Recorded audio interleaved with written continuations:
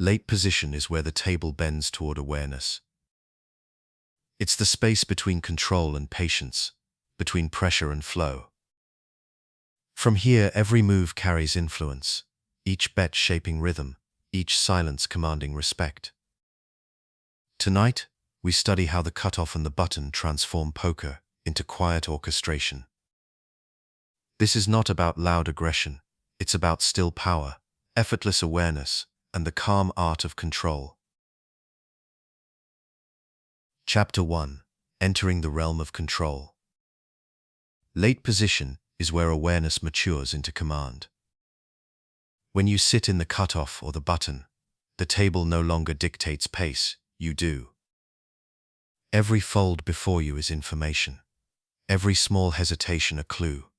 Every silence a chance to measure rhythm. The power of acting last is not about freedom to play more hands. It's about the ability to decide when a hand should even exist. From the moment the dealer spreads the cards, your perspective changes. You are watching 8 stories unfold before your turn. A player in early position chooses caution, another in middle position leans forward with interest, and by the time the action reaches you, a quiet map has formed in your mind. You already know who wants to enter the pot and who is looking to escape. This is where real poker begins, not with the cards, but with observation. In tournaments, the late positions, the cutoff and the button, are the breathing spaces of the structure. These are the moments where stack preservation meets calculated pressure. When you open from here, you're not reacting to others. You're composing the tempo of the table. You are the quiet conductor of flow. A standard opening range from the button might include all pocket pairs, all suited aces, most Broadway hands, and a wide mix of suited connectors and gappers, down to 6-5 suited. From the cutoff, the same range tightens slightly, folding away the weakest offsuit combinations and marginal gappers. Yet range is only the surface of control. True command comes from how you move within those ranges, when you accelerate and when you pause.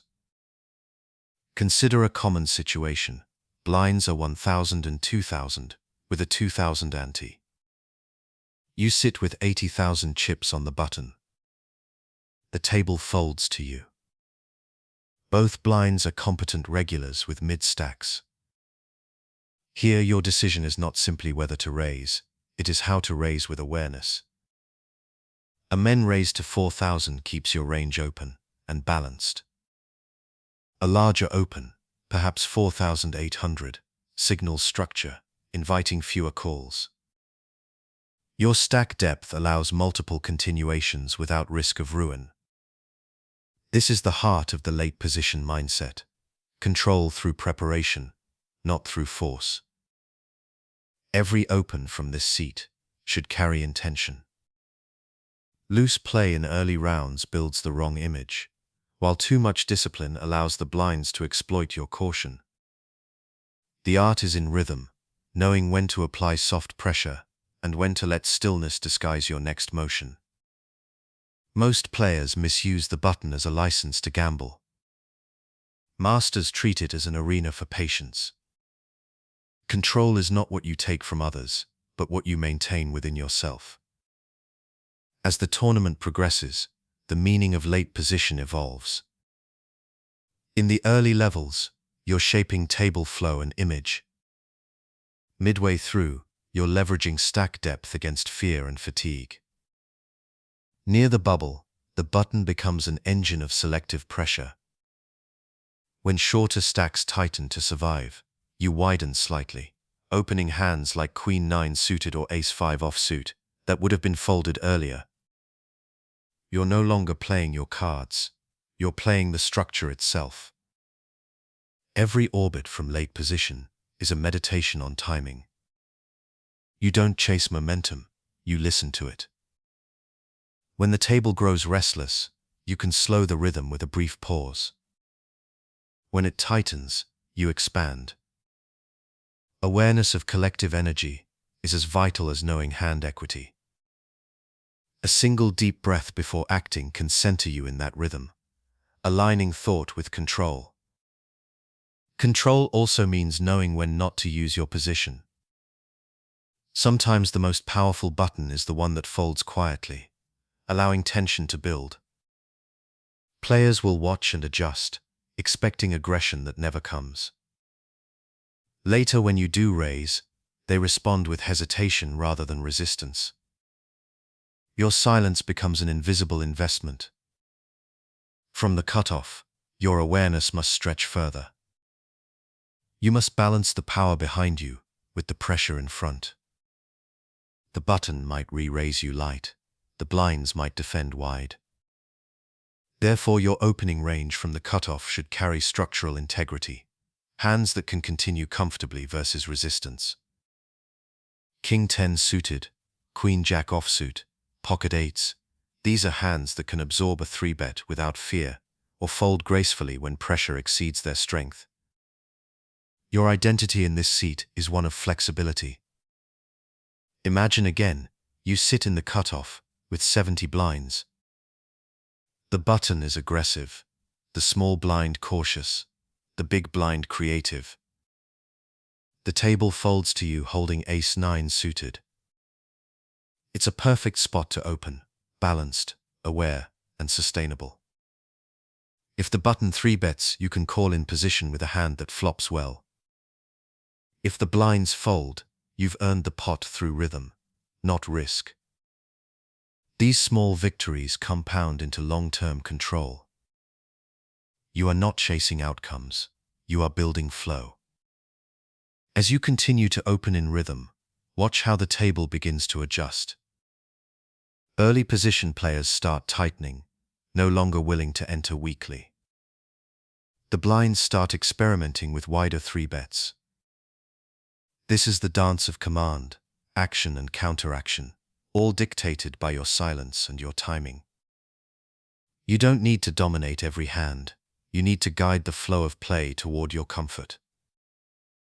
When you sit in late position, think not in terms of hands, but of harmony.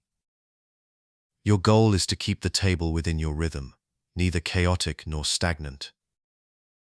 A steady pace, a calm tempo, a consistent frequency of pressure. Too slow, and your presence fades. Too fast, and awareness slips. Perfect control lies between the two. The realm of control is quiet. It rewards presence more than aggression, awareness more than action. You are not battling opponents as much as you are guiding them into your rhythm. From the cutoff and the button, mastery comes from knowing that every moment of patience, every small raise, and every measured breath reshapes the table. Acting last means more than position on a chart. It means seeing clearly when others cannot. And in that stillness, control becomes effortless. Chapter 2. The Weight of Acting, Last. Every hand in poker unfolds in sequence, but the final word belongs to the player who acts last. It is not a privilege given freely. It is a responsibility earned. To act last is to carry the full weight of information, emotion, and rhythm. In tournament play, that weight can be transformative. It allows you to sculpt pots, control pacing, and quietly steer outcomes long before cards are revealed. When the action folds to you on the button, you're not simply holding a positional advantage, you're holding time itself. Every check, every glance, every breath taken before your move adds texture to the hand. You've seen how the story has unfolded, and your role now is to decide how it ends. The earlier positions have already committed to a rhythm. Acting last means you can disrupt it, redirect it, or let it flow naturally into your favor. Position changes the meaning of strength. A hand like King 9 suited might be marginal in early position, balanced in middle position, and powerful on the button. Its potential lies not in raw equity, but in how it plays when you hold the power of vision. You can check back flops to preserve structure, float turns to apply later pressure, or shift tempo depending on how opponents react to your stillness.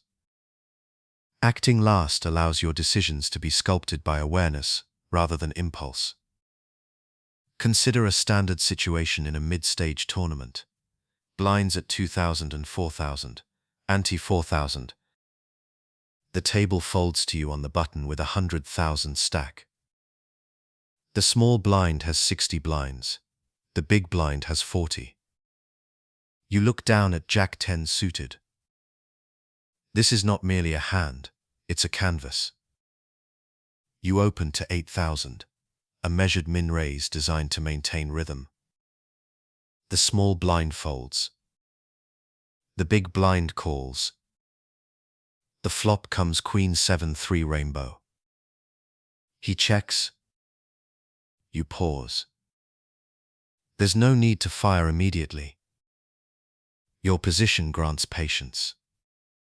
You check back, allowing the turn to reveal itself. The card is an 8, completing your open-ended straight draw. The big blind bets 10,000 into 16. Now the power of position unfolds fully. You can call calmly, float with rhythm, and let the river bring clarity. When the river comes a king, you've made the nuts, and your opponent's earlier bet now becomes your foundation for extraction. Acting last allowed you to see, to wait, and to let the hand breathe before striking. This pattern defines the essence of late position mastery, timing guided by patience. Many players misuse position by forcing aggression on every street. The true art lies in balance, knowing that the final decision is always yours, and that silence can be as powerful as any bet. By checking back on dry flops or delaying action, you control both the pot size and emotional temperature of your opponents. You make them play into your rhythm rather than theirs. The weight of acting last also carries emotional responsibility. When you sit in this seat, your behavior sets the table's energy. Fast, careless motions create noise. Calm, measured actions project confidence. Over time, the table begins to adapt to your pace. Players will wait for your move before committing to theirs. Without realizing it, they let you conduct the rhythm of play. This quiet authority is the true prize of position. In tournaments, especially in later stages, this psychological command becomes invaluable. Blinds rise, stacks shorten, and tension increases. Players act faster from nerves, bluff lighter from fatigue. Yet when you act last, you can slow everything down. A deep breath before betting, a deliberate chip motion, these subtle acts remind everyone that control has a source. Acting last becomes a performance of calm, a signal that while others react, you remain anchored. Let's take another example. The cutoff opens to 10,000, and you sit on the button with Ace 5 suited, 80 blinds deep. The blinds are tight, disciplined players. You decide to call instead of 3-betting, preferring to see a flop with position. The flop comes King 8-3 with 2 of your suit. Your opponent continuation bets 12,000 into 24. You pause, then call softly. The turn brings a 9. He checks, and now the moment belongs to you. Acting last gives you the option to bet as a probe, representing a balanced range of pairs, draws, and slow plays. You bet 18,000, applying soft pressure. He folds. You drag the pot without ever needing to reveal strength. Control through sequence. Power through silence. Late position advantage isn't only about what hands you play, it's about how you play them when you see more. The longer the hand continues, the more leverage position grants you. Post-flop decisions become clearer, opponent tendencies become sharper, and your own rhythm becomes harder to read. Acting last lets you absorb the full shape of the hand before choosing your line. It turns poker from a guessing game into a patient unfolding. But with that power comes restraint. Acting last can tempt you into overconfidence. Many players believe they can outplay anyone simply because they close the action. They start floating too wide, bluffing too often, and overvaluing weak holdings. True mastery means understanding that position enhances discipline, not replaces it.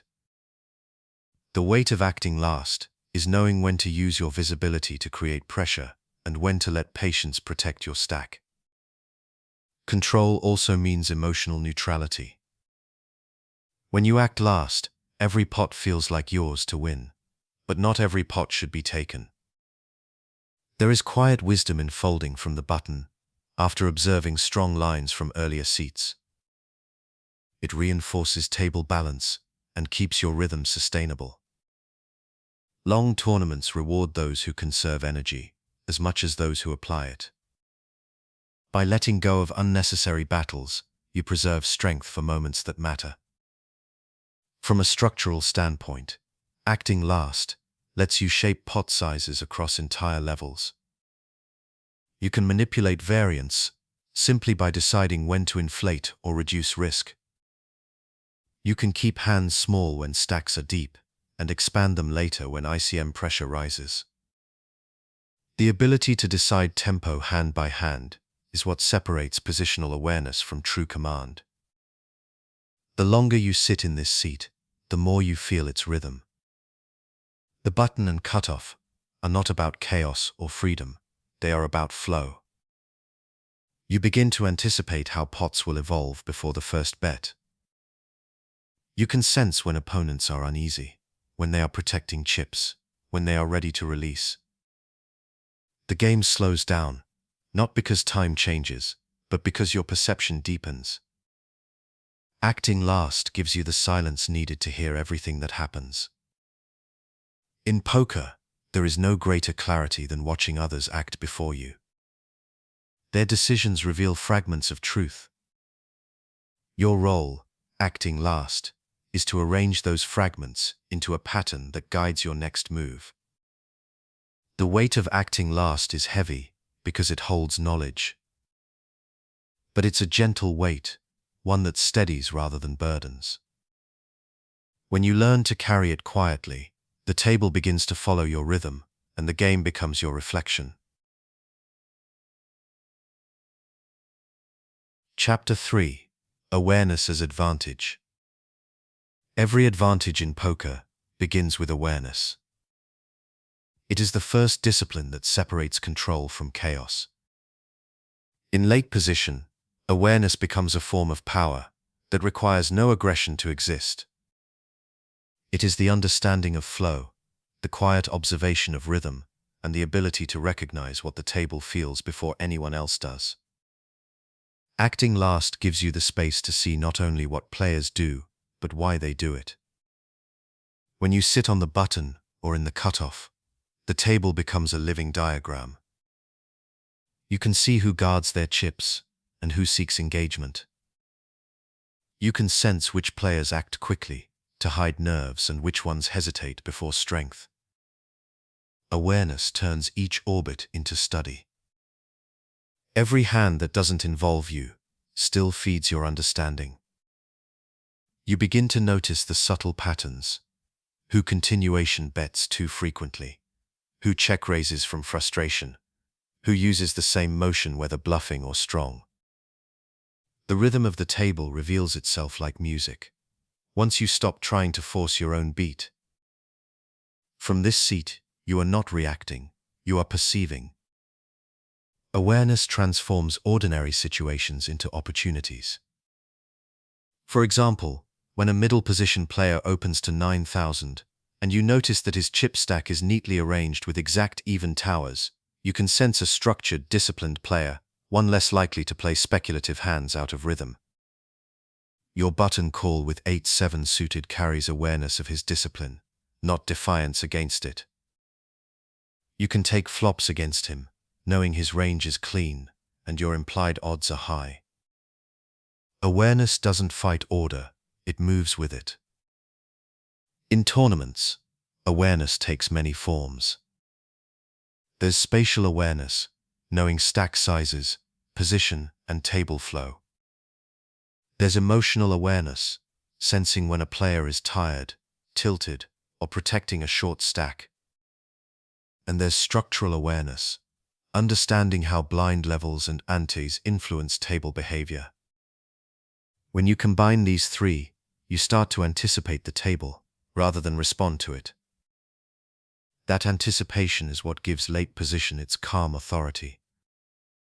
Imagine a mid-stage tournament where the blinds are 3,000 and 6,000, with a 6,000 ante. You have 200,000 chips on the button. The table has been tightening, each player protecting survival as the bubble approaches. The cutoff folds, and you hold Queen 10 suited. On paper, it's a routine open. But awareness deepens the meaning. The small blind has only 12 blinds left, the big blind 20. Their fear of elimination changes the value of your hand.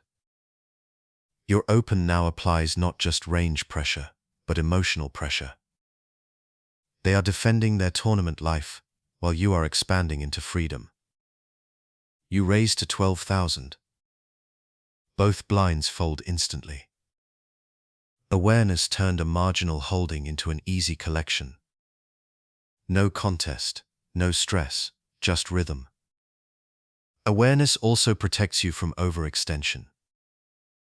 When the table's energy grows restless, when several players are re-raising light or fighting back, your awareness warns you before your range widens too far. You pull back slightly, slow the pace, and let their frustration burn out. Many players lose control of late position power because they confuse aggression with awareness. True mastery means observing energy and adjusting, not forcing it. Post-flop, awareness is your greatest weapon. Because you act last, you get to see who c-beats from obligation and who beats from belief. You notice who looks back at their chips after betting a sign of uncertainty. You watch who breathes faster when checked to, a sign of tension. These are not tells in the theatrical sense. They are fragments of rhythm. Every player has one. When you remain still enough, you begin to feel it before you even see it. Let's take an example that unfolds in real time. You are on the button with Ace-Jack suited. The hijack opens to 12,000, with 90 blinds behind. The cutoff folds. You call. The blinds fold. The flop comes King 9, 5 rainbow. Your opponent bets 10,000 into 30. His hand motion is sharp, eyes fixed on the board, not on you. You call. The turn is a jacket. He checks. Awareness tells you that his energy shifted from assertive to uncertain. You check back to disguise your pair and to observe the river decision. When the final card comes a blank 4, he bets 15,000. You pause and simply listen, not with your ears but with your presence. Everything about his motion speaks of a player protecting image, not value. You call softly and win the pot against Queen 10. Awareness, not aggression, earned the chips.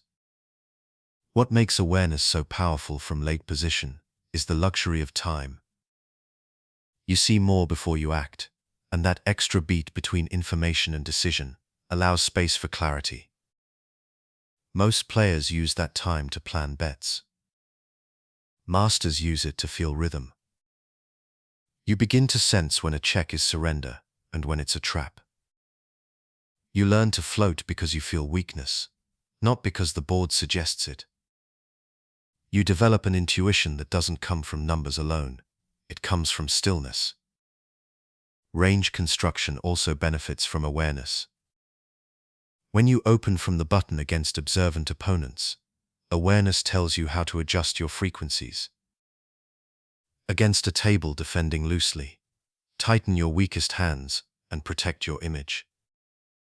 Against a table that fears aggression, expand with calm confidence. You do not need charts or software in these moments. Your awareness is the solver. It absorbs the texture of the environment and outputs balance through intuition. There's also an awareness of yourself. You must monitor your own rhythm, your own emotional energy. After long sessions, even the best players begin to drift. Impatience creeps in, perception dulls. Late position invites the illusion of control, and fatigue makes that illusion dangerous. Self-awareness means recognizing when your rhythm is slipping, when your mind grows loud instead of clear. In those moments, folding becomes an act of strength. Silence becomes strategy. Awareness is not only external, it is inward. The calm strategist knows that focus expands outward only when it is grounded within. If you can remain emotionally neutral, your awareness stretches further. You begin to pick up details others miss, stack patterns, betting cadence, speech tone. You learn when to push and when to pause. Awareness aligns you with the natural rhythm of the table, making your decisions appear effortless, even inevitable. In the later stages of a tournament, awareness becomes the foundation for survival. The average player thinks about their hand. The good player thinks about position. The master thinks about the moment. You are reading not just ranges, but states of mind. Awareness allows you to adjust seamlessly, to shift from aggression to stillness, from attack to defense, without resistance. You are no longer playing poker in the traditional sense. You are playing awareness itself. At its highest level, awareness becomes empathy. You understand how others feel when facing your raise. You sense their hesitation, their exhaustion, their fear of elimination. You tailor your rhythm to their emotion, guiding them toward mistakes without pressure. When awareness becomes empathy, control no longer feels forced, it feels natural. You don't dominate the table, you move with it, directing its flow like quiet water. To act last is to have vision. To have vision is to understand rhythm. And to master rhythm, you must live in awareness. Every breath, every silence, every decision taken with clarity transforms late position from advantage into artistry. Awareness is the calm between decisions, the pause that allows the entire game to unfold within you before you even reach for your chips. Chapter 4: The Psychology of Freedom. Freedom in poker is often misunderstood. To most, it means the ability to play more hands, to bluff more often, to express creativity without constraint. But in tournament play, true freedom comes from discipline. It is the quiet confidence of knowing that you can act when you choose and stay still when the moment isn't right. From late position, that balance between liberty and restraint becomes the essence of control. When you act last, every decision before you is an invitation, an opening into someone else's thought process. Freedom is not about taking every invitation, it's about choosing which ones serve your purpose. The cutoff and the button give you the illusion that everything is playable, that you can bend the table at will. But those who chase that illusion lose rhythm quickly. The psychology of freedom is rooted in patience, not indulgence. Imagine a hand deep in a mid-stage tournament. Blinds are 4,000 and 8,000, with an 8,000 ante. You sit on the button with 120,000 chips. The table folds to you, and you hold 10-8 suited. Both blinds are capable players, each with stacks around 40 blinds. This is the classic temptation, the hand that looks beautiful in position, yet serves no long-term purpose if played mindlessly. Freedom here means control. You can choose to open and apply soft pressure, or you can pass and preserve rhythm. Neither decision defines your ability. What defines you is the awareness behind it. Sometimes freedom means restraint. Freedom also changes how you perceive risk. Most players in early or middle position experience poker through fear. Fear of being dominated, fear of committing chips out of order. Late position replaces that fear with curiosity. You're free to explore ranges and dynamics that others cannot. You can observe how players respond to different bet sizes, how stack depths shift their comfort zones. Each orbit becomes a quiet experiment in timing. Because you act last, the cost of curiosity is lower, and the reward for observation is higher. This psychological shift from fear to freedom alters everything about your approach. You begin to trust your instincts more, because position gives them room to breathe. You can float flops with backdoor potential, raise turns for balance, and bluff rivers with precise awareness of texture. Yet beneath it all, there is stillness. Freedom without control becomes chaos. Late position freedom is gentle. It moves like water, filling space rather than forcing it. Consider another example. You sit in the cutoff, with Queen 9 suited. The table has grown cautious. Players are protecting stacks near the money bubble. The hijack folds. You raise to 16,000. The button folds. Both blinds call. The flop comes Ace 9-5 with 2 clubs. You check back, aware that continuation betting here only feeds into their expectations. The turn brings a 6. The small blind bets 24,000. The big blind folds. You call quietly. The river comes a queen. Your opponent checks. Now, your freedom expresses itself. You choose to bet 48,000, a number that feels assertive yet calm. He folds his weaker ace, protecting survival. You win not through force, but through flow. That's the psychology of freedom, knowing that your options multiply as your stillness deepens. Freedom is not recklessness. It is alignment between knowledge and patience. You use it to expand your range intelligently, not impulsively. You start recognizing that a hand like 7-6 suited gains power when stacks are deep and opponents predictable. You realize that freedom allows you to represent credible stories post-flop, because when you act last, every board can be rewritten. The cards matter less than the rhythm of how you play them.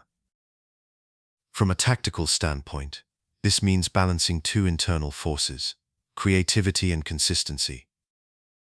Creativity builds your image. Consistency preserves it.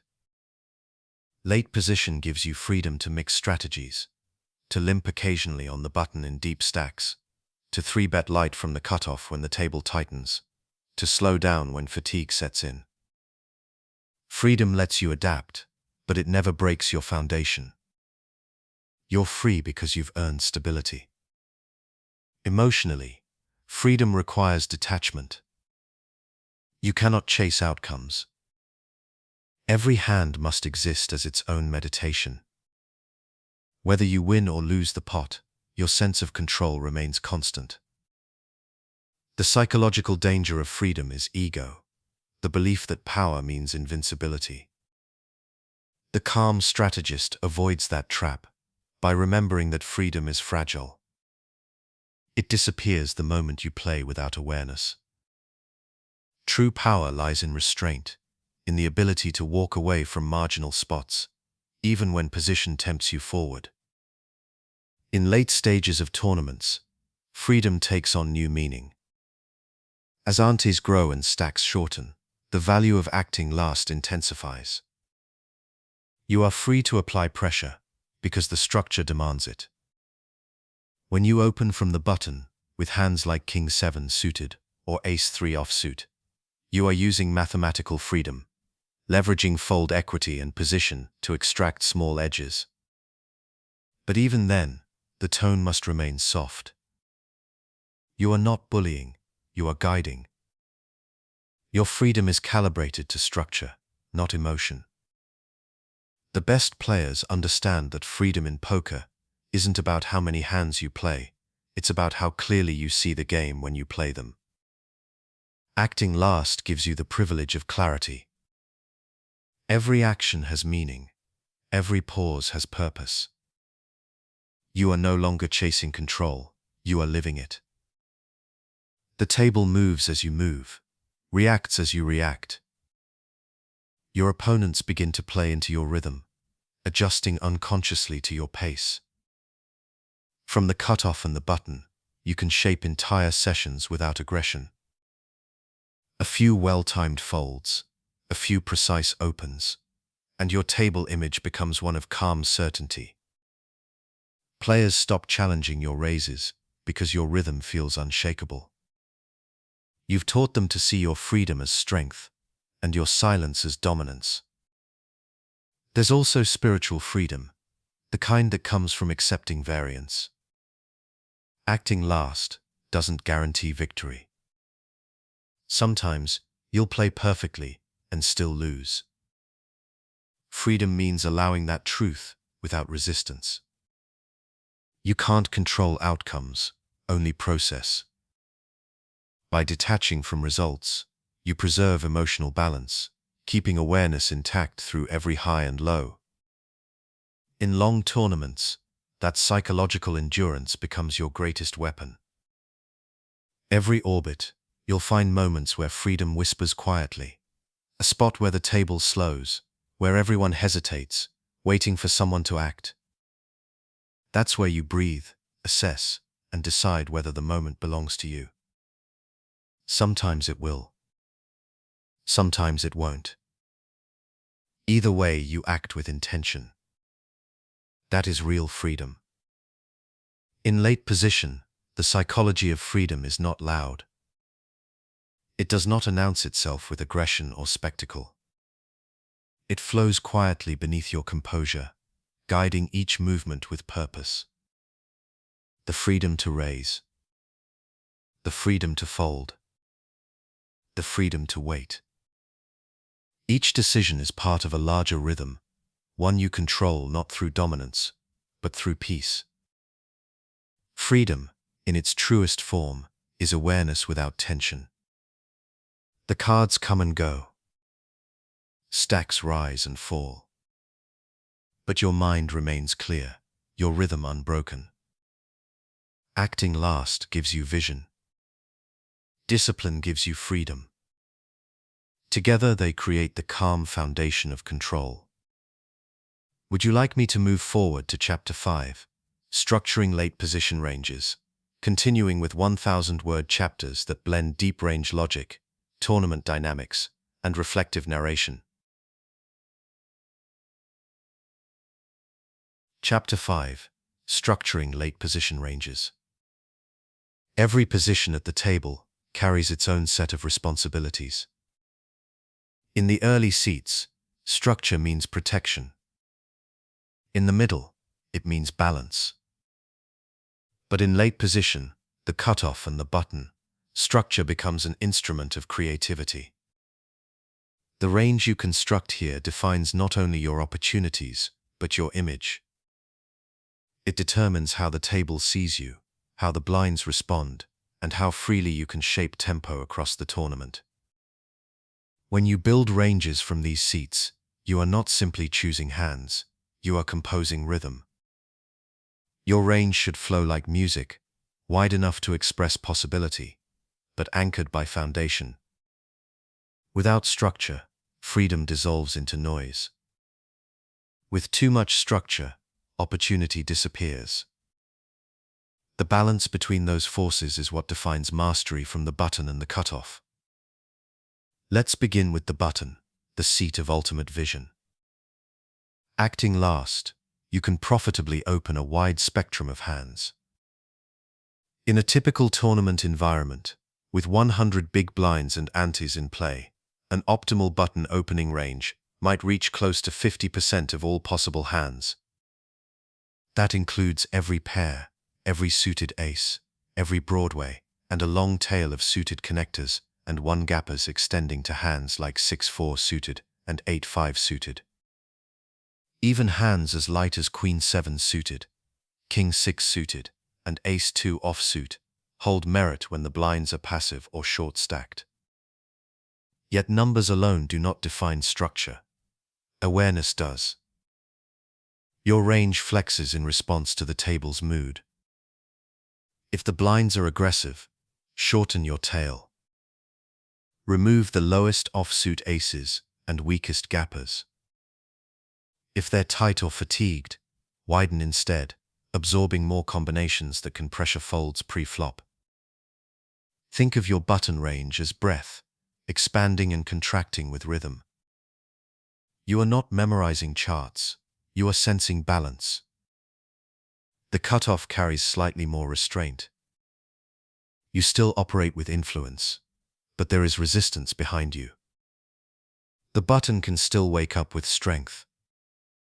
Therefore, your base opening frequency drops to around 35% in balanced structures. Remove your weakest offsuit holdings, Ace 6, King 7, Queen 8.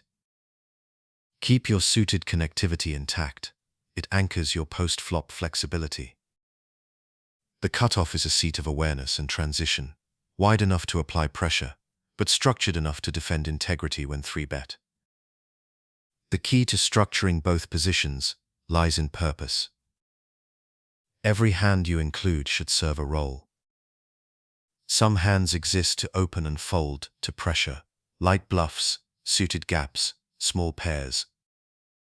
Others exist to continue, the middle pairs, the suited aces, the Broadway connectors. And a small core exists to 4-bet or trap aces, kings, ace-king suited, and occasionally queens. The structure of your range defines how you withstand turbulence. You cannot be prepared for every counter if your range lacks identity. Consider a standard tournament example. Blinds are 2,000 and 4,000, with a 4,000 ante. You have 150,000 chips on the button.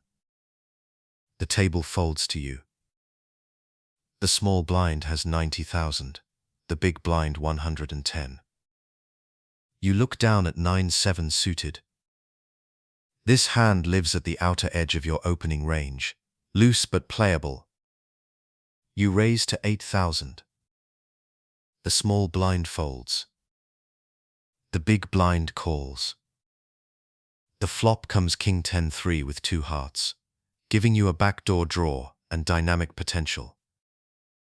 You check back, letting your positional advantage mature. The turn brings an 8. Your opponent checks again. You sense weakness and bet 12,000 into 16. He folds. That is range structure in motion, using the lower end of your spectrum to maintain rhythm and harvest value from awareness. A structured range also protects you from volatility. Many players misunderstand late position as pure aggression. They open too wide, lacking hands that can defend post-flop. Without structure, they crumble under pressure. But when you maintain a foundation, enough medium-strength hands to continue against 3-bets and calls, your game becomes resilient. Hands like Ace-10 suited, King-Jack offsuit, and pocket sixes form your backbone. They keep your range balanced, ensuring you're never overexposed to light counters. 3-bet defense from late position follows the same rhythm. When the blinds fight back, your awareness dictates response. Against small 3-bets, you can call broadly with suited connectors, Broadways, and pocket pairs. Against larger sizings, tighten and protect. Freedom fades as risk increases. The key is to remain fluid, never rigid, never reactive.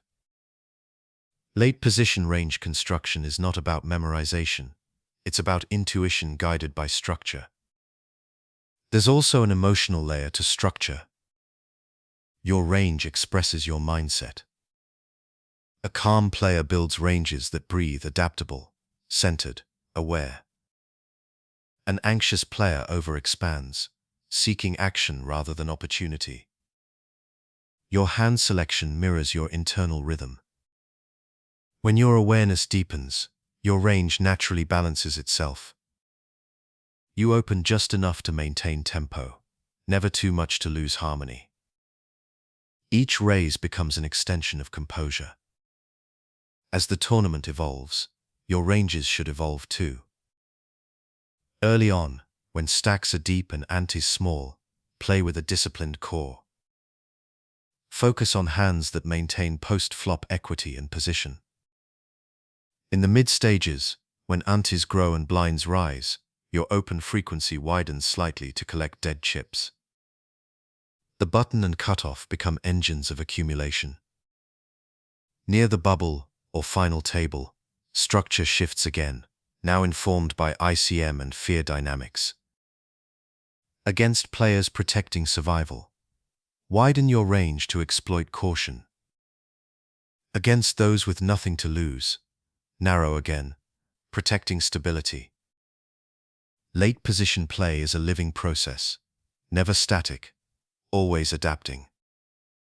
It's also vital to maintain range symmetry between the cutoff and button. The button is free to express, but it should still echo the structural rhythm of the cutoff. That consistency keeps your overall table image coherent. When opponents review your patterns, they should see intention, not randomness. Structure is what allows creativity to appear effortless. Even your raise sizes should follow structure. A consistent open of 2 to 2.2 times the big blind maintains balance. Occasionally vary to smaller sizings when shallow, or larger when table texture requires deterrence. But avoid chaos. Predictability in size can still coexist with unpredictability in timing. Structure keeps the rhythm smooth. Consider another example from deeper play. You're in the cutoff with 120 blinds, holding ace-5 suited. Two players limp from early and middle position. You raise to 18,000, folding out the button and blinds. One limper calls. The flop comes king 8-2, with 2 spades, giving you the nut flush draw. Your range construction allows you to bet small, 9,000, representing both top pairs and draws. Your opponent calls. The turn brings an ace. You check behind, allowing his tension to rise. The river comes a blank. He checks again. You bet 24,000 and get paid by king-queen. Your range, grounded in structure, disguised your hand's evolution naturally. The art of structuring late position ranges lies in layering strength. The top provides authority, the middle provides balance, and the bottom provides rhythm. When you hold all three, your play becomes untouchable. Opponents can't pin your range to predictability. Every action carries possibility. Above all, structure protects your peace. When your range is balanced, you are never desperate for outcomes. You act with quiet clarity, knowing that each open, each call, each fold contributes to the integrity of your long-term rhythm. The button and cutoff become your refuge, not because you win every pot, but because you understand every decision. True mastery in late position is not found in range charts, but in the space between decisions, where structure and awareness merge. Each orbit becomes a conversation between freedom and order. You are no longer forcing edges, you are cultivating them. Every hand flows into the next, connected by balance, guided by structure, sustained by calm. Chapter 6: The Art of Timing and Frequency. Timing is the quiet pulse of poker.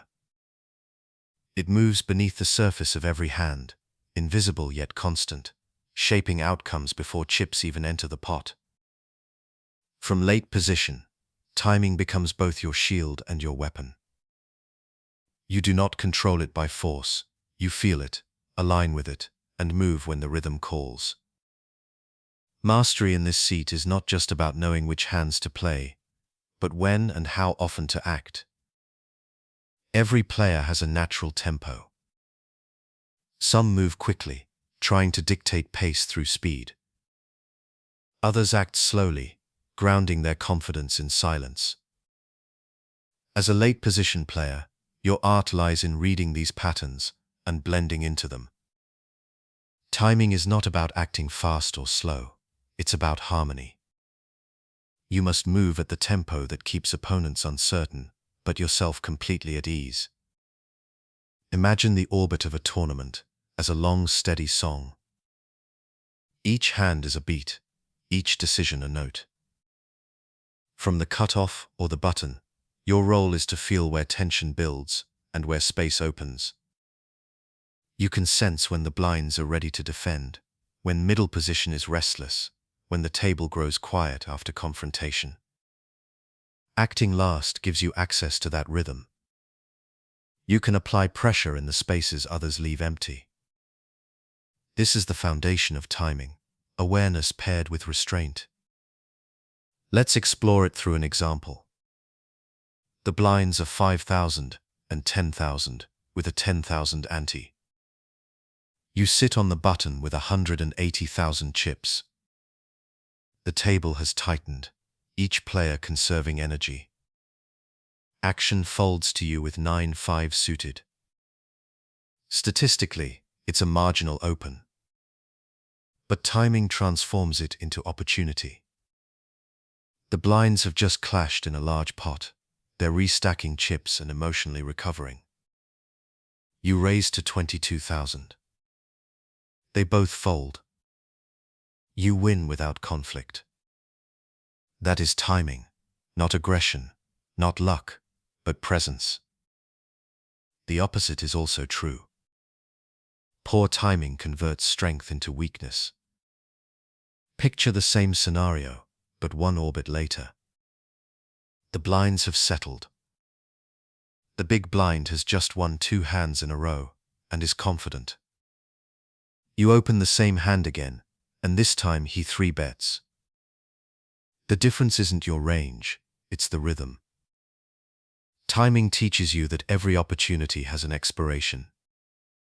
To master it is to understand that success is not about repetition, but recognition. Frequency connects directly to timing. In late position, your frequency of action, how often you open, call or raise, determines the table's perception of you. Too high, and opponents start playing back light. Too low, and your range loses credibility. The goal is to maintain a dynamic equilibrium, where your rhythm feels unpredictable yet controlled. You want players to sense that you are active, but never reckless, calm, but never static. There is no fixed number for optimal frequency. It shifts with structure, stack depth, and table composition. In deep stacked early play, an open rate near 35% from the cutoff and 50% from the button keeps your presence balanced. In later stages, when blinds rise and antes inflate pots, widen slightly to account for higher reward to risk ratios. The art lies not in memorizing these figures, but in knowing when to deviate.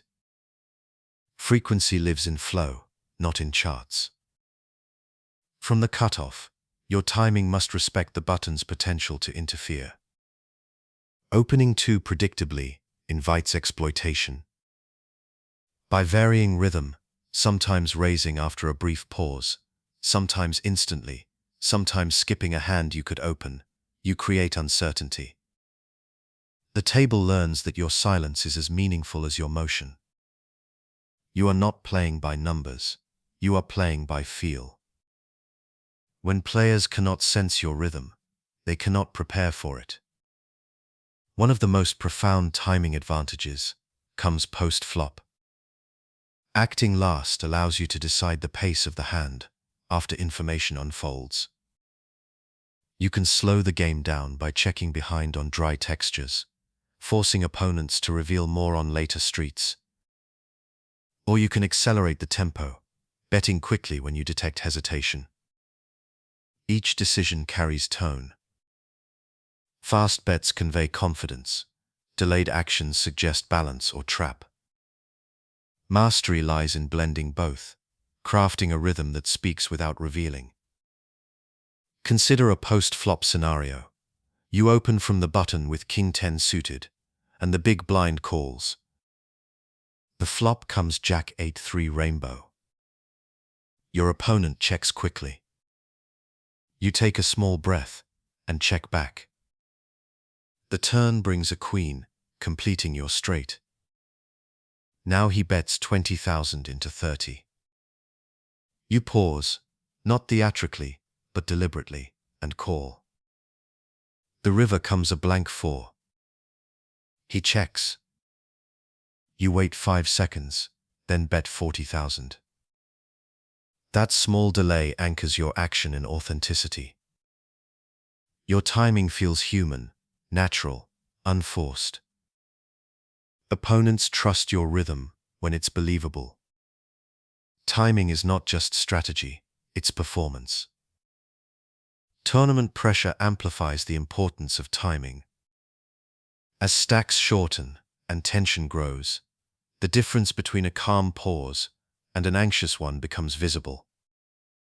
Your job from late position is to project stillness, even when the situation demands speed. When blinds rise every few minutes and antes inflate, most players feel rushed. You must become the opposite, deliberate, grounded, centered. Acting with consistent timing under stress communicates confidence and subtly shifts fear onto others. Frequency also applies to continuation betting. A well-balanced button should c-bet around 50 to 60% of the time on standard textures, less on coordinated boards, more on dry ones. But again, the numbers matter less than the feeling. You want your opponents to experience rhythm without prediction. Some hands you check because your awareness senses resistance. Others you bet because the moment feels open. Over time, this intuitive frequency makes your range unreadable. You are playing the table's energy, not its math. Even your folds carry timing. A well-timed fold can calm a table as much as a raise can excite it. When you fold from the button after several opens, you reset rhythm. Opponents relax, believing momentum has shifted, and you use that calm to strike later. Folding becomes a weapon, a way to modulate flow and preserve energy. You are not retreating, you are resetting tempo. Timing extends beyond the hand itself.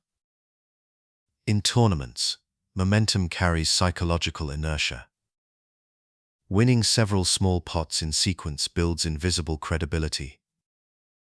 Your raises begin to command respect, even when they shouldn't. Conversely, losing a few hands can weaken that rhythm, inviting challenge. The art lies in repairing it, slowing down for a few orbits, recentering, then rebuilding momentum quietly. You manage not only chips, but time. True timing mastery feels invisible. Your actions appear effortless, your pace steady, your intent unreadable.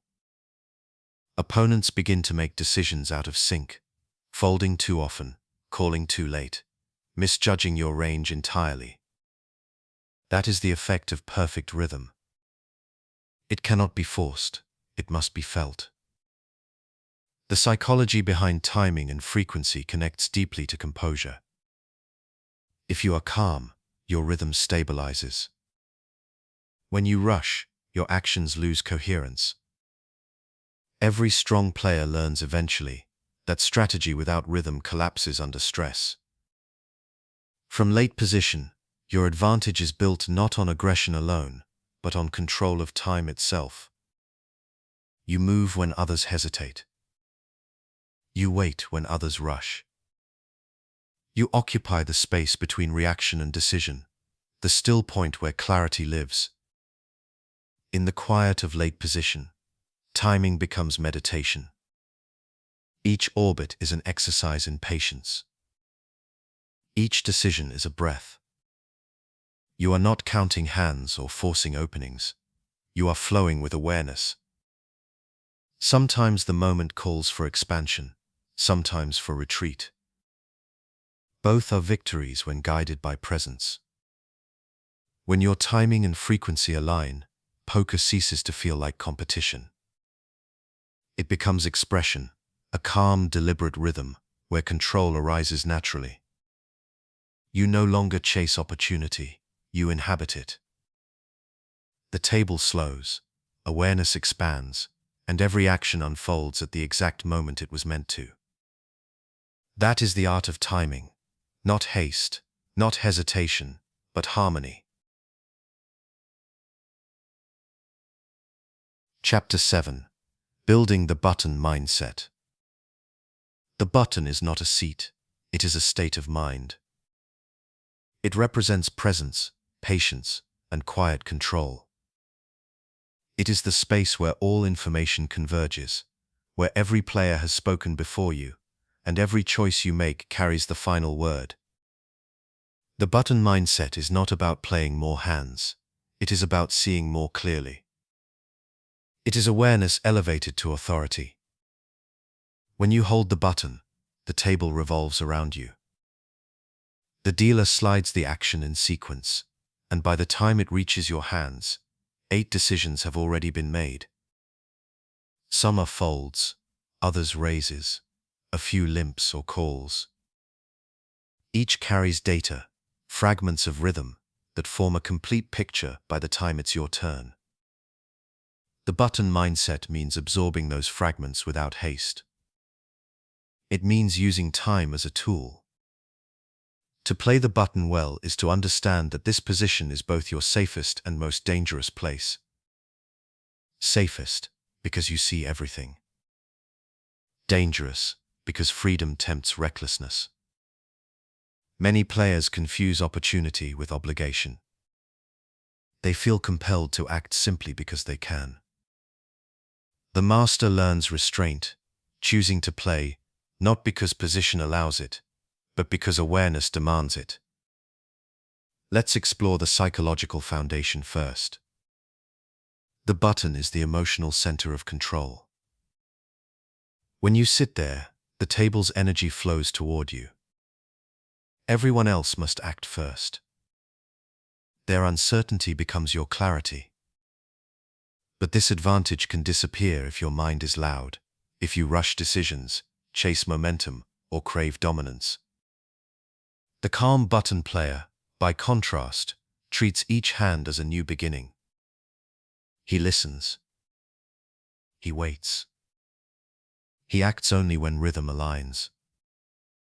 A simple example reveals the difference. Blinds are 6,000 and 12,000, with a 12,000 ante. You have 200,000 chips.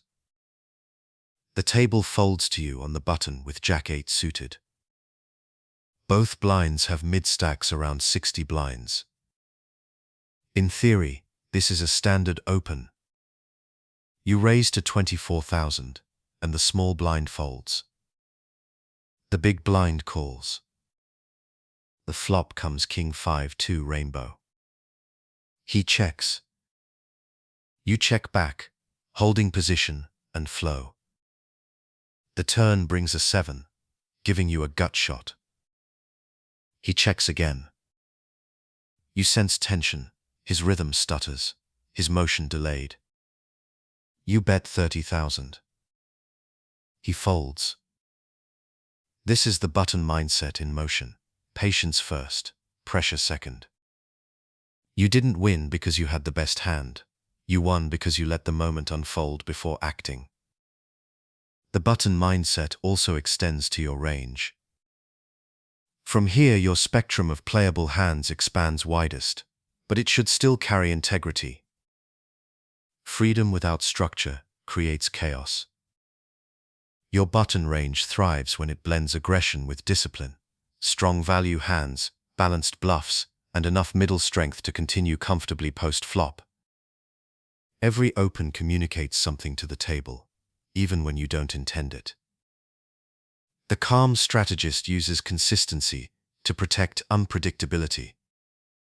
Your opens, your bet sizes, your cadence, all should feel the same. That is how the button maintains illusion. At a technical level, your button opens should often range between 40 and 50% of hands early, tapering down slightly as stacks shorten or resistance increases. Yet no chart defines mastery. The button mindset means sensing when your opponents are emotionally vulnerable, when the blinds are tightening, when fatigue dulls their defense, when prior hands have shaken their confidence. Your decisions adjust not to math, but to humanity. The button is also the master of flow control. When earlier positions clash, emotions linger. The player who just lost a large pot may defend differently. The small blind who has folded for 3 orbits may feel compelled to reassert. As the button, you can absorb that tension and redirect it. Opening light against frustration is often more powerful than opening strong against caution. Awareness of these micro-patterns defines control. You are not fighting opponents, you are guiding them. In late stages of tournaments, the button becomes an economic engine. With antes rising and blinds expanding, stealing becomes not just profitable but essential. Yet even then, the button mindset is about efficiency, not force. You do not need to win every pot. You only need to maintain pressure so subtly that opponents begin to fold automatically. Their fatigue becomes your momentum. A steady stream of small, quiet wins builds stacks without variance. You are not raiding, you are harvesting. Post-flop, the button offers clarity. Acting last allows you to shape pot size, manage volatility, and dictate tempo. You can check back marginal strength to control flow, or apply pressure to capped ranges. The art is in listening. The table speaks through texture, pace, and energy. Your role is to translate those signals into decisions. A delayed continuation bet, a small turn probe, or even a silent check can all carry equal power when executed with composure. Consider a hand from the late phase of a deep run. Blinds are 15,000 and 30,000, with a 30,000 ante. You hold Queen 9 suited on the button, with 1 million chips. The hijack opens to 70,000, and you sense eagerness, a hand seeking validation after a loss. You call. The blinds fold. The flop comes 10-7-3 rainbow. He bets 80,000. You pause and call softly, allowing him to lead. The turn brings a jack, completing your straight. He checks now, tension visible. You bet 120,000, quiet and composed. He calls. The river comes a blank 4. He checks again. You bet 250,000, calm and measured. He folds face up, ace-queen offsuit. You didn't exploit with aggression, you flowed with awareness. That is the button mindset. At its core, the button mindset is emotional neutrality. From this seat, it's easy to believe you control the table, and sometimes you do. But control built on ego collapses under pressure. True composure comes from letting go of outcomes. You cannot win every pot. You can only make every decision correctly. When you act from clarity, not craving, your energy stabilizes. Opponents feel that steadiness and unconsciously adjust around it.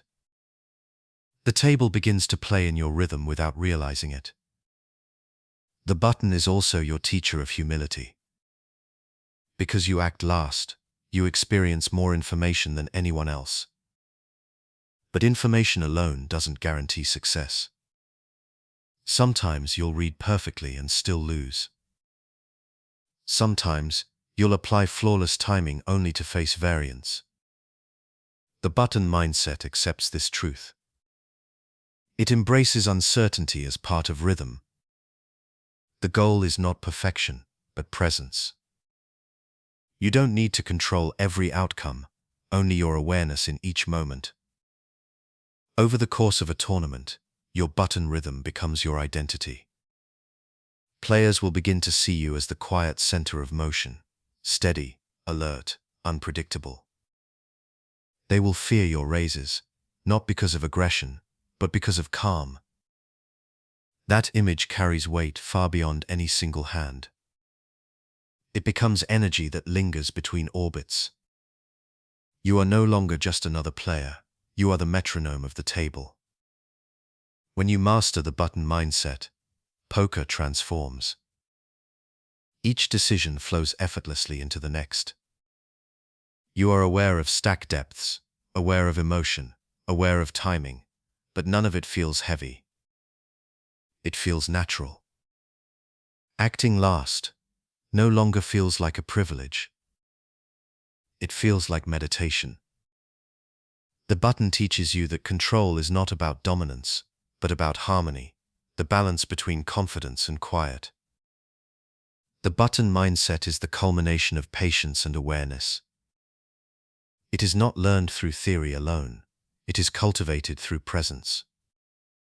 You watch, you wait, you act. Over time, you begin to sense the rhythm before it even arrives. That rhythm is your advantage. That stillness is your strength. From the button, you don't play poker, you conduct it. Chapter 8. Recognizing the power of visibility. Visibility is the quiet strength of late position. It is the gift of clarity that comes from watching every move before you act. In poker, knowledge is currency, and acting last is its purest form. From the cutoff, and especially from the button, you see the entire story unfold before it reaches you. Every hesitation, every bet size, every pause paints a picture. The art lies not just in seeing, but in interpreting without distortion. To recognize the power of visibility is to understand that information does not automatically create advantage. It must be processed through calm awareness. Most players see too much and feel too little. They confuse observation with understanding. True visibility is deeper. It's the ability to sense rhythm, emotion, and structure all at once, without forcing meaning. When you act last, you're not reacting to information, you're aligning with it. Each orbit from late position is a study in perspective. When the action folds toward you, you are not idle, you're collecting patterns. You notice who limps under pressure, who folds from fatigue, who adjusts sizing after losses. These details accumulate quietly, and their weight becomes your edge. The button transforms those fragments into control. You know who is cautious, who is tilted, who is emotionally neutral. You're not playing your cards anymore, you're playing visibility itself. Consider a moment in a mid-stage tournament. Blinds are 8,000 and 16,000, with a 16,000 ante. The table folds to middle position, who raises to 36,000. The hijack calls. You sit on the button, with ace-4 suited, and 180,000 stack. Both blinds have folded before this spot multiple times. You call, not because of your hand's inherent value, but because your visibility is high. 3 players, 2 ranges, complete position. The flop comes 10-7-2, with one of your suit. The opener continuation bets 45,000. The caller folds. You pause, then raise to 90,000. He tanks, then folds. This is visibility in motion, using information, timing and awareness to transform a weak hand into a quiet victory. Visibility is more than observation, it's perspective management. When you act last, you are the table's mirror. Everyone can see you, but you see everyone first. You can shape what they perceive through your consistency. Calm, unhurried motions project confidence. Controlled bet sizing projects balance.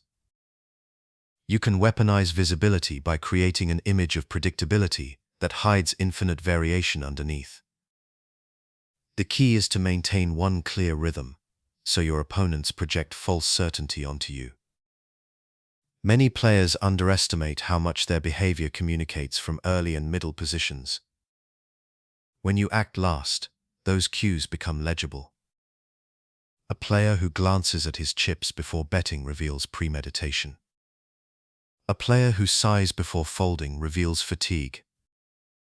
These are not tells to exploit, they're windows into rhythm. The more clearly you see rhythm, the more seamlessly you adapt. Visibility also guides range construction. You don't need to protect as many speculative hands when you can see multiple actions before you. Instead, you can widen your range intelligently, using hands that benefit from knowledge rather than raw strength.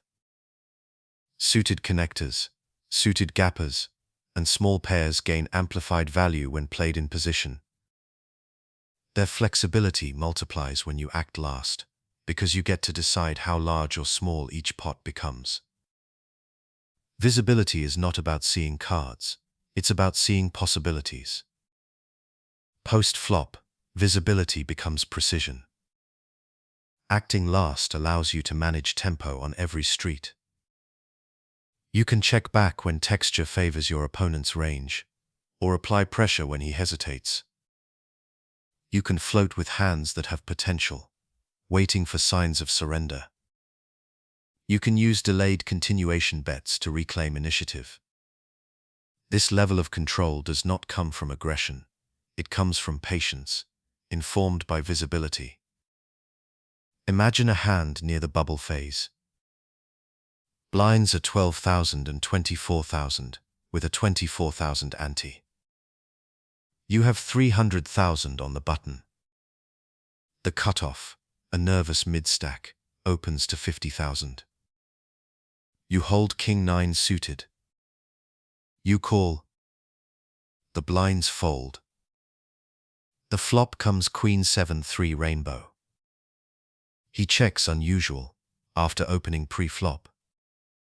Visibility turns that check into a signal, fear of overextension.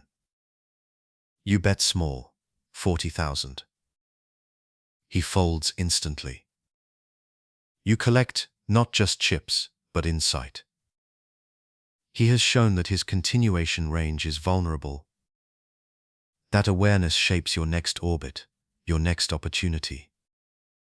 Visibility builds not from cards, but from consistency and observation. There's also emotional visibility, the ability to perceive when others are masking discomfort. Tournament poker reveals exhaustion in subtle ways. The player who shuffles too quickly, who adjusts posture after folding, who forces conversation after losing, each is telling a story. From late position, you can listen without pressure. You can decide whether to enter their story or let it pass. Emotional visibility is control through empathy. It lets you act from understanding, not exploitation. Visibility also influences tempo control. From the button, your timing sets the table's rhythm. When you act with calm pacing, the table unconsciously slows. When you act quickly, it accelerates. You can use this to guide the emotional climate. After winning several pots in a row, pause before your next open. Let tension rebuild. Your stillness becomes part of the flow. The others don't realize it, but your timing shapes their breathing patterns, their patience, their willingness to gamble. Visibility is influenced through presence. From a strategic standpoint, visibility lets you transform post-flop decision trees. You can widen floating ranges, delay aggression, or call thinly because your positional clarity ensures more accurate reads. You don't need to rely on brute force. You rely on observation. Even your bluffs become cleaner. When you fire from visibility, your story aligns naturally. Your line makes sense because it follows the rhythm of information. Opponents believe it because it fits the pattern they've already seen. The danger of visibility is overconfidence. Some players become addicted to acting last, believing they can outplay everyone. They overuse visibility, entering too many pots, convincing themselves they can see their way through any board. That illusion leads to fatigue and variance. True mastery accepts that visibility enhances awareness, but awareness still requires discipline. The more you see, the more you must choose carefully what to act on. Visibility also protects your peace. When you see the entire table, your world expands beyond results. You begin to understand that every player carries their own rhythm, their own stress, their own moments of clarity and collapse. This detachment softens your emotions. You no longer react to individual hands. You perceive the flow of the session as one continuous narrative. That perspective is power, not in the aggressive sense, but in the peaceful one. Late position visibility transforms the table from chaos to composition. You start to see the game like a slow piece of music. The blinds pulse, the stacks shift, the antes hum softly in the background. You move not to dominate, but to guide the melody. Every action becomes measured, informed, graceful. Visibility doesn't make you omniscient, it makes you aware. And awareness, when paired with stillness, becomes control. When you act last, you aren't just responding to the table, you are watching the story complete before it begins for you. That is the truest form of clarity. To recognize the power of visibility is to understand that poker is not about fighting the unknown. It's about embracing what you can see and moving within it quietly, deliberately, with rhythm. Chapter 9: Flow Control Against Early Position. Every hand of poker contains motion, the rise and fall of tension, the passing of control, the pulse of decision. Flow control is the art of managing that motion. Against early position players, where ranges are strongest and discipline is sharpest, your task from late position is not to overpower, but to redirect.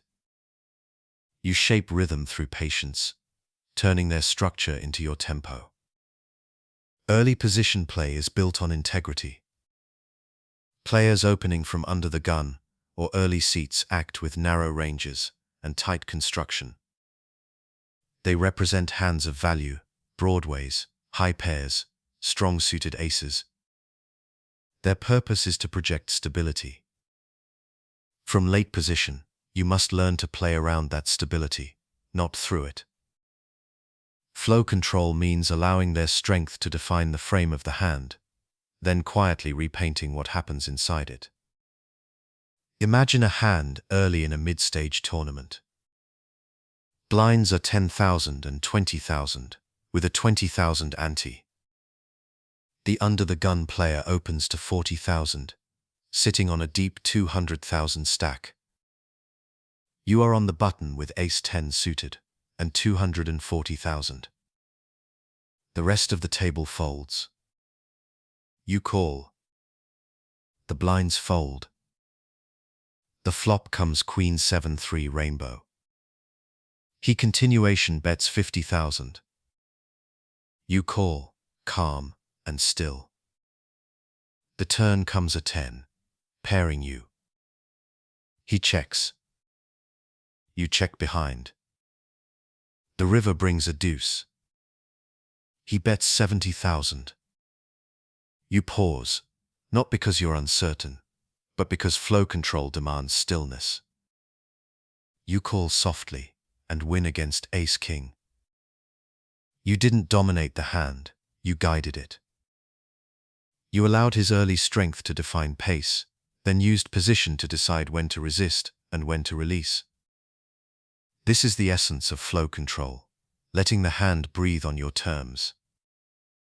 When you act last against an early raiser, your greatest advantage is time. You can afford to let their initiative play out. They must commit before you do. Every bet they make exposes rhythm. Every check reveals timing.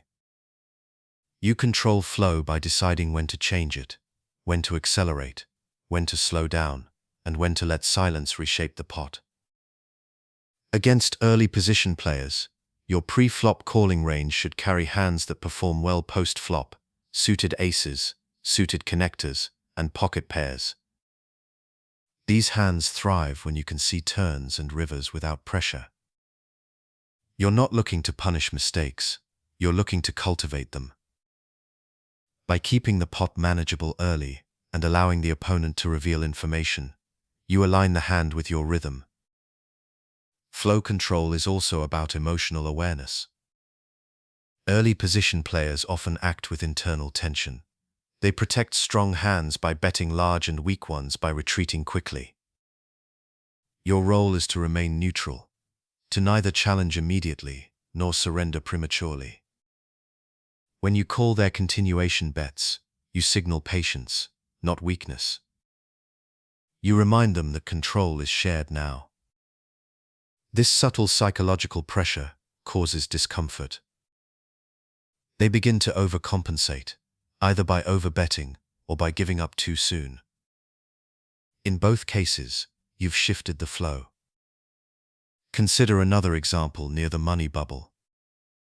Blinds are 12,000 and 24,000, with a 24,000 ante.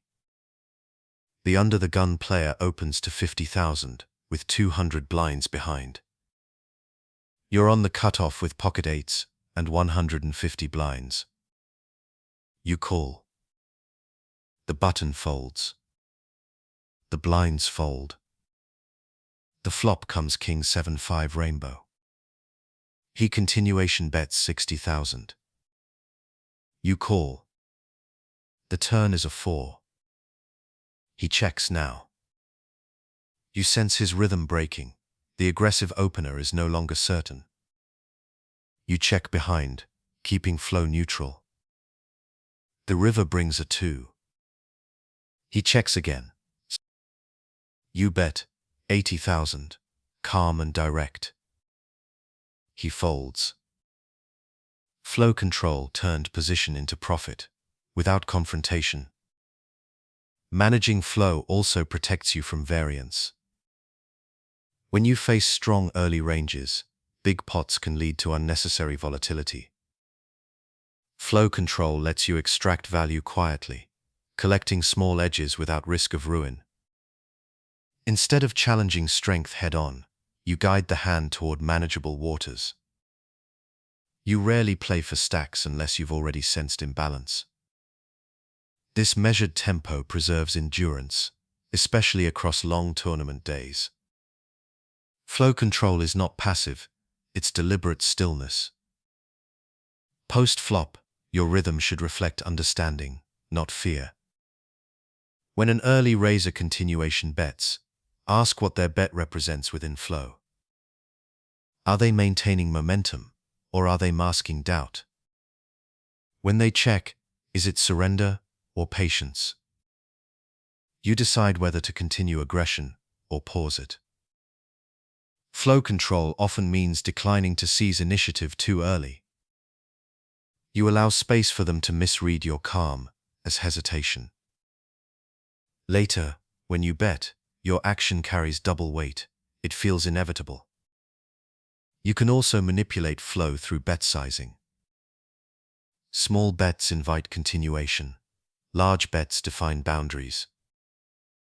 Against disciplined early players, a small raise or delayed turn bet works better than an immediate show of force. Your goal is not to push them out, it's to guide them further into the story until they can no longer find the exit. Flow control is storytelling through patience. Another common scenario, you are on the button with King-Queen suited. The early position player opens to 40,000. You call. The flop comes King 9-5 with 2 spades. He bets small, 25,000. You call. The turn is the Jack of spades, completing potential draws. He checks. You check back, containing the pot. The river is a blank. He bets 60,000. You call, maintaining balance. Your steady rhythm keeps him from reading your hand strength. He reveals ace-queen, a missed straight draw turned bluff. Flow control protected your range and extracted maximum clarity. The psychological dimension is equally vital. When you manage flow, you manage emotion. Every calm call, every measured pause, communicates control. The early position player feels unseen pressure, their initiative slipping away. You never rush, never react. Your steadiness becomes its own aggression. The longer you maintain composure, the more they lose equilibrium. Eventually, even their strong hands feel uncertain when you remain still. Flow control also interacts with table image. By playing balanced and patient against early position, you project stability. Later, when you choose to 3-bet or bluff, your credibility is absolute. Opponents fold more readily, believing your rhythm has not changed. That consistency turns patience into a future weapon. You're not just managing the current hand, you're building a reputation that pays dividends across orbits. As the tournament deepens, flow control becomes endurance management. Energy conservation is part of strategy. Not every hand requires maximum effort. By guiding hands rather than forcing them, you maintain clarity longer than others. When players grow tired and emotional, your rhythm remains untouched. This endurance advantage compounds as blinds rise and decisions quicken. Flow control allows you to remain composed while others unravel. At its highest level, flow control is harmony. You no longer see opponents as obstacles, but as instruments within rhythm. Early position players set the opening tone. You provide the resolution. You move with awareness, not resistance. Sometimes you lead, sometimes you follow, but always with intention. The table becomes an ecosystem of motion, and you are its balance. The power of late position lies not in action, but in alignment. Against early position, you don't need to fight. You need to feel. Let their structure provide shape, then fill that shape with calm. Flow control turns every hand into conversation. Quiet, steady, inevitable. When you master it, poker ceases to feel like battle. It becomes music, and from late position, you are always on beat. Chapter 10. Countering Middle Position Discipline. Middle position players live in balance. They play neither too wide nor too tight, protecting structure while seeking rhythm. Their ranges are strong, their awareness steady. They've seen early action resolve, but still act before you. Against them, your late position advantage is subtle. It doesn't come from brute force, but from precision.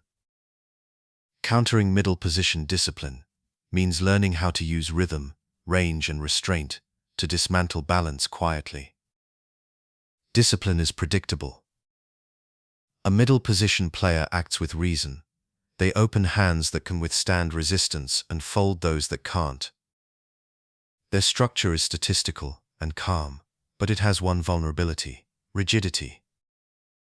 From the cutoff and button, your task is to test that structure, not through aggression, but through pressure disguised as patience.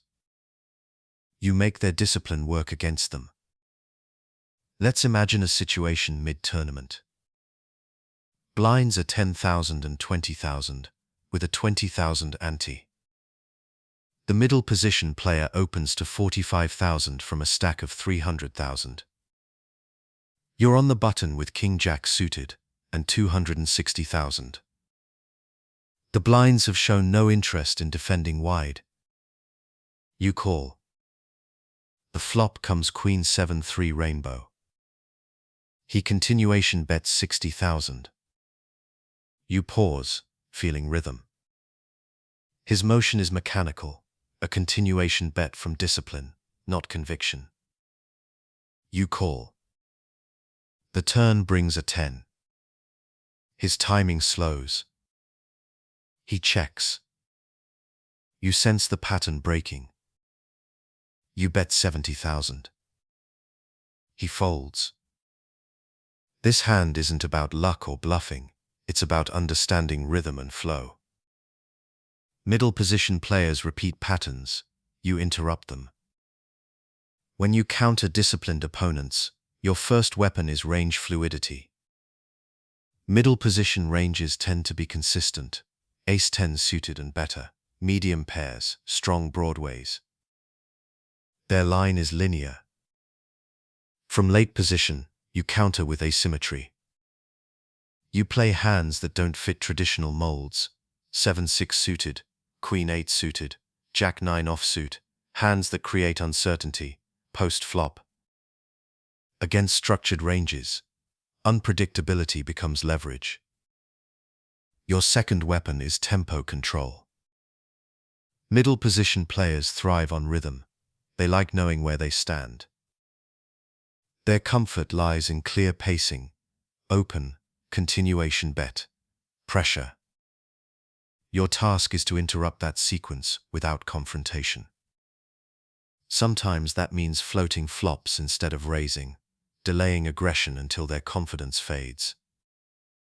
Sometimes it means checking back strong hands, forcing them into initiative fatigue. You remove the rhythm they rely on and replace it with stillness.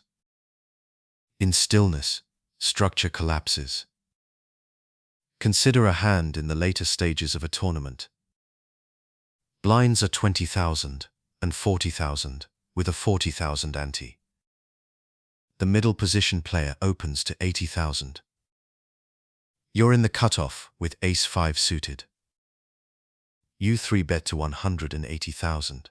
Small, respectful, balanced. The blinds fold. The opener calls. The flop comes King-9-3 rainbow. He checks.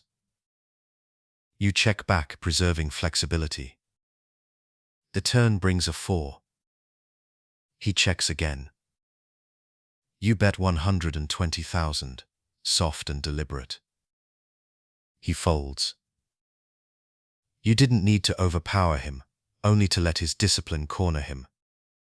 Players built on structure struggle when rhythm changes unexpectedly. Your patience created discomfort. A disciplined opponent's strength is consistency. Their weakness is adaptation. They handle predictable pressure well, but falter against rhythm shifts. This means your counter should not be aggression every hand. It should be variability every orbit. Open sometimes. Fold sometimes. Call where others 3-bet, and 3-bet where others call.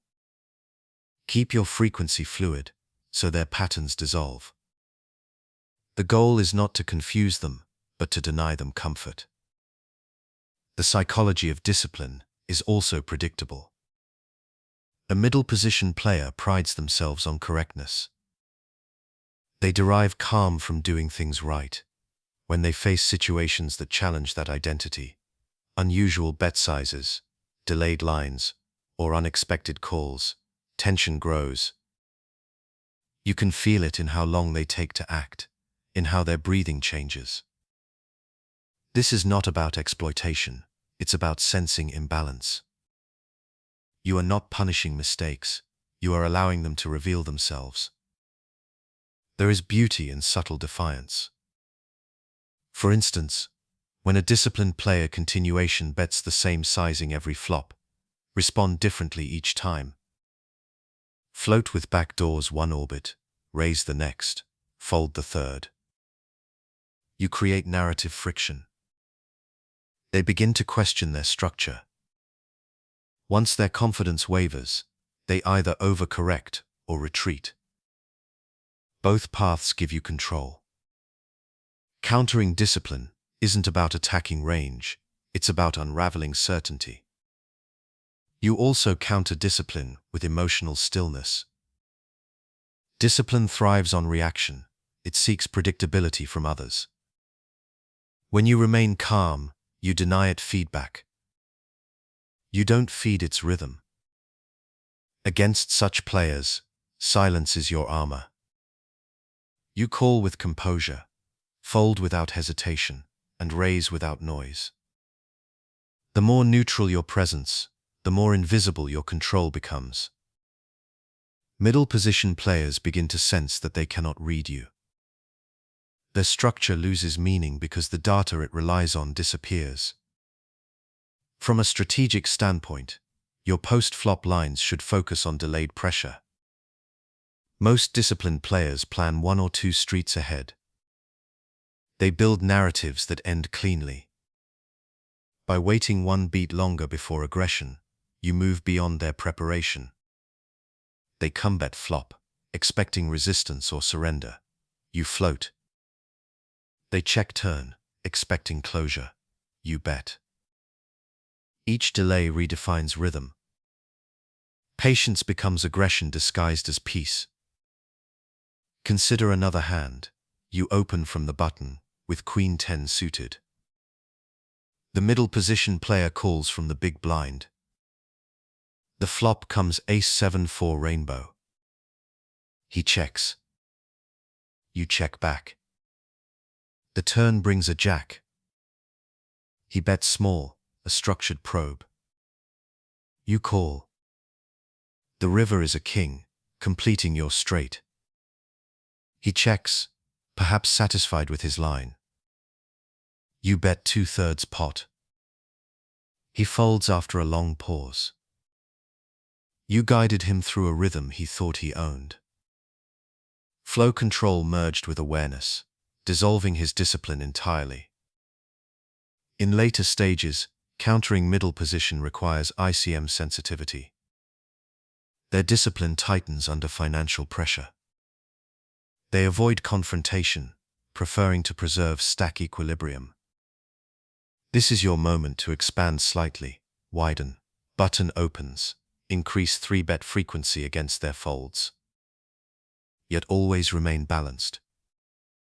Overextension replaces awareness with ego. Control is found in precision, not volume. Emotionally, you must respect discipline, even as you counter it. These players teach you stability. They force you to remain structured yourself. Each interaction reminds you that balance and chaos coexist. Your calm aggression works only because their discipline creates context for it. Without structure, rhythm has no contrast. This interplay is the beauty of positional control, 2 forms of order meeting in silence. The lesson is simple but eternal. Structure can resist power, but not presence. When you act with awareness, when your range flows with the moment, when your mind stays light, you become unpredictable in a way theory cannot describe. You aren't defying logic, you are expanding it. Middle position discipline collapses, not under aggression, but under fluidity, the kind that only late position can access. To counter discipline is to embody patience that does not stagnate, creativity that does not shout. You play with rhythm, not resistance. Each call, each bet, each pause carries intention. Eventually, disciplined opponents will adapt to you by tightening further, and when they do, the game opens. Their restraint gives you space to lead softly, quietly, endlessly. In the calm rhythm of late position, you discover a truth few ever reach. You don't need to break structure to win. You only need to understand it, redirect it, and let stillness dissolve it. Countering middle position discipline isn't about confrontation, it's about harmony. You move with awareness, you act with purpose, and you let control return naturally, hand after hand, until the table breathes in your rhythm. Chapter 11. Reading the hijack's intent.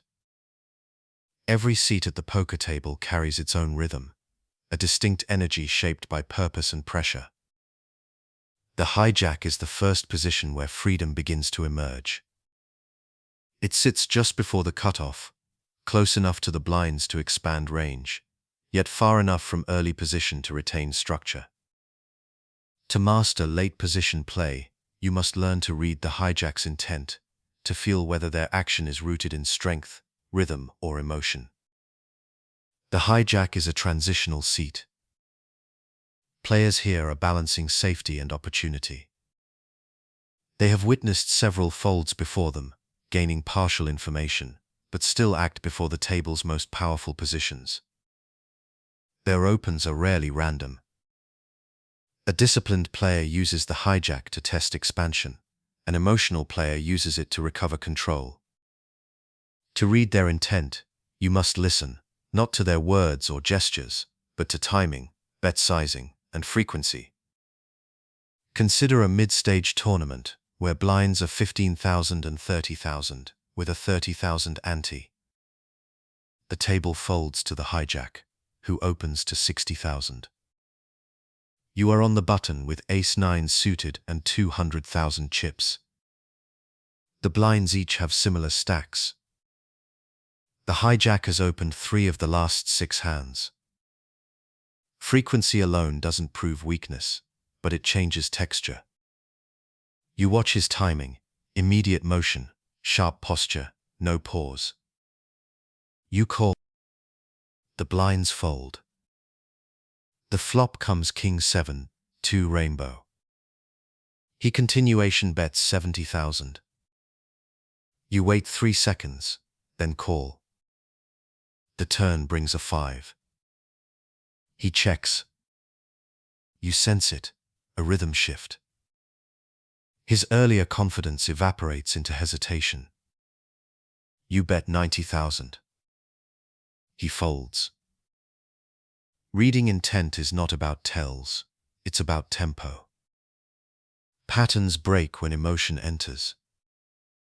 The hijack's strength lies in its balance. Its weakness lies in ambition.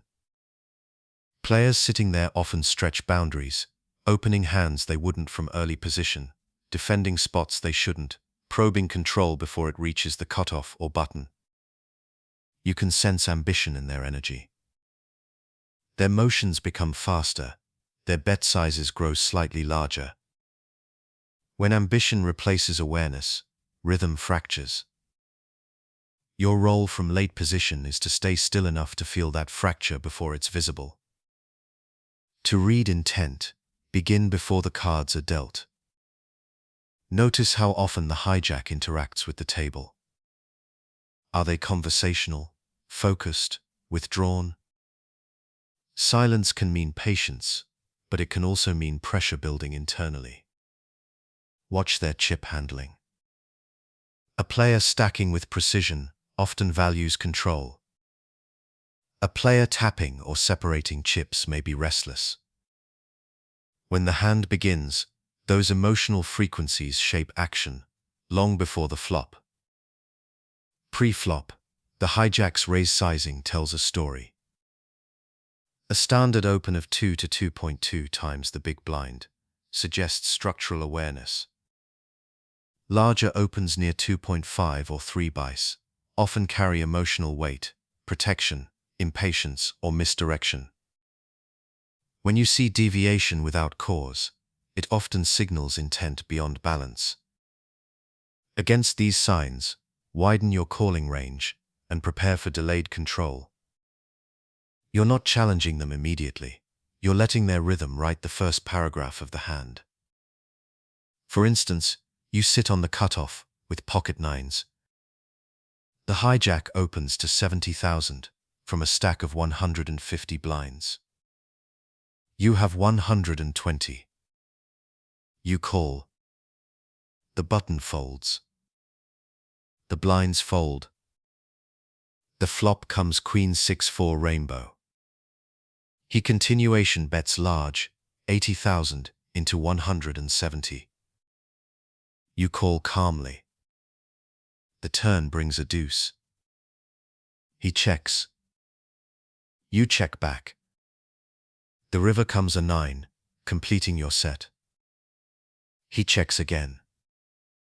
You bet 150,000, and he folds with visible frustration. He was strong early, uncertain late. His intent changed as rhythm turned against him. You didn't read his cards, you read his momentum. Understanding the hijack requires empathy. Their seat is where tension begins to shift. They must balance initiative with fear of isolation. A player who opens light here is asserting confidence. A player who opens tight is protecting survival. Neither mindset is wrong, but both reveal emotional texture. From late position, you can adjust your response dynamically. When their energy feels protective, widen your range to apply soft pressure. When it feels aggressive, slow down, let them lead, and guide them into fatigue. Flow control becomes your translator. You don't need to decipher every signal perfectly. You just need to feel when momentum is unstable. Hijack players often test you with continuation bets designed to define control. When you sense that rhythm is thin, when their bet sizing feels forced, or their timing unnatural, you float with purpose. You call not because of hand strength, but because of information. The turn will tell you everything. They either continue with rhythm or falter under their own energy. Here's another example. Blinds are 20,000 and 40,000. You have 500,000 chips on the button. The hijack opens to 80,000, with 300,000 behind. You hold Jack 10 suited. The cutoff folds. You call. The blinds fold. The flop comes Queen 9-4 rainbow. He continuation bets 100,000. You call. The turn brings an ace. He checks. The rhythm breaks again. You bet 120,000, representing both the ace and the straight. He folds instantly. The hand had nothing to do with cards. It was timing, pressure, and awareness. In later stages, hijack intent becomes even more transparent. As the bubble approaches or pay jumps grow steeper, the hijack faces internal conflict. They are close to the power seats, but not yet there. Many players over-adjust, tightening ranges, hesitating in marginal spots, or over-bluffing to compensate. You can sense this imbalance in their pacing. A confident hijack raises fluidly. A fearful one overthinks. Use this awareness to guide your openings. steal from their hesitation, fold against their rare certainty. The key to reading intent is stillness. When you remain quiet and composed, every sound in the game becomes clearer. You begin to notice the difference between an automatic bet and a considered one, between motion made from habit and motion made from thought. The hijack's energy is transitional, always shifting, never quite settled. When you stay centered, their fluctuations become visible, like ripples in calm water. Sometimes the best read is non-action. When you sense strength from the hijack, genuine, patient, grounded, there is no shame in folding and letting them lead. Awareness is not ego. You conserve energy for moments when imbalance returns. This restraint is part of reading intent, understanding that observation is also participation. Not every signal must be acted upon. Over time, the hijack reveals its patterns. A player who opens wide early will tighten as stacks shrink. A player who starts cautious will overcompensate later. Their discipline and ambition move like waves. From the cutoff and button, you surf those waves with control. You do not fight them, you align with them, adjusting rhythm as you go. Each hand becomes part of a larger pattern, one you can feel but never need to force. The hijack teaches you to read energy before cards. It reminds you that poker is not about solving static problems, but about feeling dynamic flow. Intent is rarely hidden, it's simply unobserved. When your mind is still, when your eyes soften, when your breathing slows, you begin to see everything: posture, timing, tone. The table speaks constantly. Reading intent means learning to listen in silence. In the long arc of a tournament, your ability to read the hijack defines how effectively you manage transition. Early position teaches patience. Middle position teaches discipline. The hijack teaches rhythm, the turning of structure into freedom. From late position, your mastery grows when you can sense that turning point. You don't need to predict it perfectly, you just need to recognize when it's happening and move with it. Reading intent is not analysis, it is awareness. You observe rhythm, you sense imbalance, and you act when the moment calls. Sometimes you call, sometimes you raise, sometimes you let silence win. But always, you move in rhythm with what is real, not what is imagined. The hijack reveals itself to the player who listens without judgment. When you can do that, the game slows down, and the next move becomes obvious, not through thought, but through presence. Chapter 12. Exploiting Cutoff Overreach. The cutoff is a seat of temptation. It rests just before the button, close enough to taste freedom, but not quite within its full power. For many players, that nearness creates tension. They want to act like the button, but they don't yet have its visibility. The result is overreach, ranges stretched too wide, aggression applied without balance, rhythm forced instead of felt. From true late position, your advantage comes from recognizing when the cutoff is no longer playing awareness, but chasing it. Cutoff overreach often reveals itself in frequency. Players in this seat begin widening prematurely, mistaking proximity to the button for equivalent authority. They start opening hands that belong in the next orbit, offsuit connectors, weak aces, speculative broadways. They believe the blinds will fold, but forget that you, sitting one chair to the right of perfection, see everything they do. Exploiting overreach is not about aggression, it's about calm observation, followed by surgical pressure. Imagine a late-stage tournament with blinds at 20,000 and 40,000, with a 40,000 ante. The cutoff opens to 80,000 from a stack of 500,000. You're on the button with 1 million chips and hold King 9 suited. The blinds each have 250,000. You watch the cutoff's rhythm, quick, eager, leaning forward. You sense expansion, not confidence. You 3-bet small to 180,000. The blinds fold, and after a long pause, the cutoff folds as well. You didn't win a big pot, but you controlled momentum. Exploiting overreach means restoring rhythm to stillness. Cutoff overreach can take many forms. Sometimes it's pre-flop looseness, other times it's post-flop impatience. Many players overcompensate after being card dead or after watching the button dominate. They begin to open wider, continuation bet more frequently, and chase initiative they no longer possess. Your job from the button or small blind is to read that imbalance, the subtle shift from composure to compulsion. When a player acts to take back control, rather than flow with it, you are witnessing overreach. Range awareness helps you decode this pattern.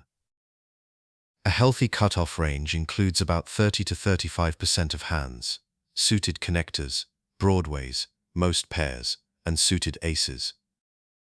Overreach pushes this frequency to 45% or higher, adding hands with poor post-flop equity or disconnected value. The difference is subtle in theory, but visible in practice. Bet sizing grows inconsistent. Hesitation appears on later streets, and the tempo feels rushed.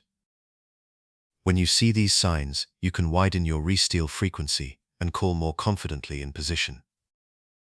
For example, consider a mid-stage hand. Blinds are 12,000 and 24,000. The cutoff opens to 50,000. You are on the button with Ace-7 suited and 250,000 chips. You call. The blinds fold. The flop comes Queen 9-5 with 2 clubs. He continuation bets small 40,000, a sizing that feels obligatory, not intentional. You call, letting flow remain neutral.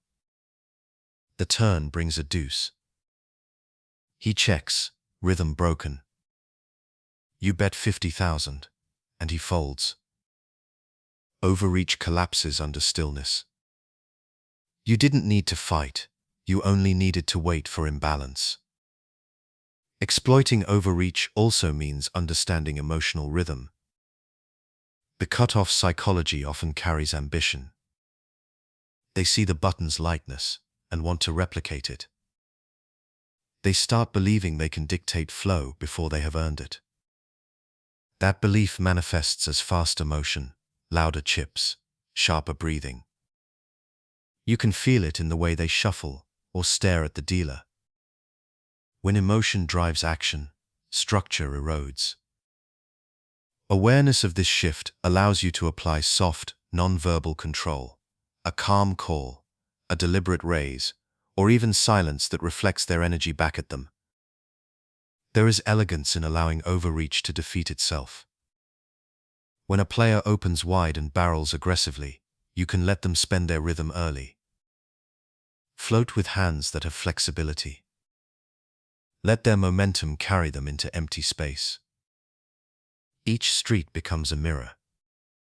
When they bet flop and turn, you call softly, letting them feel they are still dictating pace. On the river, their energy falters. The silence becomes heavy. That's when you act. Whether with a bluff or a value bet, you complete their story in your tone, not theirs. Consider another example late in play. Blinds are 25,000 and 50,000, with a 50,000 ante. The cutoff opens to 120,000. You're on the button with pocket sixes and 900,000 chips. The small blind folds, and the big blind, a shorter stack, folds as well. You call. The flop comes Jack 4-3 rainbow. The cutoff continuation bets 160,000. You sense autopilot. You call. The turn is a king. He checks. You bet 250,000. He folds immediately. His aggression ended where your awareness began. You didn't exploit through power, you exploited through presence. Exploiting overreach also requires respect for structure. Not every wide open is weakness. Some players deliberately expand ranges in balanced ways, capable of continuation through pressure. You must distinguish between awareness-based aggression and emotion-based aggression. The difference lies in pacing. A conscious player widens calmly. An impatient player widens abruptly. The more abrupt the change, the clearer your advantage. Your response toolkit should be fluid. Sometimes, a light 3-bet pre-flop reminds the cutoff of boundaries. Other times, calling and controlling post-flop flow yields more. The right choice depends on rhythm. Against those who barrel relentlessly, patience allows them to implode. Against those who check early, assertiveness claims momentum. Either way, your control is rooted in stillness. You are not reacting to noise, you are shaping silence. From a structural standpoint, overreach also affects stack preservation. When the cutoff stretches too far, their open frequency creates pot-to-stack ratios that punish them later. They must either surrender equity through folds or risk too much with weak holdings. You, acting last, manage variance while they magnify it. Over time, their rhythm becomes inconsistent, and your stack grows steadily through accumulation, not confrontation. Exploiting overreach is not about punishment, it's about harvesting imbalance. Emotionally, this dynamic teaches humility. You learn to recognize your own tendencies toward overreach, moments when you try to create momentum rather than let it appear. Awareness of others becomes awareness of self. You begin to sense when your rhythm grows impatient and adjust before imbalance forms. The cutoff becomes both opponent and mirror. In long tournaments, overreach is inevitable. Fatigue, boredom, and ego all contribute to loosened ranges. Your advantage from late position is that you can see it. You have perspective. You've watched hours of motion unfold. You know what calm looks like and what tension feels like. Exploiting overreach becomes less about capitalizing on weakness and more about restoring balance. When you act with composure, you turn chaos into order. At its core, the lesson is simple. Overreach is noise. Awareness is silence. When you stay quiet long enough, you begin to hear everything. The quick raises, the restless sighs, the small mistakes that come from chasing rhythm rather than feeling it. From the button, you don't need to chase. You already own time. You already own perspective. You just need to wait for the table to catch up. The cutoff will always be a bridge between discipline and freedom, and bridges by nature sway. When you sense that sway, you move lightly across it, never forcing weight. You exploit not through pressure, but through poise. Each calm decision, each balanced reaction, brings the table back into rhythm. Exploiting overreach is not domination, it's alignment. You allow instability to reveal itself, and then, with quiet precision, you guide it back to stillness. Chapter 13. Mastering the button versus the blinds. The button versus the blinds is the purest expression of positional power. No other configuration isolates control so completely. It's the moment when rhythm, awareness, and patience converge. A single seat facing two defenders with imperfect visibility. This is where the entire concept of late position becomes tangible. The button's clarity meets the blind's uncertainty. The game becomes less about cards and more about flow, how you manage tension, how you use silence, and how you guide outcomes without forcing them. Every hand that folds to the button becomes a test of rhythm. Your opens set the pace of the table. Your sizing defines its emotional tone. The blinds, by nature, are reactive positions. They defend because they must, not because they choose to. Their perception of you changes everything. When you raise too frequently, they resist through light, 3 bets. When you tighten too much, they attack your passivity. To master this dynamic, you must learn to move between visibility and invisibility, sometimes dominating rhythm, other times dissolving into it. Consider a mid-stage tournament scenario. Blinds are 20,000 and 40,000, with a 40,000 ante. The table folds to you on the button, with 600,000 chips. You hold Queen 10 suited. The small blind has 350,000. The big blind has 400,000. You raise to 80,000. The small blind folds. The big blind calls. The flop comes Jack 8-4, rainbow. He checks. You check back, preserving space. The turn brings a king, completing your straight. He checks again. You bet 120,000. He calls.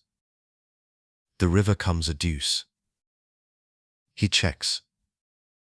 You bet 200,000, calm and consistent.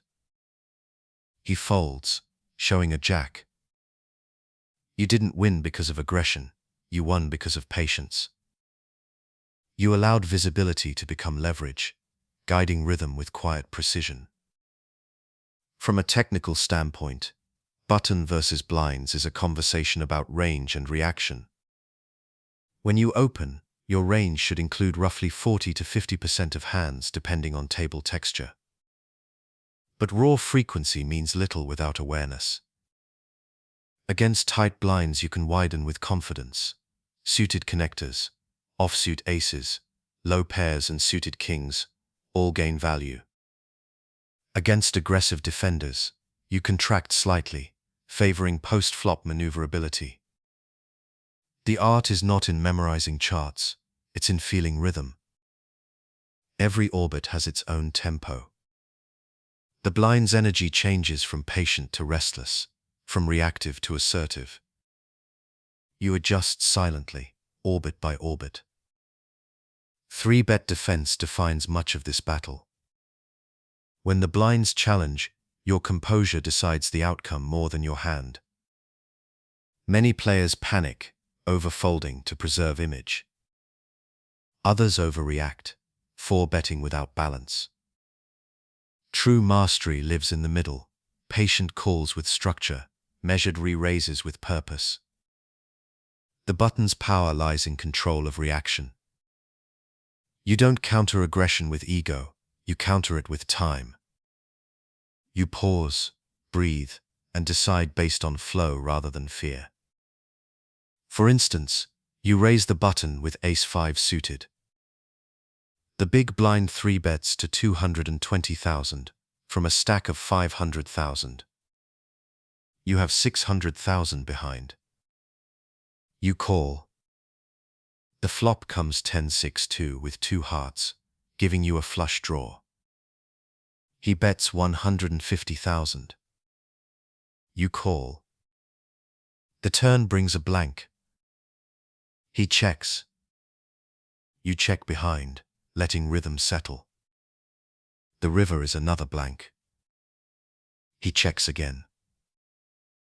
You bet 250,000. He folds. You didn't chase dominance, you followed rhythm. The key to the button is not always control, it's cooperation with time. Your continuation betting strategy from this seat should feel like breathing, natural, variable, balanced.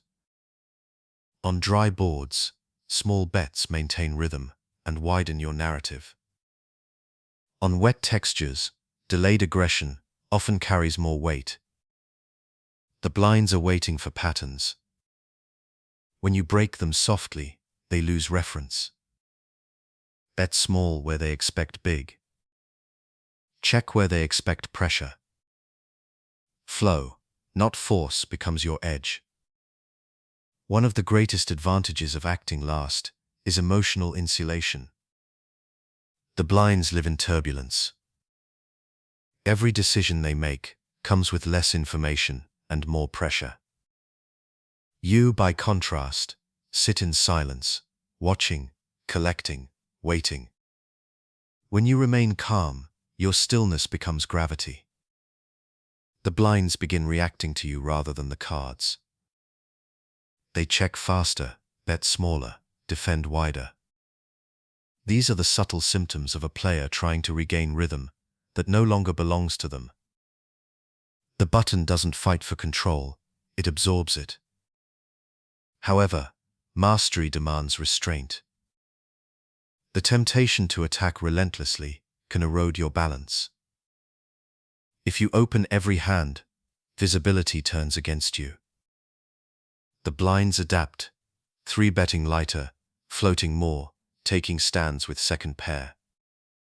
Over time, the cost of your freedom rises. True control means knowing when to disappear. Folding occasionally from the button reintroduces doubt. Your silence becomes unpredictability. The table relaxes, the blinds exhale. Then when you re-enter with purpose, your rhythm feels new again. Post-flop, the button's responsibility is rhythm preservation. You are the conductor of each pot. When a blind takes initiative, your job is to decide whether the hand benefits from stillness or motion. Sometimes a single call can recenter flow. Other times a timely raise realigns tension. You don't react emotionally to board texture. You respond to the story being told. The blind's bets are like notes, some sharp, some soft. Your job is to decide whether the melody continues or resolves. Here's another moment that defines mastery. You raise the button with King 8 suited. The big blind calls. The flop comes 9-5-2 rainbow. He leads small 30,000 into 160. You call, soft and neutral. The turn brings an ace. He checks. You bet small, 50,000, representing balance. He folds. Nothing dramatic happened, yet rhythm shifted permanently. You reminded the blind that initiative belongs to awareness, not position. This quiet lesson repeats over hundreds of hands, each one deepening your control. As the tournament deepens, the button versus blinds dynamic becomes increasingly psychological. Short stacks defend with fear, mid stacks defend with pride, deep stacks defend with curiosity. You must sense which energy you're facing. Against fear, widen calmly. Against pride, tighten slightly and counter post-flop. Against curiosity, maintain balance, unpredictable, patient, fluid. Every defense deserves a different tempo, and the button's power lies in feeling when to change pace. Emotionally, this battle teaches presence. You learn that control is not dominance, but rhythm alignment. You don't win every pot, but you always dictate its tone. The blinds may resist, but you determine whether their aggression feels heavy or light. You manage silence like a tool, letting it stretch long enough to unsettle, or shortening it to maintain flow. Even your breathing between actions becomes part of the game's cadence. Over time, the button becomes more than a position. It becomes an instrument of expression. You begin to sense not just how to play, but when to play. You feel the blind's energy before they act. Their decisions unfold slower, more transparent, as your awareness expands. The button teaches you rhythm without sound, control without noise. It's where theory meets presence, where calculation meets calm. At its purest, button versus blinds becomes meditation. Two players, one acting from clarity, the other from reaction. The cards are secondary. What matters is flow, how you guide it, how you sustain it, how you protect it from distortion. When you understand that, the table no longer feels like conflict. It feels like harmony. Mastery of this dynamic is not about exploitation, it's about balance. You move in rhythm with uncertainty, using patience as pressure and awareness as defense. Each decision from the button is an act of quiet control, shaping the table's rhythm, hand by hand, until even resistance feels like cooperation. Chapter 14. Identifying Re-Steal Opportunities. Every tournament hand carries two layers of power, the visible one, built from cards and chips, and the invisible one, shaped by timing, awareness, and intent. Re-stealing belongs to that second layer. It's the art of reclaiming rhythm from aggression, of sensing when an opponent's open is driven by freedom rather than structure, and using their momentum to restore your own control. From late position, identifying re-steal opportunities means reading more than hands. It means reading energy. The re-steal exists in silence before the cards arrive. When the table folds to the cutoff or hijack, and you sense tension in their motion, the flick of chips too early, the fast open without breath, you already know pressure is light. Their raise is a declaration of presence, not conviction. The true strategist doesn't look for specific hands to re-steal with. They look for moments. Those moments are defined by fatigue, perception, and imbalance. Consider a mid-stage tournament with blinds at 20,000 and 40,000 with a 40,000 ante. The cutoff opens to 80,000 with 500,000 behind. You're on the button with 300,000, holding ace-5 suited. Both blinds have deep stacks. Before you even look down, you can feel the cutoff's energy, sharp, restless, seeking validation. You 3-bet to 180,000. The blinds fold, and after a long pause, the cutoff folds too. That's a re-steal. It wasn't about the ace-5 suited, it was about rhythm recognition. You didn't attack a hand, you intercepted intent. Re-steals require context, not courage. They are not random counters, but deliberate answers to imbalance.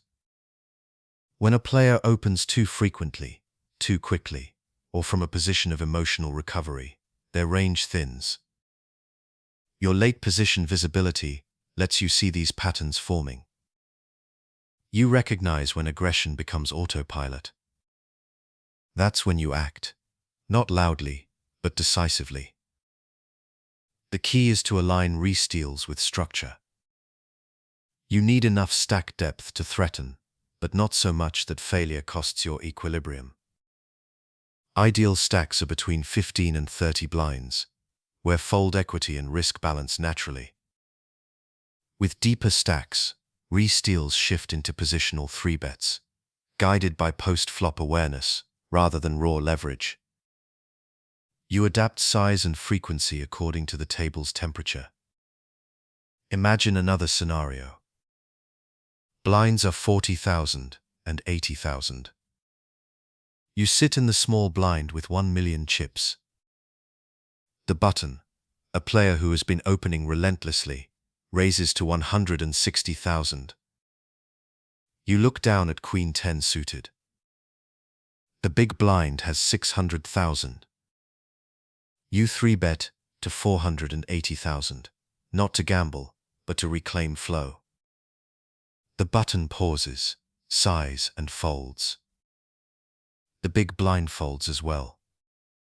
You've recentered the table's energy without conflict. A re-steal is less about chips gained and more about rhythm restored.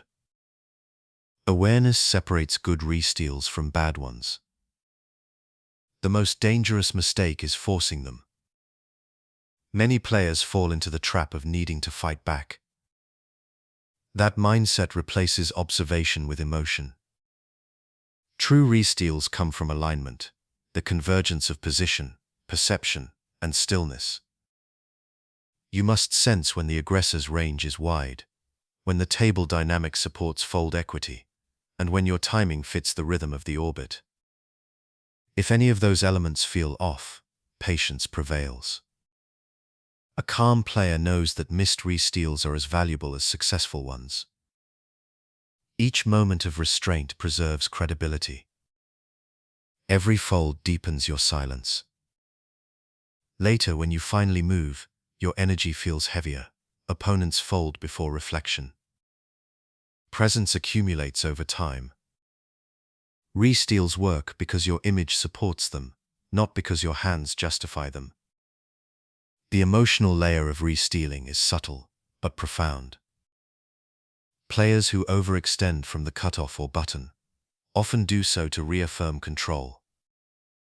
They're not attacking you, they're protecting their rhythm. If you respond with awareness instead of ego, your counter feels effortless. The best re-steal doesn't punish, it balances.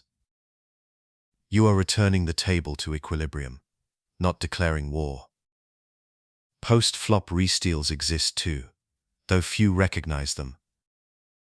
Sometimes, after calling an open from the button or small blind, you sense weakness in a continuation bet. A small deliberate raise or a delayed turn probe can serve as a soft re-steal, not to build a massive pot, but to reclaim narrative control.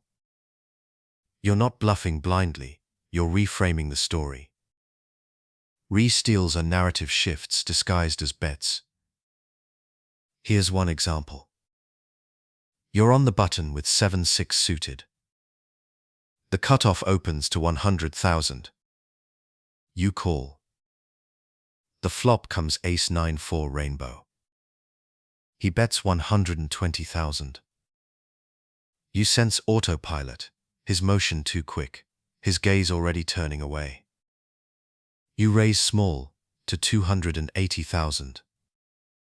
He folds instantly. The re-steal was post-flop, built not on board texture, but on rhythm detection. You didn't beat a hand, you beat a pattern. Awareness of stack dynamics deepens your precision. Short stacks under pressure rarely open light. Re-stealing into them is wasteful. Mid-stacks seeking accumulation are perfect targets, especially when antes are large. Deep stacks who fear volatility are also ideal. They fold hands that could continue simply to avoid variance. Re-steals thrive in psychological gray areas, not extremes. Table image defines timing. If you've been quiet for an orbit or two, your re-steal commands respect. If you've shown controlled aggression earlier, it feels credible. Conversely, if you've just won multiple pots or revealed a bluff, wait. Presence loses weight when used too often. Rhythm in re-stealing is not repetition, it's resonance. Each move must sound natural to the flow of the session. Emotionally, re-stealing teaches surrender and awareness in equal measure. You surrender attachment to results, because sometimes even perfect timing meets real strength. Yet awareness keeps you calm. You act with purpose, not pride. Even when called, you play with rhythm, understanding that post-flop, visibility still belongs to you. Awareness converts resistance into new information. Whether you win or lose, you remain centered. Here's another quiet moment of balance. You sit on the button with 280,000, at blinds 30,000 and 60,000. The hijack opens to 120,000. You look down at pocket fours. The cutoff folds. You move all in. The table folds quickly back to the opener. He tanks, then folds ace-9 suited face up. You exhale softly. That was not a gamble, it was a conversation. You felt his rhythm hesitate before he raised. You spoke back, softly but decisively. Re-steals are not about taking power, they're about returning it to awareness. When used with stillness, they become the pulse of tournament survival, small, precise corrections that keep rhythm aligned. You don't need to re-steal often, you just need to do it consciously. Each one reinforces your emotional equilibrium, your reputation for awareness, and your control over flow. The longer the tournament runs, the more players lean on autopilot. They open mechanically, continuation but habitually, defend predictably. Re-steals remind them that the game still breathes. Your presence resets tempo, forcing thought back into motion. The table becomes awake again, alert, responsive, alive. At its core, the re-steal is not defiance. It's cooperation with rhythm. You move when awareness tells you the energy has drifted too far in one direction. You act not to conquer, but to rebalance. From late position, that balance is your inheritance. Every decision, every soft re-raise, every calm shove reminds the table that flow belongs to awareness, not noise. Chapter 15. Balancing aggression and awareness. Aggression without awareness is chaos. Awareness without aggression is paralysis. Between those two forces lies the essence of late position mastery, a quiet, deliberate balance where every action arises naturally from rhythm rather than impulse. The art is not in choosing one over the other, but in blending them until they become inseparable. In this harmony, control no longer feels like effort, it feels like presence. Aggression in tournament poker is often misunderstood. Many players equate it with force, raising more, betting bigger, pushing constantly to create fear. But true aggression isn't loud. It's measured, patient, and precise. It's the ability to act first with understanding, to apply pressure that feels inevitable rather than reckless. Awareness, meanwhile, is the stillness that informs that motion, the pause between observation and choice. When both align, each decision carries weight without strain. From late position, this balance defines your identity. You are expected to be active, to raise often, to attack blinds. The table watches you for patterns, waiting to counter. If your aggression grows mechanical, they adjust. If your awareness turns passive, they overtake initiative. You must live between those extremes, steady, unreadable, aware. Aggression should express awareness, not replace it. Imagine a mid-stage tournament. Blinds are 20,000 and 40,000, with a 40,000 ante. You have 700,000 on the button. The table folds to you with Jack-9 suited. The small blind has 400,000, the big blind has 600,000. You raise to 80,000. The small blind folds. The big blind calls. The flop comes King-10-3 rainbow. He checks. You continuation bet small, 60,000. Knowing your board advantage is low, but your range advantage is clear. He calls. The turn brings a queen, completing your straight. He checks again. You check back, controlling flow. The river comes a blank. He checks a third time. You bet 150,000, calm and steady. He folds. This hand carries balance, aggression, guided by awareness. You attacked, observed, and adapted without tension. Aggression should always emerge from understanding, not reaction. When you act, your intent should be to shape rhythm, not to fight it. A breeze because the table is quiet, a probe because a player hesitated, a continuation bet because timing fits. These are acts of aligned aggression. Forced aggression, raises made out of boredom, frustration, or fear of stagnation, fractures rhythm. The difference is subtle but crucial. Awareness makes aggression intelligent. Awareness, in turn, must not dissolve into caution. Too much observation creates hesitation. The table begins to move around you. You become reactive, always one beat behind. Awareness is not about waiting endlessly. It's about knowing when stillness ends. Late position gives you the gift of time, but time must eventually become motion. The perfect moment to act is when observation reaches clarity. That's when aggression flows effortlessly. Consider another example. You're in the cutoff with 1 million chips at blinds 30,000 and 60,000.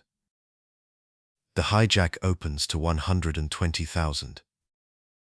You hold ace-4 suited. You 3-bet to 280,000. He folds. Simple, clean, effective. That's not random aggression, that's awareness of frequency. You've seen him open 3 times in the last orbit. You sensed the pattern. Your raise wasn't reaction, it was rhythm maintenance. Balance lives in that space. Tournament life constantly tests this equilibrium. As blinds rise and stacks shorten, aggression becomes necessity. But awareness prevents desperation. You push because structure demands it, not because emotion insists. You learn to sense the table's resistance. When players are folding easily, you expand. When they begin to fight back, you tighten, preserving energy. Your frequency of action becomes like breathing, expanding and contracting in response to rhythm. You no longer chase edges, you feel them. Emotional control sustains this balance. Aggression burns energy, awareness restores it. Too much of either creates imbalance. When your aggression spikes, tension builds, your breathing shortens, your decisions quicken. Awareness brings you back to stillness, slowing the mind. When awareness dominates, energy fades, you wait too long, folding hands that deserve motion. Aggression reignites fire. Together they form a living cycle: inhale, exhale, action, stillness. You can feel this balance most clearly post-flop. On coordinated textures, awareness guides caution, aggression converts clarity into pressure. You check when the board belongs to your opponent, you bet when the rhythm favors you. Against uncertainty, aggression defines. Against strength, awareness defends. Every street is a chance to test equilibrium. For instance, you raise the button with King 8 suited. The big blind calls. The flop comes 10-7-3 with 2 spades. He checks. You bet small, 40,000 into 100,000. He calls. The turn brings an ace. He checks again. You check back, pausing rhythm. The river brings a queen. He checks once more. You bet 60,000. He folds. The pot is small, but the process was perfect. Aggression in the beginning, awareness in the middle, balance at the end. Balancing aggression and awareness also protects your image. Predictability dies when your energy feels natural. If every action seems considered, neither rushed nor hesitant, opponents can't anchor reads. You become the calm center of motion. Even your aggression feels peaceful. This creates psychological gravity. The table begins to orbit around your presence, responding to your tempo without realizing it. Awareness makes aggression magnetic. From a technical perspective, maintaining this balance requires hand selection discipline. Aggressive ranges must be built on hands that play well post-flop, suited aces, connectors, pairs, high card equity. Weak offsuit hands can't sustain awareness because they offer no flexibility. Awareness, in return, refines post-flop decision-making. Which hands to double barrel, which to delay, which to check raise, as reflection rather than retaliation.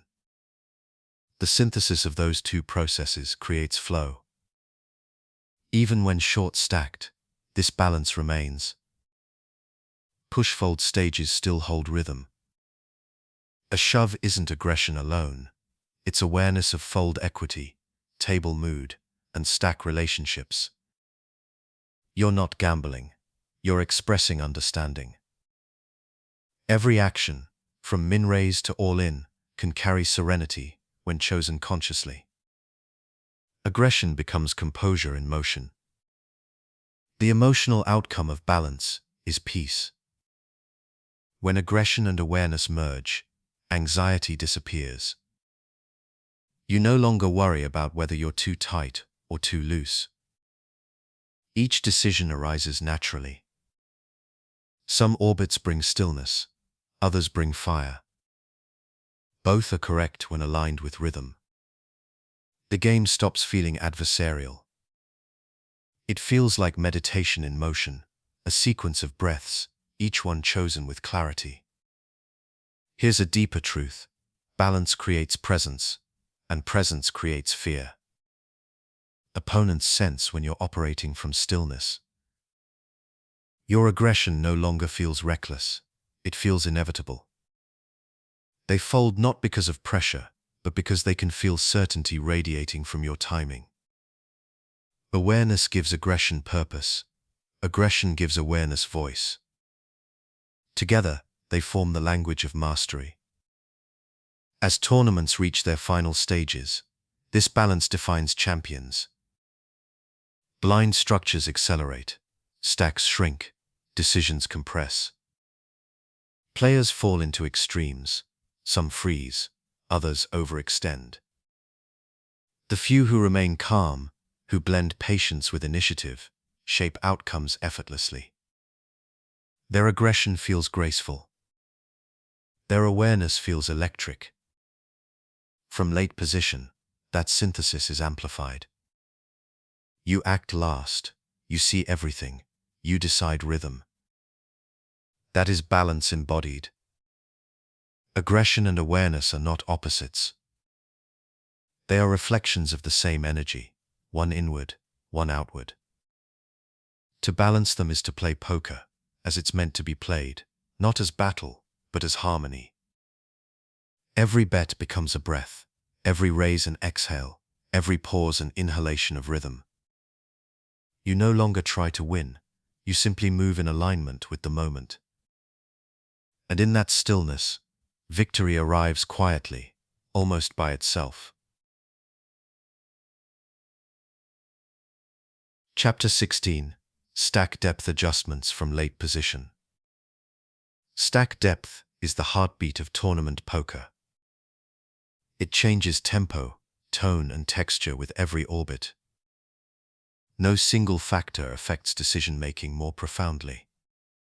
From late position, where visibility is highest, stack depth transforms strategy into fluidity. dictating not only which hands you play, but how you breathe through each hand. Awareness of your stack, relative to others, becomes the rhythm behind every action. Stack depth is not just a number, it's a feeling. 30 blinds feels urgent. 60 feels comfortable. 100 feels vast. Each range carries its own rhythm and purpose. The mistake most players make is treating these depths as charts rather than states of flow.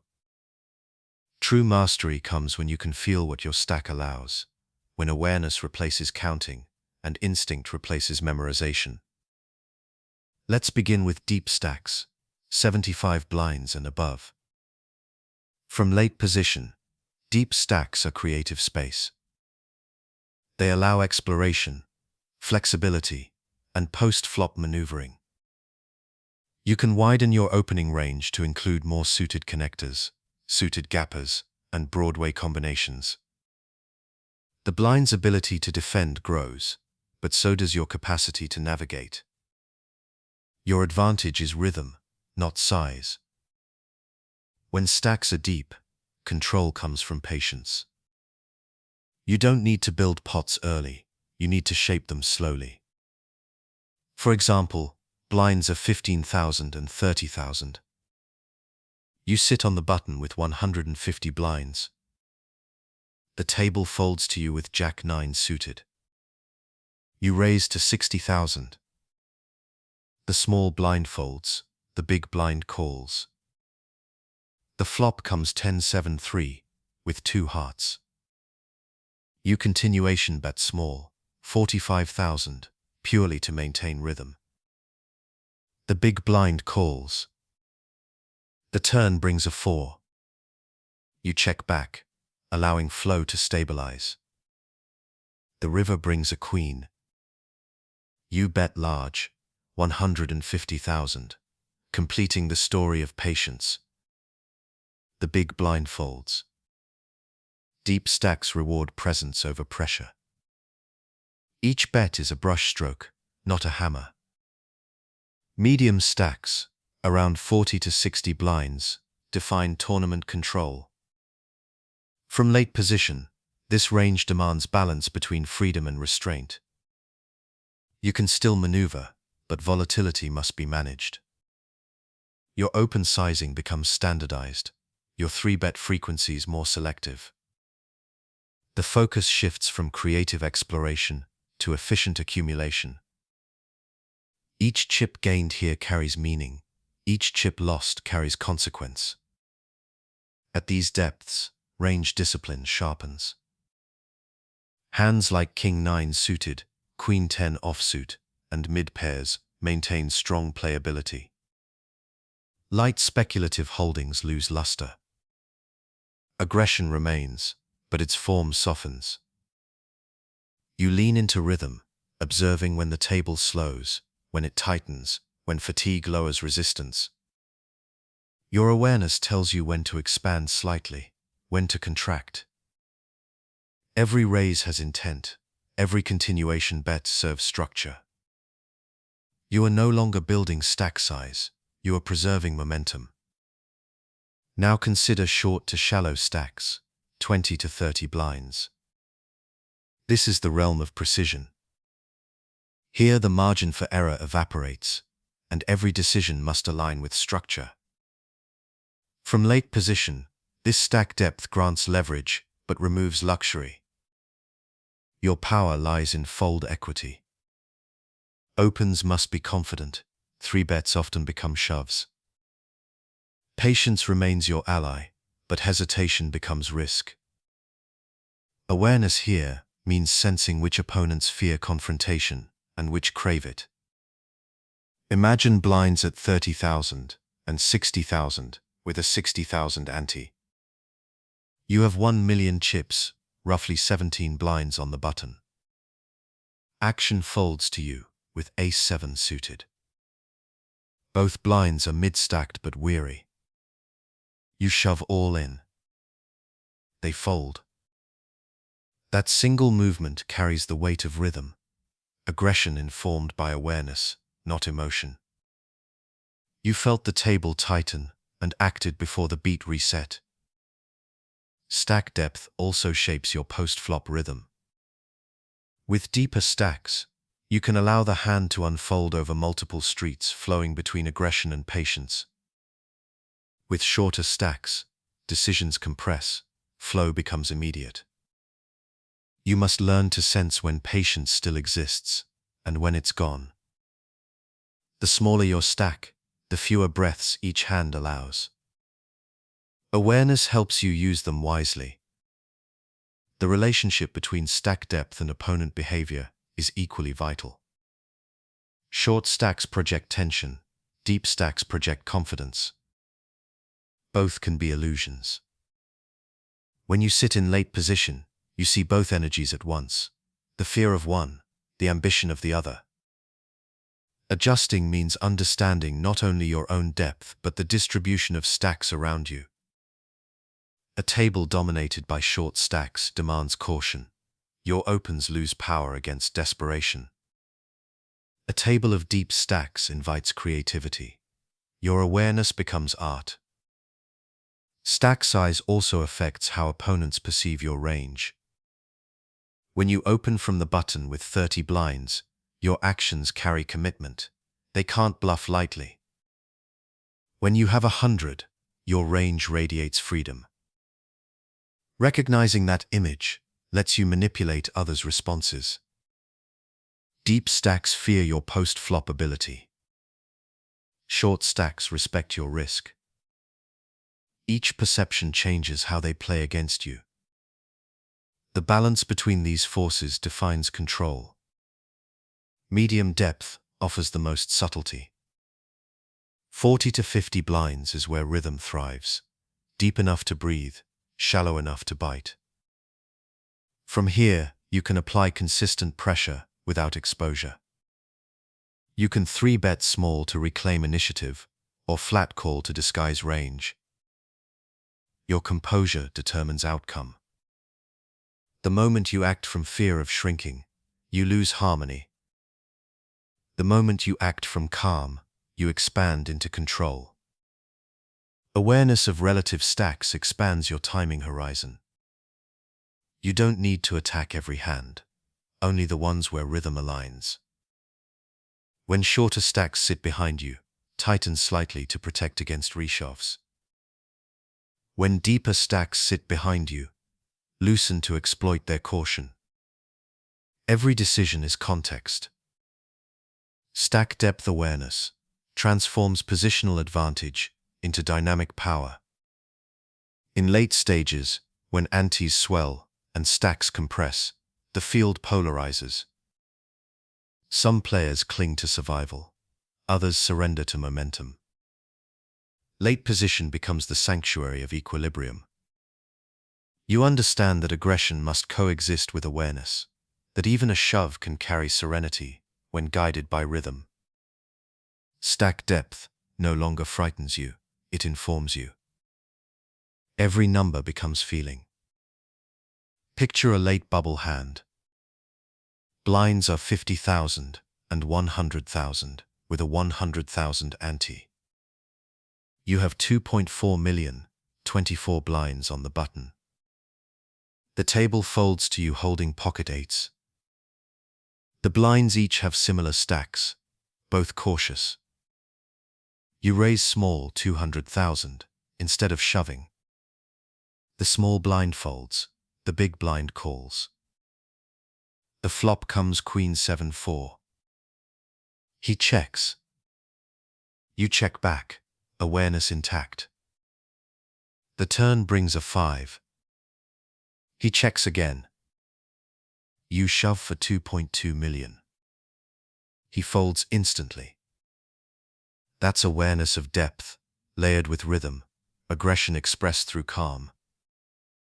Stack depth mastery is emotional mastery. When you stop fearing numbers, the table slows down. You no longer react to your stack, you move with it. Deep, medium, or short, each state offers balance when entered with presence. Your chip count becomes another form of breath. expanding and contracting as rhythm dictates. To play from late position is to live in motion. Stack depths will rise and fall, orbits will speed and slow, and awareness will always remain your anchor. When you adapt fluidly, changing frequencies, adjusting sizings, shifting tone, your decisions no longer feel mechanical. They feel alive. You are not calculating edges. You are feeling tempo. Stack depth is not about survival or aggression. It's about harmony. You adjust calmly, you move deliberately, and you let awareness transform math into music. When your decisions reflect both structure and serenity, stack depth loses its weight. It becomes another form of rhythm, one you carry within, steady, silent, unbreakable. Chapter 17: Energy Management Through Volume. Every tournament is a test of rhythm, but beneath that rhythm lies endurance, the ability to sustain clarity through repetition.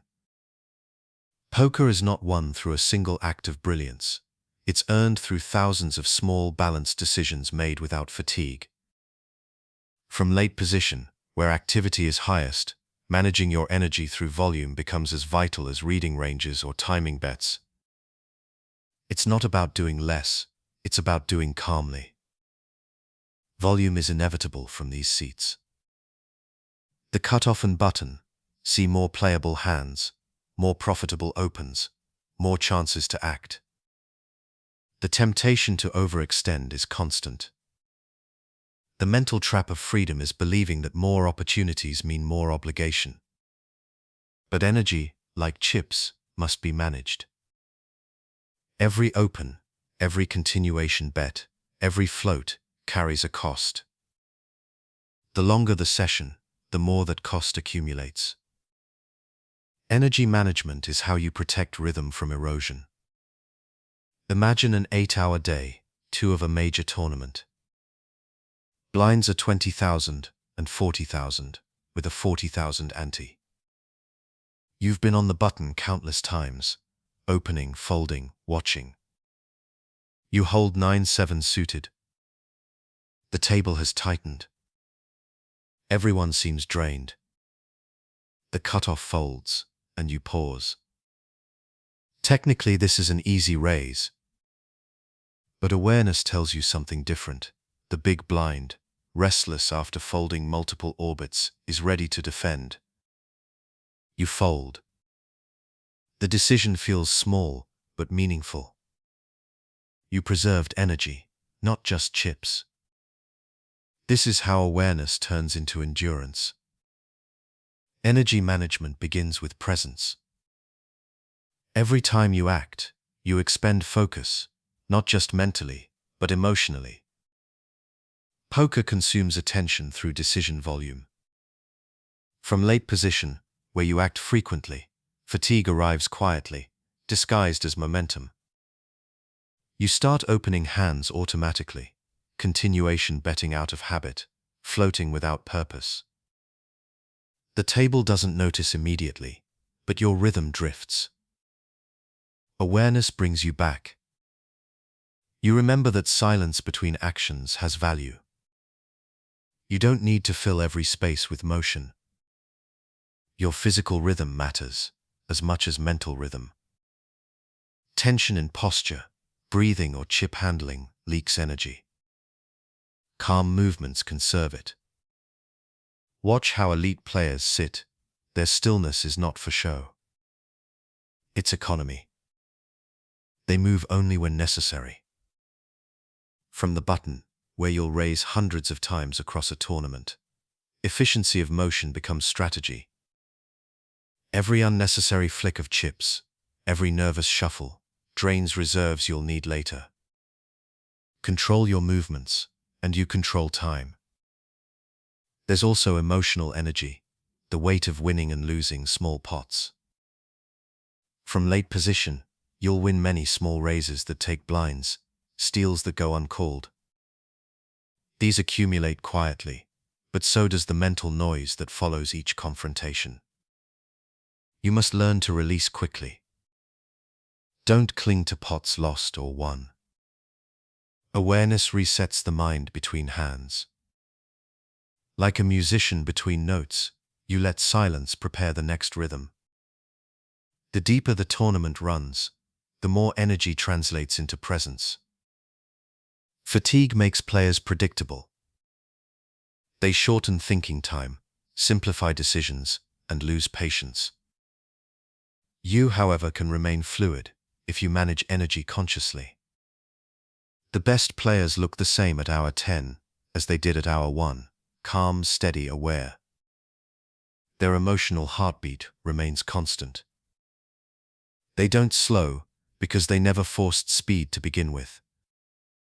Volume can deceive you into believing you're thriving. When you're playing well from late position, your mind feels fast and confident. Hands flow, chips gather, and rhythm hums. But even momentum requires moderation. Too much action, even good action, can dull perception. You begin to act without sensing. Energy management means pausing before the orbit spins too quickly.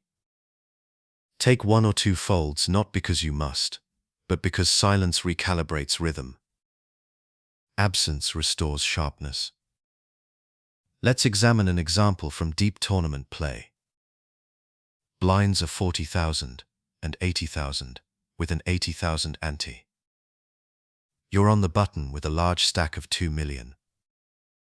Over the past orbits, you've opened 6 of 8 buttons, uncontested. You now hold Jack-4 suited, a hand you could raise profitably. But awareness whispers caution. The big blind, a skilled defender, has grown restless. You fold instead. On the next orbit, you open King-10 suited and get paid through a 3-street value line. Energy preserved, opportunity rebalanced. Endurance is rhythm protected by restraint. Energy management also applies to your internal language. How you speak to yourself determines stamina. Self-criticism burns energy. Acceptance restores it. Late position gives you control, but also exposes you to variance, countless small pots where perfect play still loses. If you internalize each one, fatigue doubles. If you accept them as rhythm, fatigue disappears. The calm strategist forgives quickly. Every orbit is a new conversation. None carry residue. Awareness of table energy is equally crucial. Some tables pulse fast, aggressive dynamics, frequent 3-bets, constant motion. Others slow to silence. You must match without absorbing. At fast tables, slow your internal pace. At quiet tables, keep breath steady, but ready to act.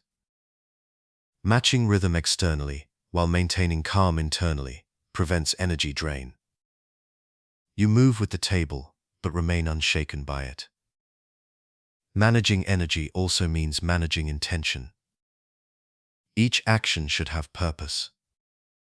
Opening without intent, simply because it's a button, drains focus. The mind needs direction to conserve effort. Ask simple questions before each raise. What is my plan if called? Who am I targeting? What rhythm am I creating? Clarity transforms energy into precision. Thoughtless volume turns it into noise. Physical care anchors this process. Hydration, posture, breath, these are not cliches. They are structural foundations of rhythm. Between hands, inhale deeply through the nose, exhale slowly through the mouth. Recenter. The body and mind share one rhythm. Keeping both balanced keeps perception sharp. Energy management is physiology, applied to awareness. Volume also affects emotional tone. The more hands you play, the more your image evolves. Others begin to interpret your frequency as identity. Always opening, always calm, always active. Awareness of this image allows you to shift it subtly. Fold for a few orbits after extended activity. Let opponents question their assumptions. Energy saved externally becomes unpredictability internally. In the later stages, energy management defines survival. With antes inflating and blinds rising, every decision tightens in importance. Players running on exhaustion lose composure. They act too quickly, fail to read flow, or misinterpret intent. You, sitting on the button or cutoff, feel the difference. The table's rhythm grows chaotic, but you remain silent, present, precise. Energy preserved becomes clarity extended. In long tournaments, clarity is endurance. Here's a moment that illustrates balance. Blinds are 50,000 and 100,000. You have 2.7 million, 27 blinds on the button. You folded several hands, letting flow settle. Now you hold ace-10 suited.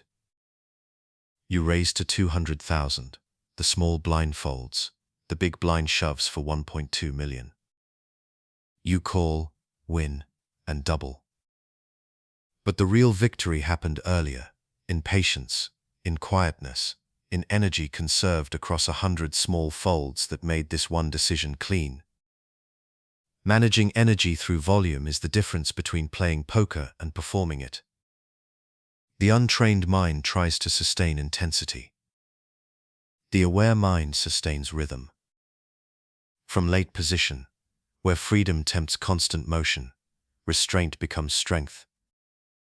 Each fold, each pause, each deep breath adds hours to your clarity. Over time, you realize tournaments aren't about who plays best in the first hour, but who remains aware in the 12th. Energy management is awareness in motion. It's how you protect presence, how you keep aggression balanced, how you maintain serenity while acting often. Every open, every silence, every still breath becomes part of one long session, one continuous rhythm. You don't count hours, you count clarity. When energy moves with purpose, volume no longer feels heavy. It feels light. It feels endless. Chapter 18: Open Sizing and Image Control. Every raise you make tells a story. Not through words, but through rhythm, through size, through tone. In tournament poker, especially from late position, open sizing is language, the way you speak to the table without sound. It's how you reveal confidence, conceal range, and build the image that defines your flow. Each size you choose carries intent. Awareness means knowing what your sizing says before the chips even touch the felt. From the cutoff and button, your open sizing does more than control pot size, it shapes perception. To the blinds, it's a question. To the table, it's a signal. Over time, these signals form patterns that other players begin to hear, even when you don't speak them. Consistency breeds credibility. Variation, when used consciously, creates confusion. Mastery lies in the ability to choose when to be predictable and when to be unpredictable, when rhythm comforts and when it unsettles. Let's begin with the foundation. In modern tournament structure, standard open sizing from late position falls between 2 and 2.3 times the big blind. This size balances value and economy. It pressures the blinds without risking unnecessary chips. But standard is not static. Every table, every stack distribution, every mood alters meaning. A 2-bice open in a deep stacked calm game may feel assertive. The same raise in a short stacked volatile environment might feel passive. Open sizing is not a rule. It's a reflection of energy. Imagine a mid-stage tournament. Blinds are 20,000 and 40,000 with a 40,000 ante. You have 600,000 chips on the button. You look down at Queen 9 suited. The blinds are experienced, alert, and deep.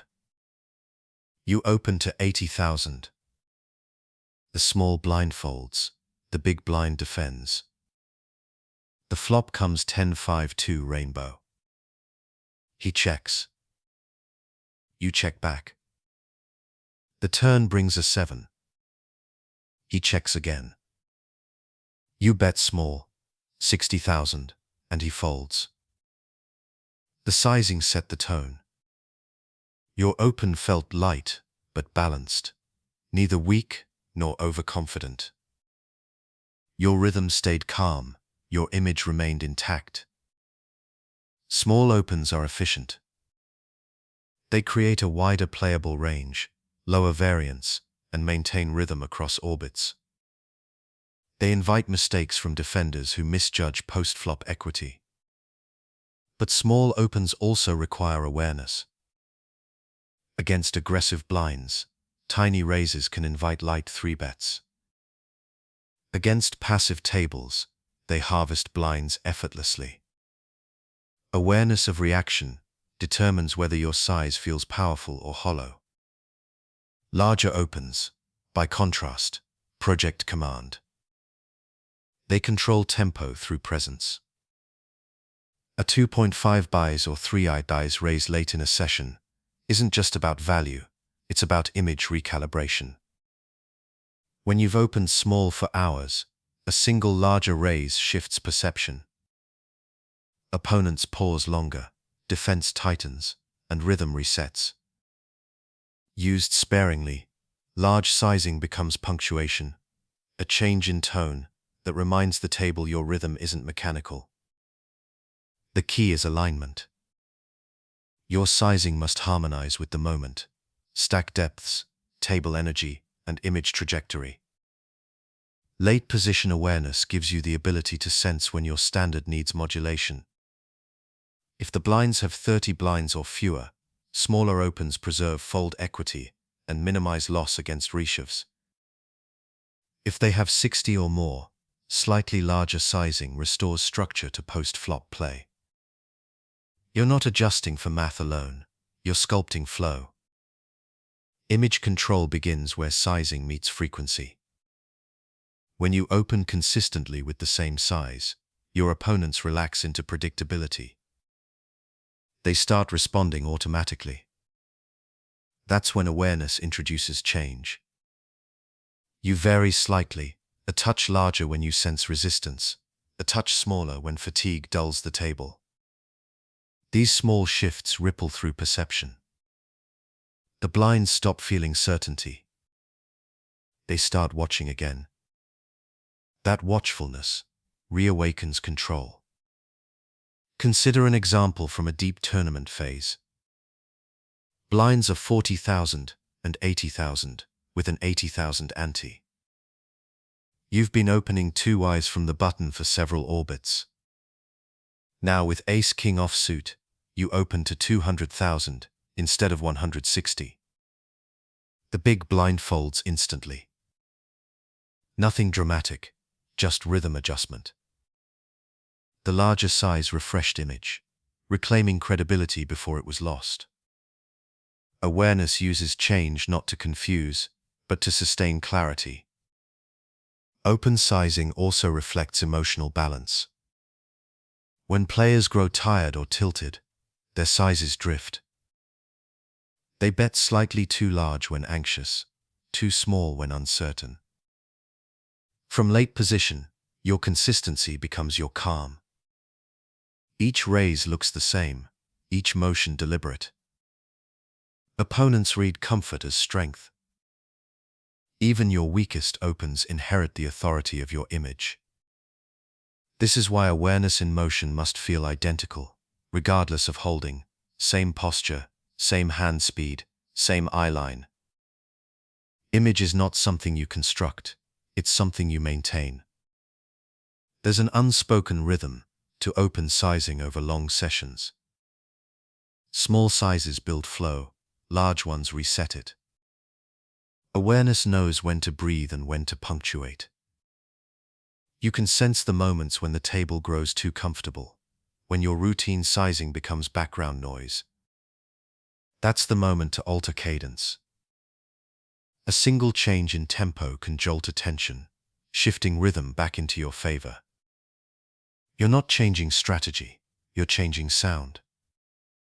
From a technical view, open sizing defines pot geometry. Smaller raises invite wider defense and post-flop play. Larger raises reduce variance, but limit flexibility. Both have value when used consciously. Your image grows from the accumulation of those choices. If your opponents feel that every raise of yours carries awareness, not emotion, their decision-making begins to mirror your calm. You no longer just control chips, you control the tempo of thought around you. Here's a moment that illustrates balance. You're on the cutoff, with King 10 suited.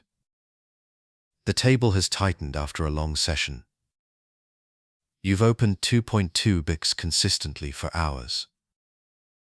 Now sensing fatigue, you increase to 2.6 bigs 150,000, at blinds 30,000 and 60,000. The blinds fold, perhaps too quickly. You collect the pot, but more importantly, you remind the table of your presence. That one adjustment restores the rhythm that small sizes had dulled. Awareness of perception is protection. The more balanced your sizing pattern, the more freedom you gain. Opponents can't narrow your range, they can't sense emotion. Your actions begin to feel inevitable rather than reactive. You don't appear aggressive, you appear composed. Over time, that composure becomes image control. Even when you bluff, your rhythm feels trustworthy. Even when you slow play, your silence feels natural. The table begins to trust your motion, and in that trust, your deception hides. Late position teaches that image isn't vanity, it's rhythm externalized. It's the calm repetition of balanced action until others build stories around your consistency. Then, at the perfect moment, you break pattern. That break, a slightly larger size, a sudden pause, an unexpected check, becomes the disruption that wins tournaments. Awareness tells you when the table has fallen asleep. Aggression wakes it up softly. At deep levels, image control merges with energy control. You project tranquility, not because it's a performance, but because it's truth. You've played thousands of hands from late position. Each open is another breath. Your rhythm carries across hours without distortion. The blinds stop analyzing your range, they start reacting to your tone. You no longer need to manipulate them consciously, your image does it for you. Open sizing, at its core, is mindfulness turned into movement. Every chip you slide forward carries emotion, balance, and rhythm. From late position, your decisions echo through perception. When you raise small with awareness, you whisper confidence. When you raise large with precision, you speak authority. Over time, your consistency becomes identity, not an act, but a state of being. The beauty of image control is that it can't be faked. It grows from repetition done with intention. When you act with patience, awareness, and emotional stillness, the table feels it. Open sizing becomes not a tactic, but an extension of who you are at the table, calm, focused, balanced. You don't force fear, you invite respect. The rhythm follows naturally. In the quiet of late position, where motion begins and ends with you, open sizing becomes poetry. Each number chosen, each pattern maintained, each variation timed perfectly. Together they form a melody of control. You aren't just raising chips, you're composing atmosphere. And when your awareness shapes that atmosphere with care, even your smallest opens carry infinite weight. Chapter 19. Protecting Rhythm in Fast Tables. Every poker table breathes at its own speed. Some move slowly, deliberate, thoughtful, methodical. Others pulse with momentum, chips flying, voices rising, decisions made before thought completes. These are the fast tables. They test not only your technical skill, but your composure. From late position, your rhythm becomes both shield and weapon. Protecting it means preserving awareness when the environment accelerates beyond control. Fast tables are emotional ecosystems. Players feed off each other's tempo. One quick raise becomes 3. A single re-steal turns into a cycle of counter-aggression. The pace quickens until stillness feels unnatural. Most players lose grounding here. Their decisions begin to sync with the table's energy instead of their own. Awareness dissolves into reaction. Protecting rhythm means remaining separate without feeling detached, staying present but not consumed. Imagine you sit deep in a mid-stage tournament.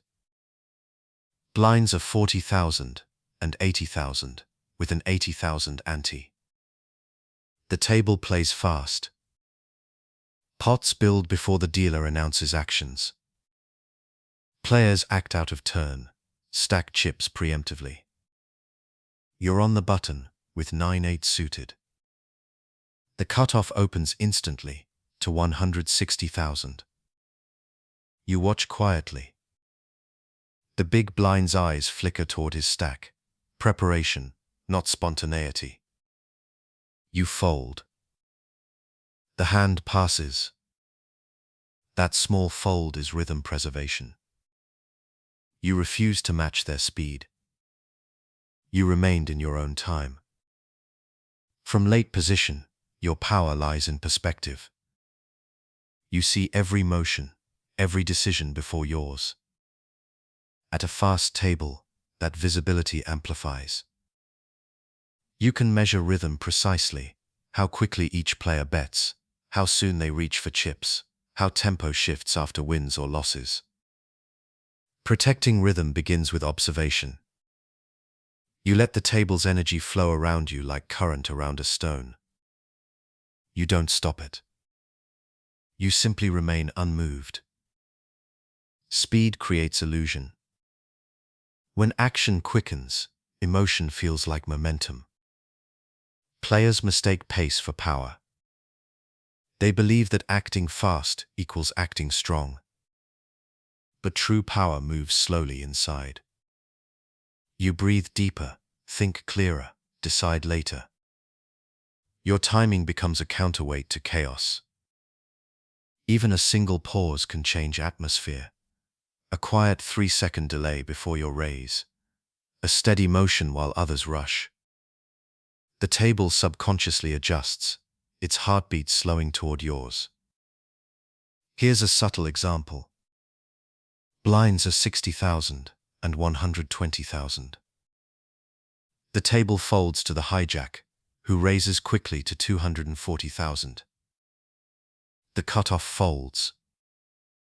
You're on the button with King-Queen offsuit and 3.2 million chips.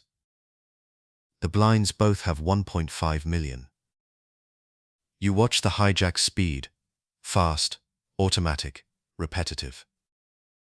You 3-bet to 600,000, calm and unhurried. The blinds fold instantly.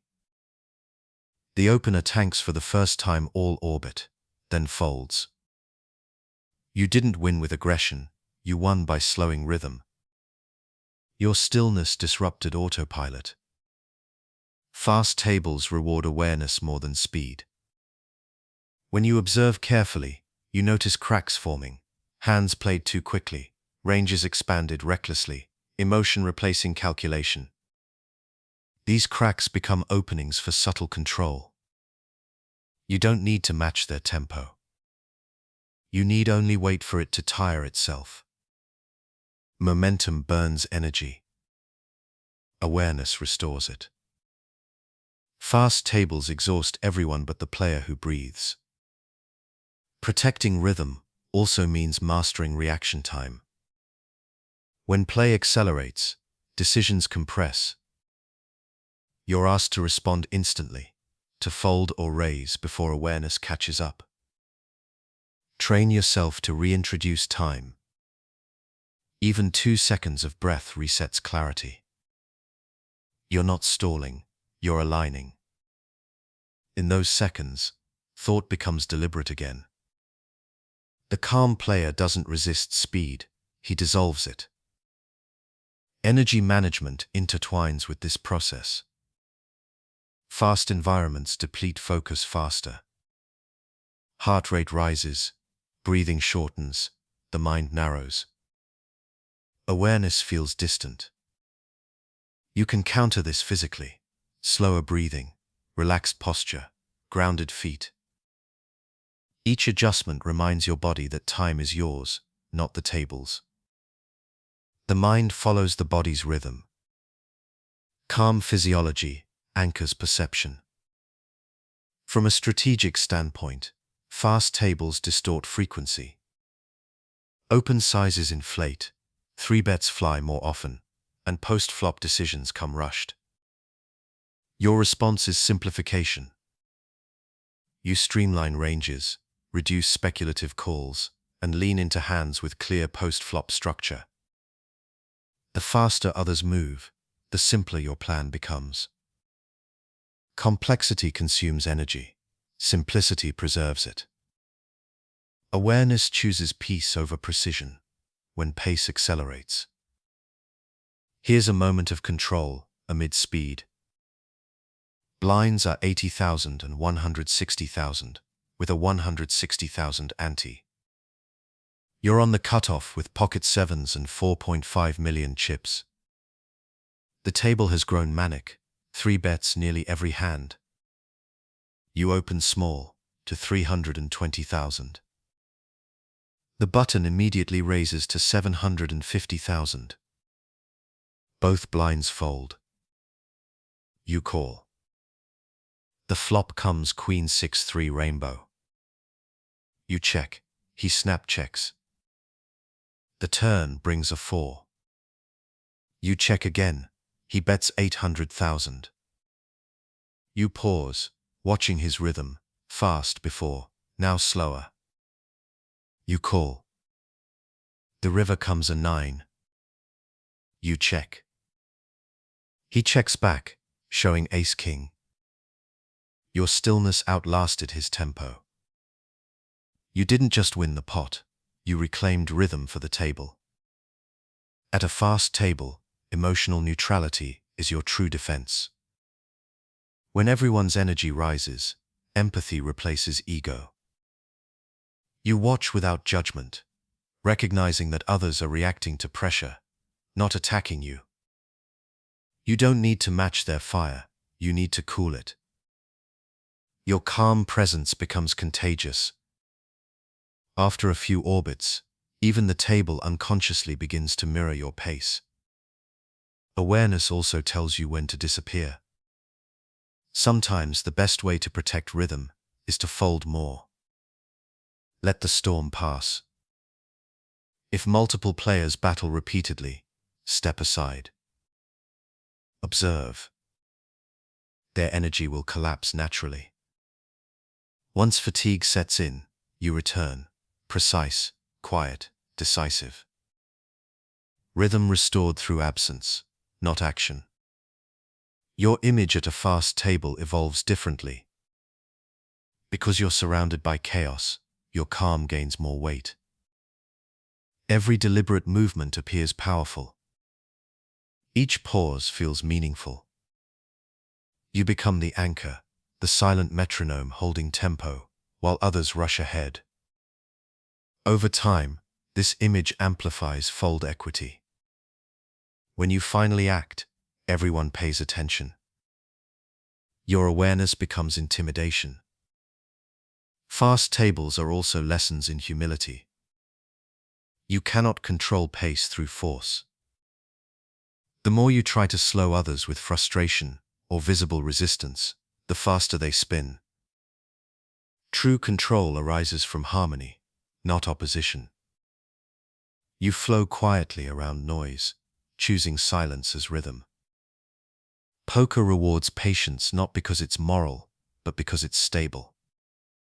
In turbulence, stability wins. Protecting rhythm also preserves enjoyment. When you remain centered, the noise becomes background. You start to see beauty in motion, chips moving, dealers speaking, cards sliding, all part of a living rhythm. You are both participant and observer.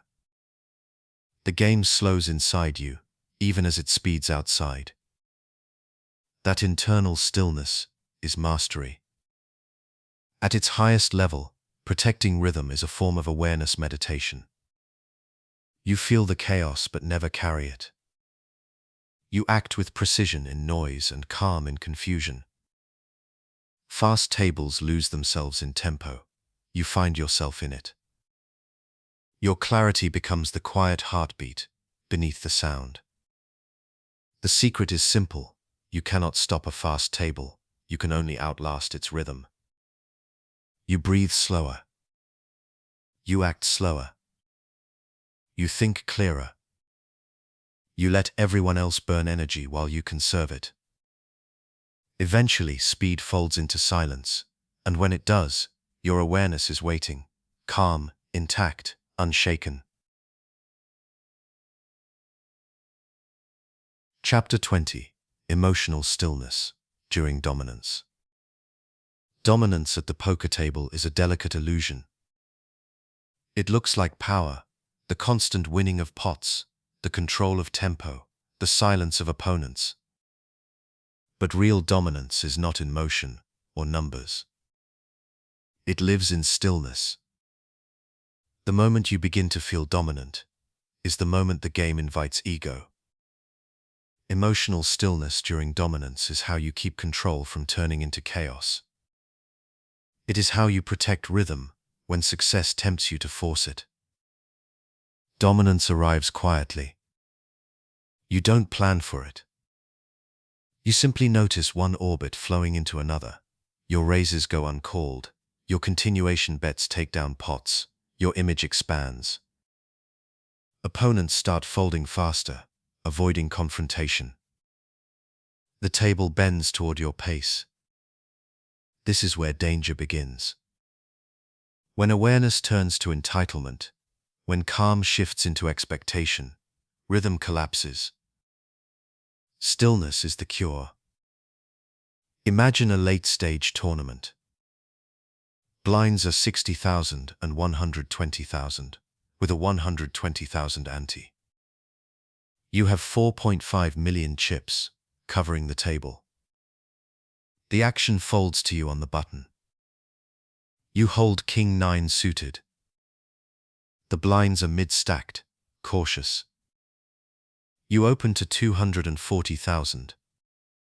Both fold. Another pot slides quietly your way. You smile faintly, but then awareness returns. You exhale, settle, remind yourself, this moment is not control, it's rhythm. You don't win by holding power.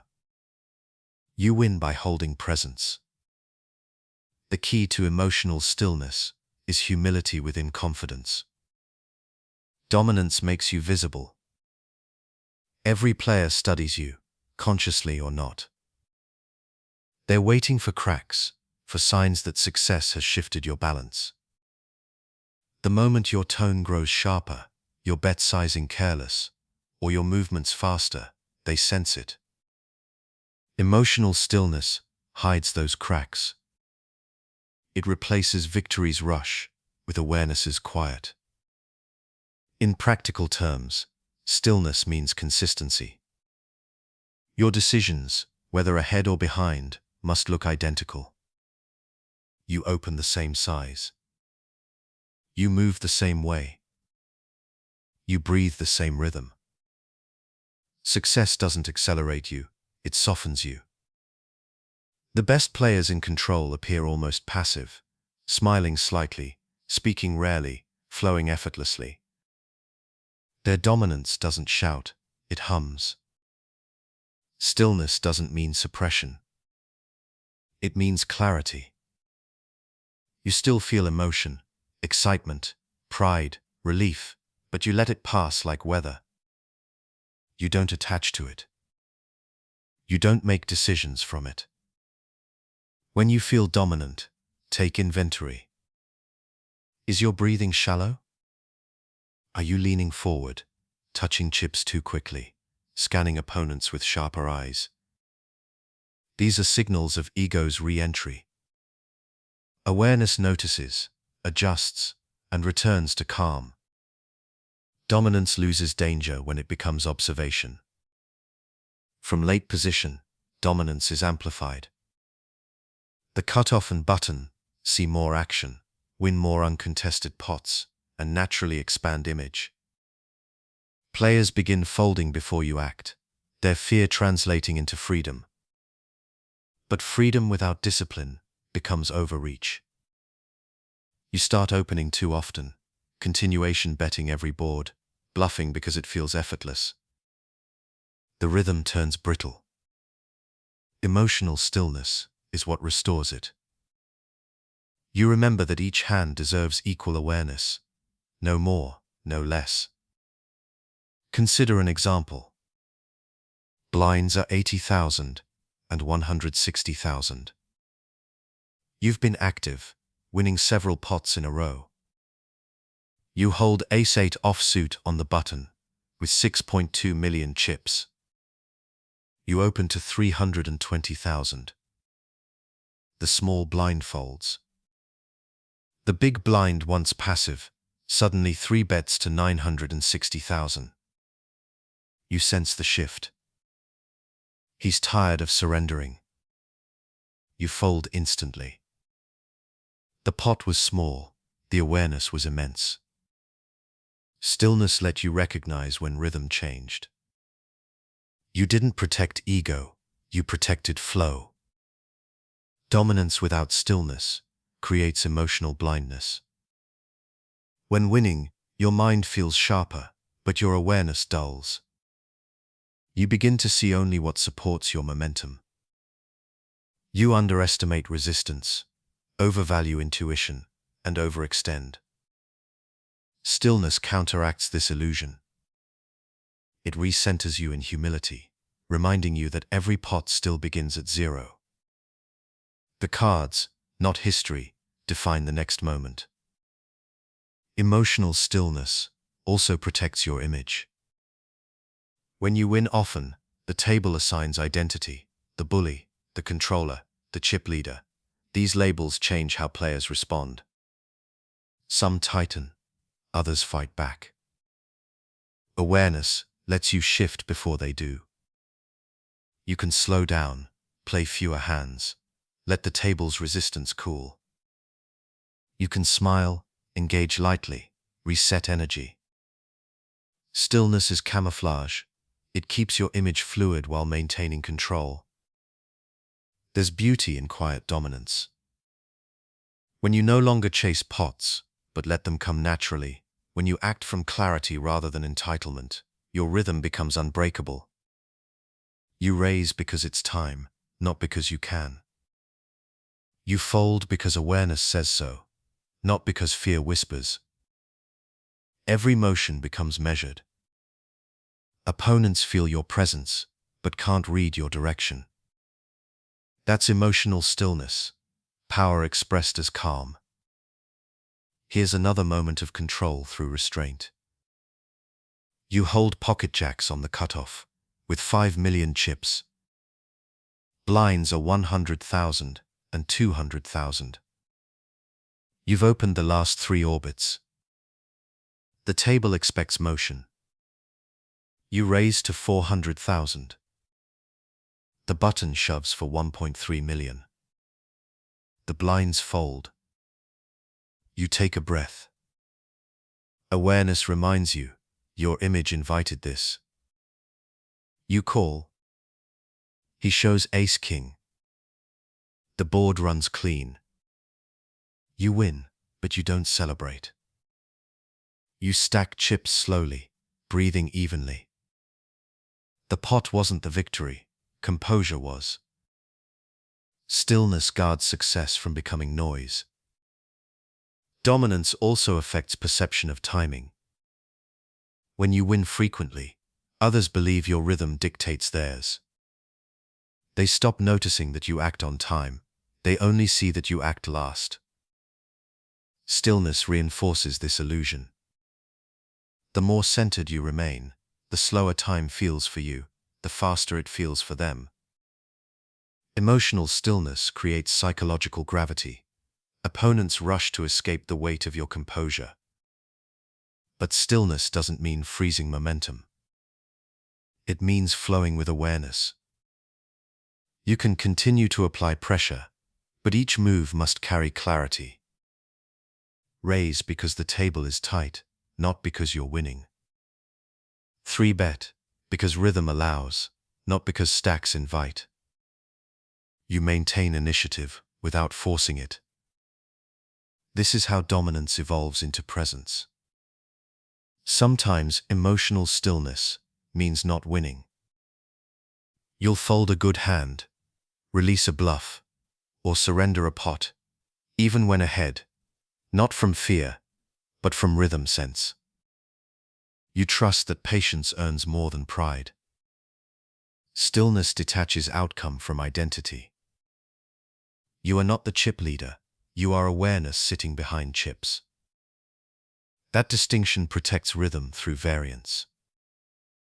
In later stages, when pressure mounts and lights grow brighter, stillness defines endurance. You'll see players celebrating internally after each pot, nodding, shifting posture, burning focus unconsciously. You won't. Your breath stays even, your shoulders soft. Dominance no longer feels exciting, it feels calm. You stop thinking about the final table or prize jumps. You think about this decision, this hand, this moment. The noise fades, clarity remains. Emotional stillness also spreads. When one player at the table radiates calm, tension eases collectively. Opponents act slower, think clearer, fold more gracefully. You've changed the room's rhythm without speaking. That's the quiet power of control, influence through composure. At its highest level, stillness becomes transcendence. You realize that dominance isn't control over others, it's control over self. When you master emotion, variance becomes irrelevant. Whether you win 100 pots or lose 10 in a row, your awareness doesn't waver. The table ceases to be adversaries, it becomes an environment for meditation. To remain still in dominance is to understand the essence of late position, control without force. You don't need to prove command, you simply embody it. The table senses it, time slows, and every decision feels inevitable. Your power is quiet, your rhythm eternal. And when you can hold that stillness through victory, you've transcended poker's noise, not just mastering the game, but mastering yourself. Chapter 21. Countering blind defenses with patience. The blinds live in constant defense. Every orbit, they face pressure, forced to act with less information, to protect chips against position, to balance survival and pride. From late position, your relationship with the blinds defines much of your long-term rhythm. It's a conversation that repeats endlessly, orbit after orbit, between freedom and resistance. To counter blind defenses with patience is to master that conversation without tension. Blind defense is not aggression, it's endurance. Players in the blinds know you must attack.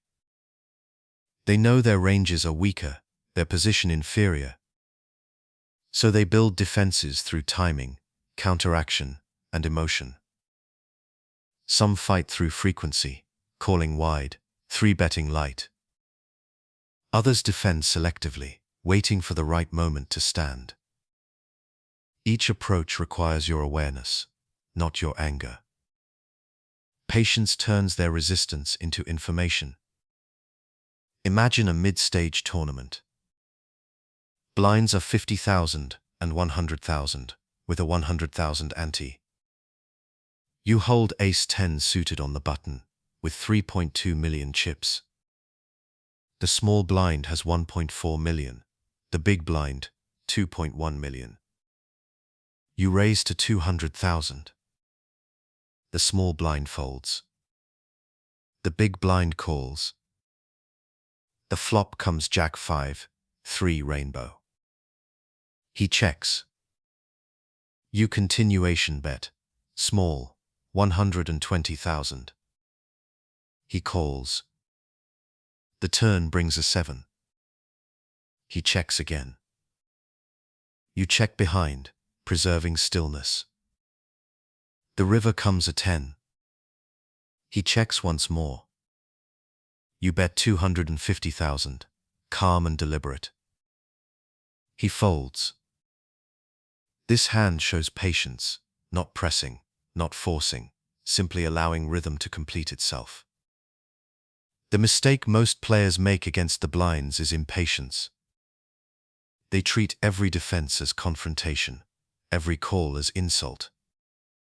They double-barrel reflexively, overbet rivers, or widen ranges out of frustration. But patience reveals that resistance is rhythm's equal, not its enemy. Every call the blind makes tells a story. Every check reveals fatigue or confidence. When you listen instead of react, you learn. When you learn, you control. From late position, patience begins pre-flop. Blind defense frequency increases with modern theory. Big blinds defend over 50% against small opens. You must adjust not by shrinking, but by softening. Tighten slightly, value balance over volume, and rely on post-flop composure to recover edge. Awareness tells you which opponents defend automatically and which choose their battles. Against autopilot defenders, patience earns small, steady wins. Against selective defenders, traps appear and patience avoids them. Here's an example. Blinds are 60,000 and 120,000. You open from the cutoff with King-Queen suited to 240,000. The big blind, a frequent defender, calls.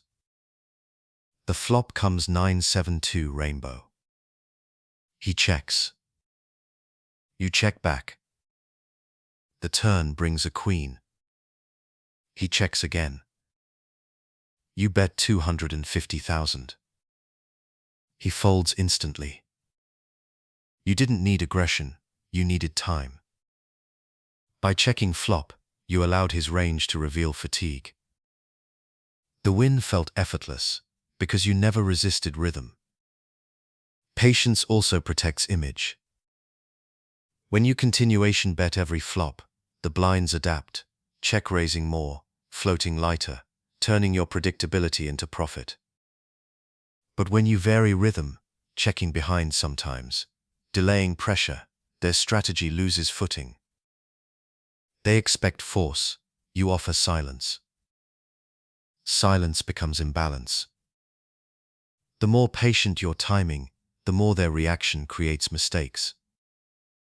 Post-flop, patience manifests as flow control. The blinds, especially the big blind, often bet into you as defense, probing turns, challenging small boards.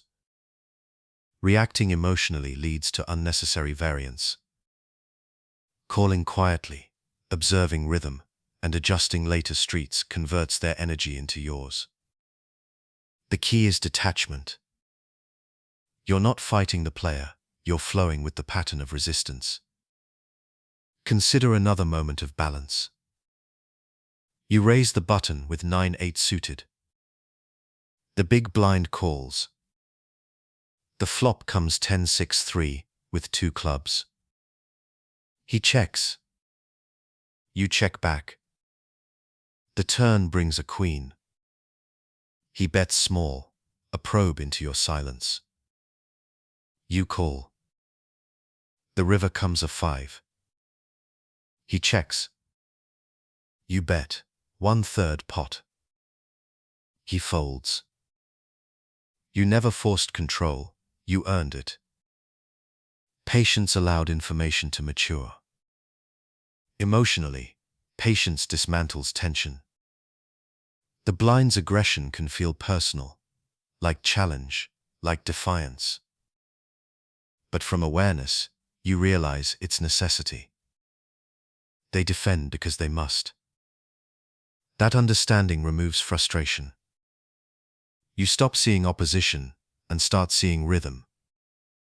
Your energy stays soft. You don't press, you respond.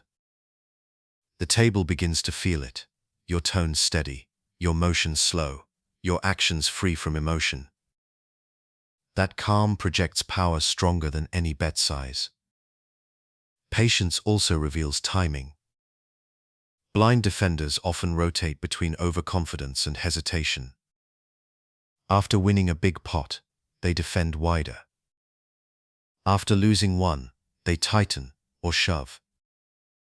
When you remain quiet long enough, you see these cycles clearly. Acting at the right moment, widening when they shrink, tightening when they expand, turns patience into precision. You're no longer guessing, you're flowing. Stack depth deepens this dynamic. With shallow stacks, blind defenses become more volatile. They reshove light, apply pressure early. Patience protects you from variance here. You open slightly smaller, call narrower, and focus on rhythm rather than dominance. With deeper stacks, defenders seek post-flop edges. Their advantage is volume of opportunities. You answer with endurance, not explosion. The longer the hand lasts, the clearer their rhythm becomes. Your image as a late position player shapes these defenses. If you've opened frequently, expect wider counters. If you've been quiet, expect tighter folds. Patience helps you shift seamlessly between those states. A few deliberate folds change perception instantly, resetting expectation. Suddenly, your next raise commands new respect. Awareness knows that patience off the table is as powerful as aggression on it. Here's another illustration. You've been active for several orbits. The big blind has defended 3 times in a row. Now you hold pocket 5s on the button. Blinds 80,000 and 160,000. You raise to 320,000. The big blind 3 bets to 880,000. You pause. He's protecting space. You fold quietly. 1 orbit later, you raise again with ace-queen suited. He folds instantly. You didn't fight, you waited. Patience won where pride would have lost. At fast tables, patience feels counterintuitive. You'll see action everywhere. Steals, 3 bets, showdowns. Your instinct will say, match pace, but rhythm says otherwise. Slow down internally. Let the noise exhaust itself. Blind defenders thrive on reaction. When you stop reacting, they lose purpose. They act into emptiness, confused by your calm. That's the silent reversal of control. In late stages, patience in this dynamic becomes survival. As antes climb, the blinds defend even more. The temptation to push harder grows with pressure. Yet the deeper your awareness, the smoother your edges. You can steal smaller pots, win through discipline, and avoid disasters that ruin others. Patience doesn't mean folding excessively. It means acting precisely. You win through consistency, not confrontation. To counter blind defenses is to practice emotional aikido, redirecting force without resistance. When they push, you yield. When they yield, you press. Each adjustment happens in silence. You move like water, adapting to shape, never losing form. Opponents feel they're battling you. In truth, they're battling rhythm. You just happen to live there. The longer the tournament goes, the more your patience defines you. The blinds change, the players rotate, but your presence remains steady, slow, quiet, inevitable. Every orbit, you reclaim rhythm through awareness. You no longer fear their defense because you understand it. You no longer rush to reclaim pots because you trust timing. Patience becomes your posture, calm your weapon. At its purest, patience turns resistance into harmony. The blinds defend. You open. The rhythm continues, soft and balanced, orbit after orbit. There's no fight, only flow. And from that flow you find the deepest form of control, winning without force, leading without pressure, and playing without tension. Chapter 22. Float timing on coordinated boards. In poker, timing is awareness expressed through patience. Floating, the act of calling with intention rather than strength, is one of the purest examples of that timing. It is neither passive nor reckless. It's the practice of holding silence until truth reveals itself. On coordinated boards, where the story unfolds quickly and uncertainty fills the air, the float becomes meditation. You call not to gamble, but to listen. Coordinated boards breathe tension. They connect with more hands, generate more draws, and demand more decisions. Players bet for protection, for balance, or out of habit. Each action carries more emotion than logic.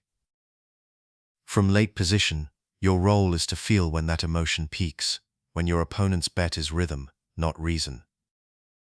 That's when you float. You enter the current, calm and observant, allowing their momentum to exhaust itself before the turn. Imagine a mid-stage tournament. Blinds are 40,000 and 80,000, with an 80,000 ante. You sit on the button with King 10 of hearts. The cutoff opens to 160,000. You call.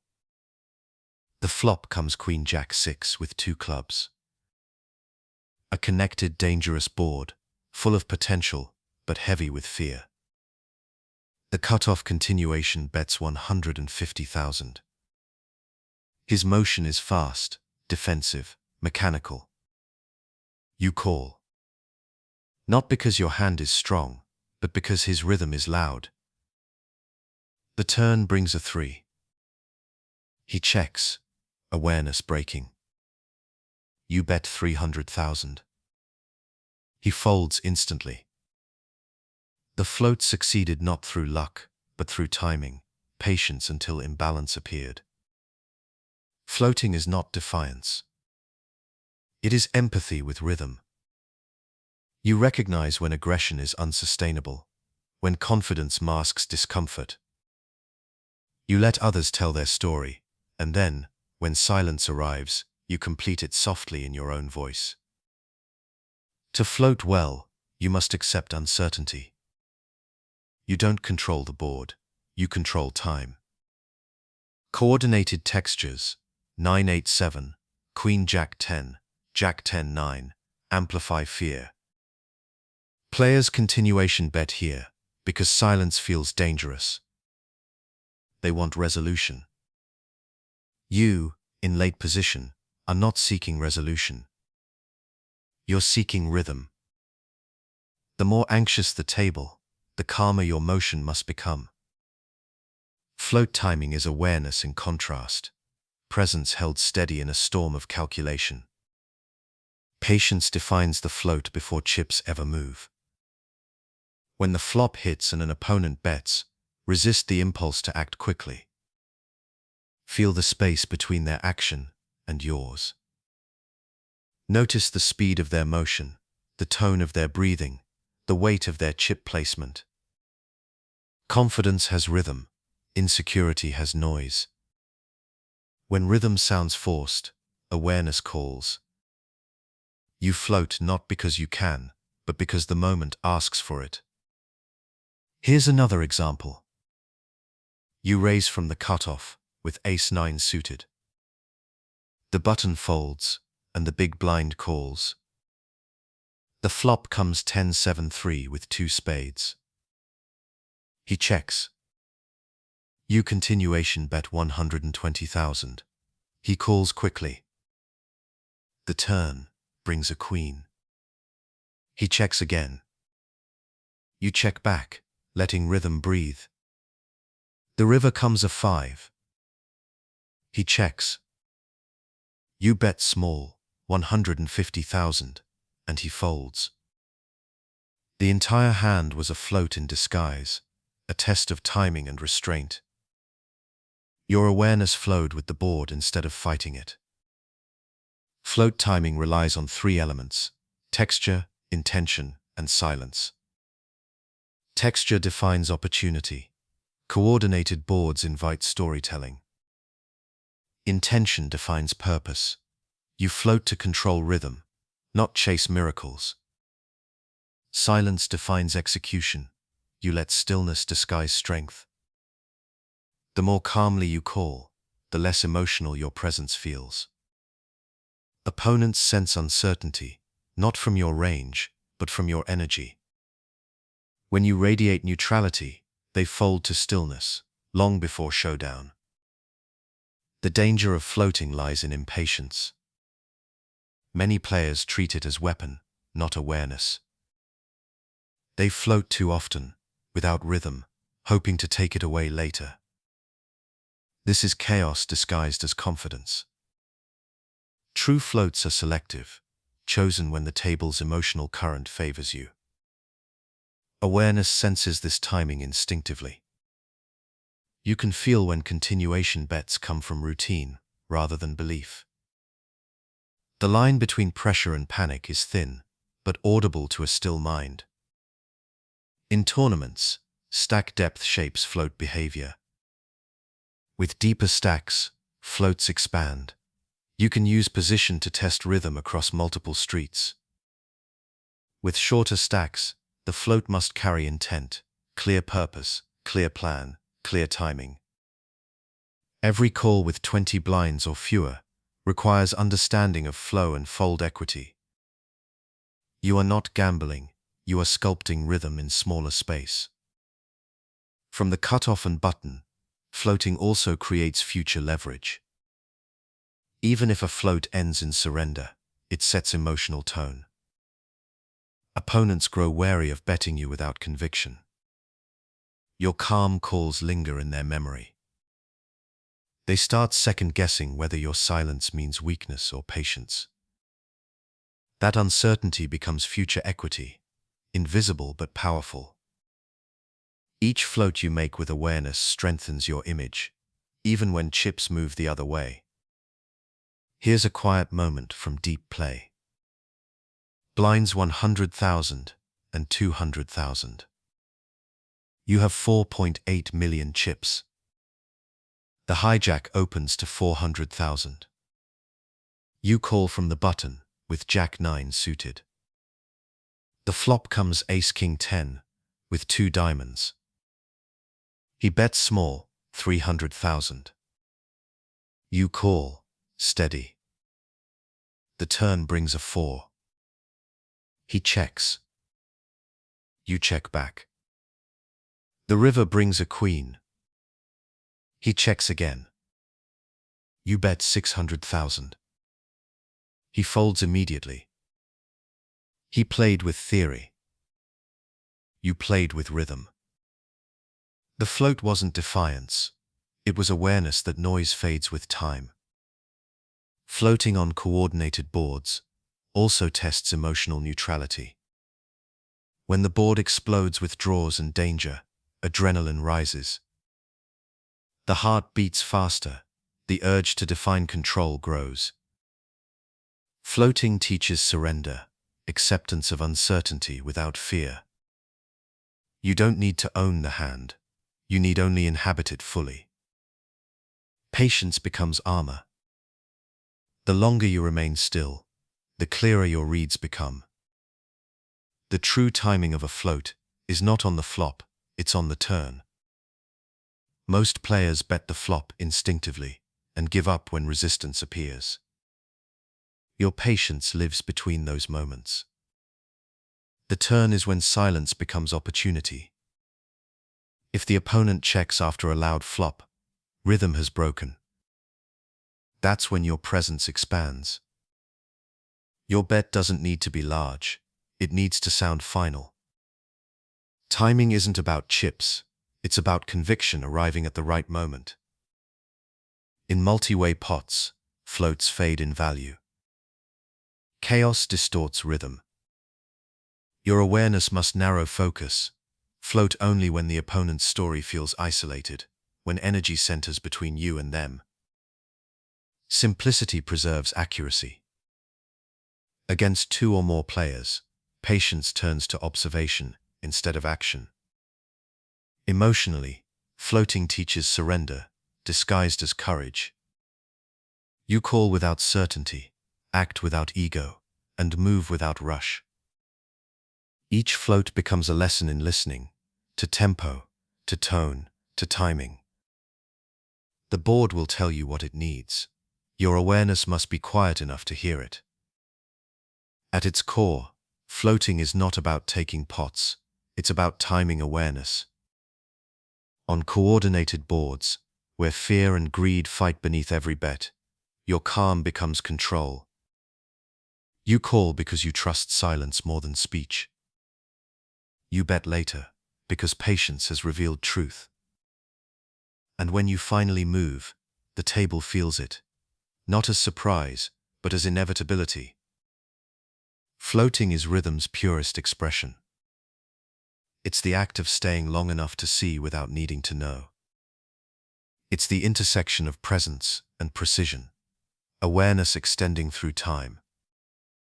From late position, this skill defines mastery. You don't need cards to control the board. You need only stillness, timing, and trust in rhythm. The hand will end the way it began, quietly, naturally, exactly when it's meant to. Chapter 23. Soft Isolation Against Loose Players. Loose players bring movement to the table. They fill silence with action, limping, calling, chasing, betting out of rhythm. They create motion that tempts you to respond with force. But late position control doesn't thrive on confrontation. It thrives on absorption. Soft isolation is how you guide loose energy without shattering it, separating yourself from chaos while using its rhythm to your advantage. To isolate softly is to play with empathy. You don't punish loose players, you invite them into structure. You let their freedom breathe, then direct it. Aggressive isolation, the kind built on large raises and verbal dominance, may win a pot, but loses rhythm. Soft isolation keeps the table calm. It's control through cooperation, teaching the hand to resolve on your terms without resistance. Imagine a mid-stage tournament. Blinds are 50,000 and 100,000, with a 100,000 ante. The table folds to a loose player in middle position, who limps. You're on the button with King 10 suited and 2.8 million chips. The blinds each have around 25 blinds. You raise to 300,000. The limper calls. The blinds fold. The flop comes Queen 8-4 rainbow. He checks. You check back. The turn brings a jacker. He bets 200,000. You call, soft and steady. The river brings a 10. He checks. You bet 400,000, calm and measured. He folds after showing 9-8 offsuit. That's soft isolation, guiding, not forcing, allowing rhythm to lead instead of aggression. Loose players live in emotion. They chase because folding feels like silence, and silence feels uncomfortable. Every call is expression, every bet a way to stay part of the story. Awareness teaches you to let them tell that story while managing its direction. Your role is not to silence them, it's to compose them. You provide pace. Your energy becomes the hand's boundary. Pre-flop, soft isolation begins with sizing and tone. Raise enough to narrow the field, but not so much that resistance hardens. Against 1 or 2 limpers, 3 buys to 4x often suffices. The goal is to simplify, to create heads-up rhythm, where you act last. Loud isolation announces superiority. Soft isolation communicates respect. The difference changes the table's psychology. The loose player doesn't feel attacked, so they follow your rhythm naturally. When they call, your post-flop patience defines control. Loose players act quickly, chasing boards and overvaluing draws. You respond by staying still. You check more often, letting their energy expand and contract until it weakens. Aggression feeds them, stillness starves them. The moment they hesitate, one delayed bet, one uncertain glance, you reintroduce motion with calm pressure. The hand resolves in silence, not conflict. Here's another moment of quiet control. Blinds 60,000 and 120,000. A loose player limps from the hijack. You raise from the cutoff with ace-8 suited to 360,000. The button folds. The blinds fold. The limper calls. The flop comes King 10-5 rainbow. He checks quickly. You check back. The turn brings an 8. He bets small, 100,000. You call. The river comes a deuce. He checks. You bet 250,000. He folds, muttering, "You always have it." You don't. You simply have rhythm.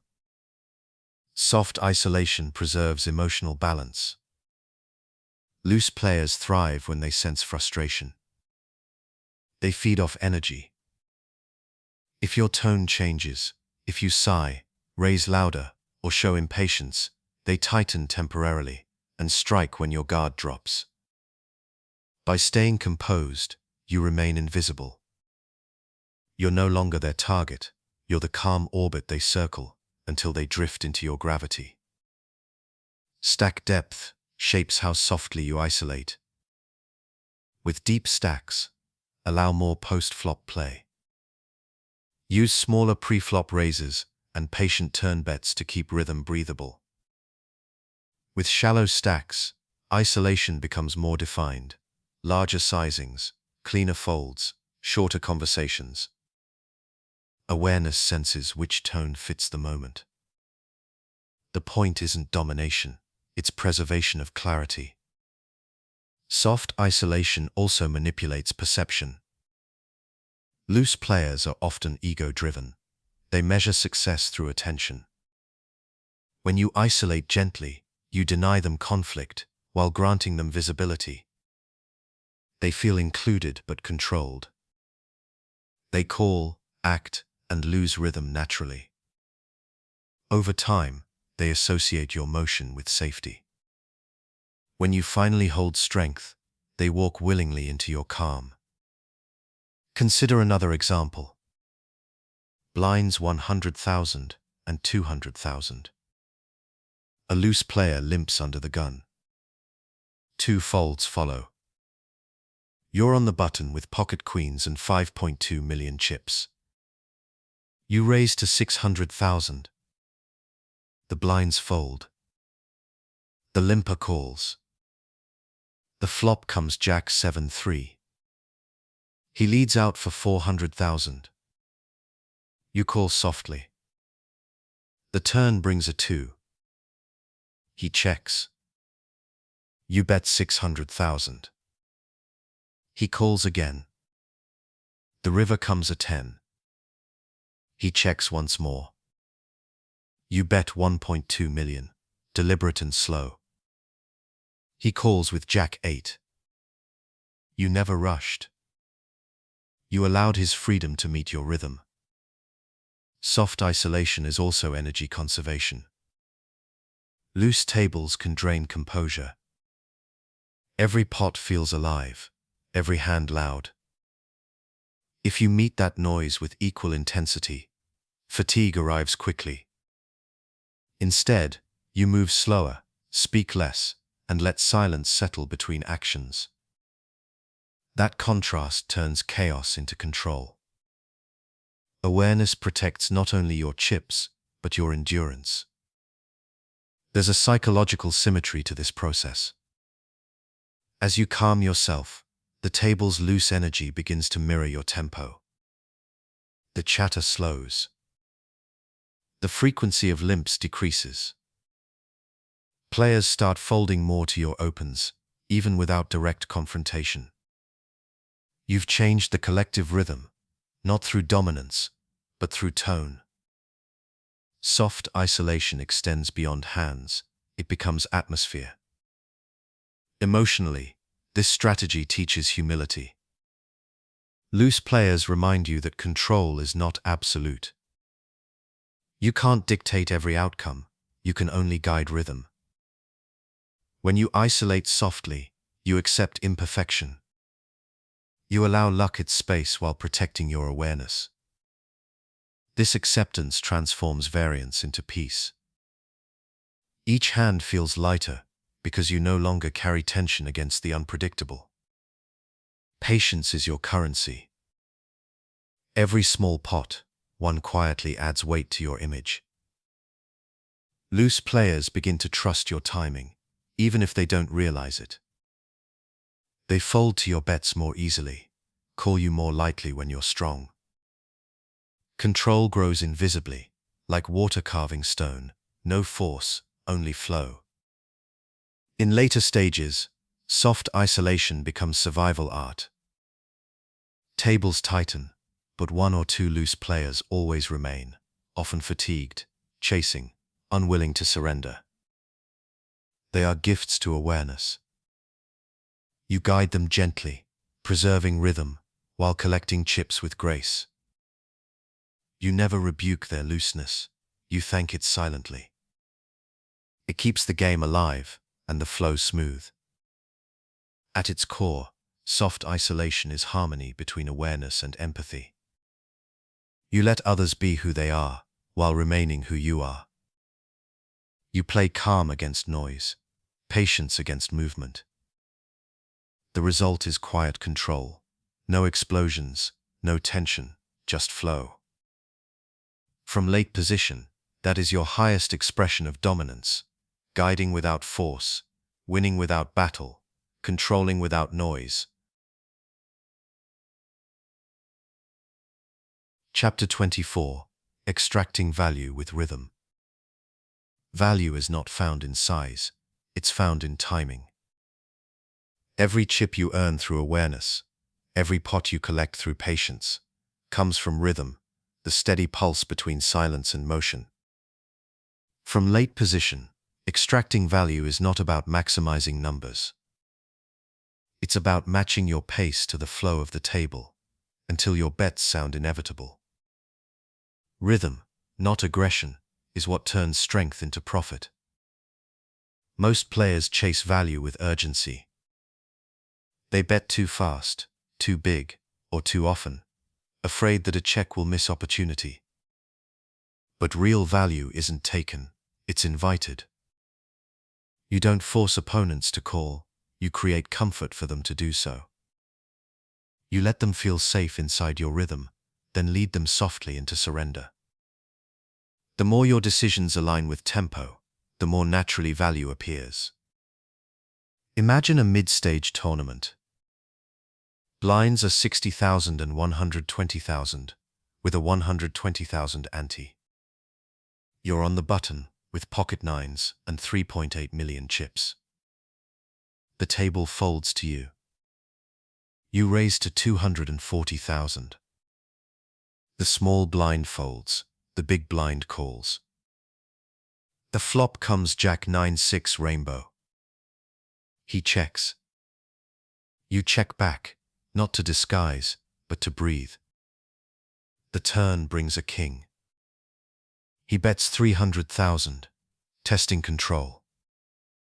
You call, calm and neutral. The river brings a deuce. He checks. You bet 500,000.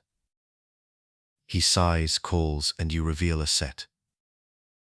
You didn't extract value through size, you extracted it through patience. Each street unfolded at your rhythm. Extracting value with rhythm means understanding emotional tempo. Every opponent plays to a beat, the fast, the hesitant, the cautious, the curious. Your job is to hear it. When rhythm accelerates, small bets calm it. When it slows, larger bets awaken it. Awareness means sensing when curiosity peaks. Players call when they feel balance. Not too much pressure, not too little. Rhythm finds that balance for you. The secret of rhythm-based value lies in contrast. You must first build stillness before motion carries weight. If every hand is aggressive, your value bets become noise.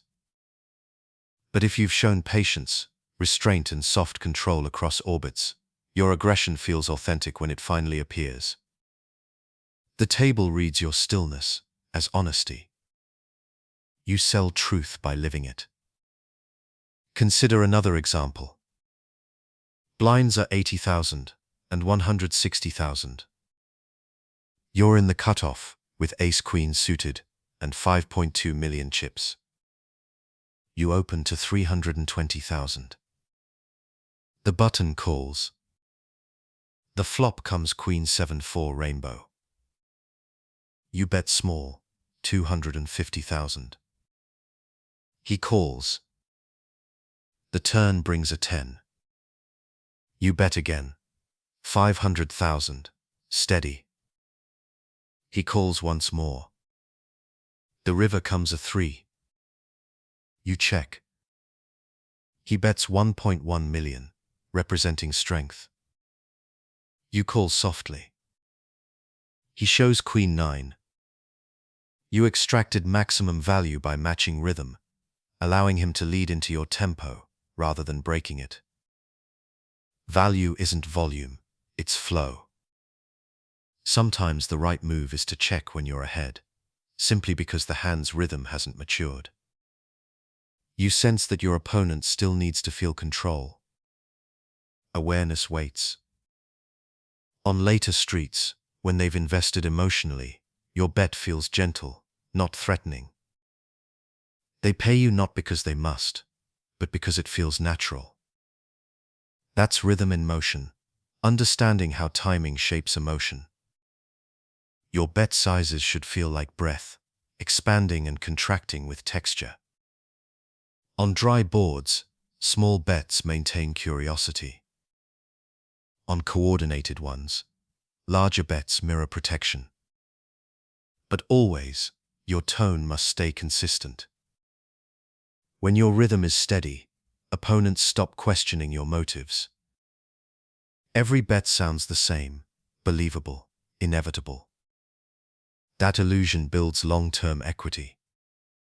They call because silence around you feels stranger than motion. Here's another hand where rhythm defines value. Blinds 100,000 and 200,000. You have 6.5 million chips on the button, with King Jack of diamonds. The small blind folds, the big blind calls you're open. The flop comes King 8-3 with 2 spades. He checks. You bet, 250,000. He calls. The turn brings a 5 of clubs. He checks again. You check back, balancing tempo. The river brings an ace. He bets small, 200,000. You raise to 700. He sighs, then calls with King 9. Your river raise worked because your rhythm matched the hand's pace. Small, calm, believable. You didn't command the pot, you completed its melody. From late position, value depends on visibility. You see the end of the hand before it begins. You know which players protect ranges and which chase draws. You can tailor rhythm to each. Against defenders who fear missing out, you bet quickly, projecting lightness. Against those who fear mistakes, you pause longer, suggesting sincerity. Awareness turns time itself into language. Emotional neutrality amplifies rhythm. When you bet with excitement, tension leaks. Your motions accelerate, your breathing shifts. The table hears it subconsciously. Value dies in noise. Stillness, by contrast, carries confidence. You act softly, speak little, and let the sound of chips replace the sound of ego. Your calm tells opponents you're unthreatened. They call because serenity doesn't look like deception. Extracting value with rhythm also means knowing when to stop. Every pot has a ceiling, the moment where one more bet fractures trust. Awareness senses that threshold. You fold when curiosity fades. You check when the rhythm slows. Value extraction isn't about pushing limits, it's about stopping just before pressure breaks. Control means knowing not just how to act, but when to end motion. Over time, rhythm-based value shapes your image. The table starts to feel that your bets carry truth, that your timing aligns with flow rather than force. Opponents grow comfortable calling you, because the experience feels predictable. That comfort becomes your hidden edge. When you finally shift, changing pace, increasing size, or delaying aggression, the illusion of safety cracks. They call one time too many, and value flows quietly your way. There's also spiritual discipline in this practice. Extracting value with rhythm trains patience beyond logic. It teaches trust in timing, the faith that what is yours will come without chase. In tournaments, where pressure and fatigue distort perception, that trust keeps you balanced. You don't need to force profit. You align with rhythm, and value appears naturally, orbit by orbit. Here's a closing moment of pure flow. Blinds are 200,000 and 400,000. You sit on the button with 9.5 million chips, and ace-jack suited. The small blind calls. The big blind checks. The flop comes Jack 9-5. Both check. You check behind, content. The turn brings a king. The small blind bets 600,000. The big blind folds. You call. The river brings a 2. He bets again, 1.2 million. You call, calm and timeless. He shows Queen 10. You win not because of aggression, but because your rhythm never broke. The hand ended exactly when it needed to. Quietly, completely, naturally. Extracting value with rhythm is the art of patient control. You don't chase profit. You breathe into it. You let time, texture, and emotion align until the bet becomes truth. From late position, this is your craft: to move without rush, to act without noise, and to win without tension. When you master rhythm, every chip feels earned, not by power, but by presence. Chapter 25. The Art of Soft Pressure. Pressure is the quiet engine of poker. It turns patience into motion, awareness into outcome. But not all pressure is loud. From late position, the most powerful form is soft pressure, the kind that doesn't announce itself, the kind that feels like rhythm rather than aggression. Soft pressure bends the table without breaking it. It's subtle, persistent, and built on composure rather than volume. Most players misunderstand pressure as confrontation. They see it as forcing others to fold, as dominance through size or speed. But real pressure is emotional. It's how your presence influences the timing and comfort of others. Soft pressure arises, not from bet sizes, but from consistency, the steady repetition of calm actions that remind opponents they can never relax while you are near. Imagine a late-stage tournament. Blinds are 80,000 and 160,000, with a 160,000 ante. You sit on the button with 5.8 million chips. The table folds to you with Jack 8 suited. You raise to 320,000. The small blind folds. The big blind with 3 million calls. The flop comes Queen 6-3 rainbow. He checks. You bet small, 200,000. He folds. Nothing remarkable happened. But the orbit feels lighter now. He glances less confidently at his cards next time. The pressure wasn't the bet, it was your rhythm. Your calm repetition reshaped expectation. Soft pressure is rhythm applied gently. You create inevitability. You don't attack opponents, you allow them to surrender. When your timing stays even, your actions balanced, your energy serene, you become the constant force of the table. Every orbit feels like gravity. Players fold more not because they fear you, but because they trust that resistance will cost them comfort. To apply soft pressure, start with awareness. You must first understand the table's emotional state. Who is tense? Who is tired? Who is restless? Pressure applied without empathy fractures rhythm. You don't want chaos, you want submission. When you sense fatigue, you lean in slightly.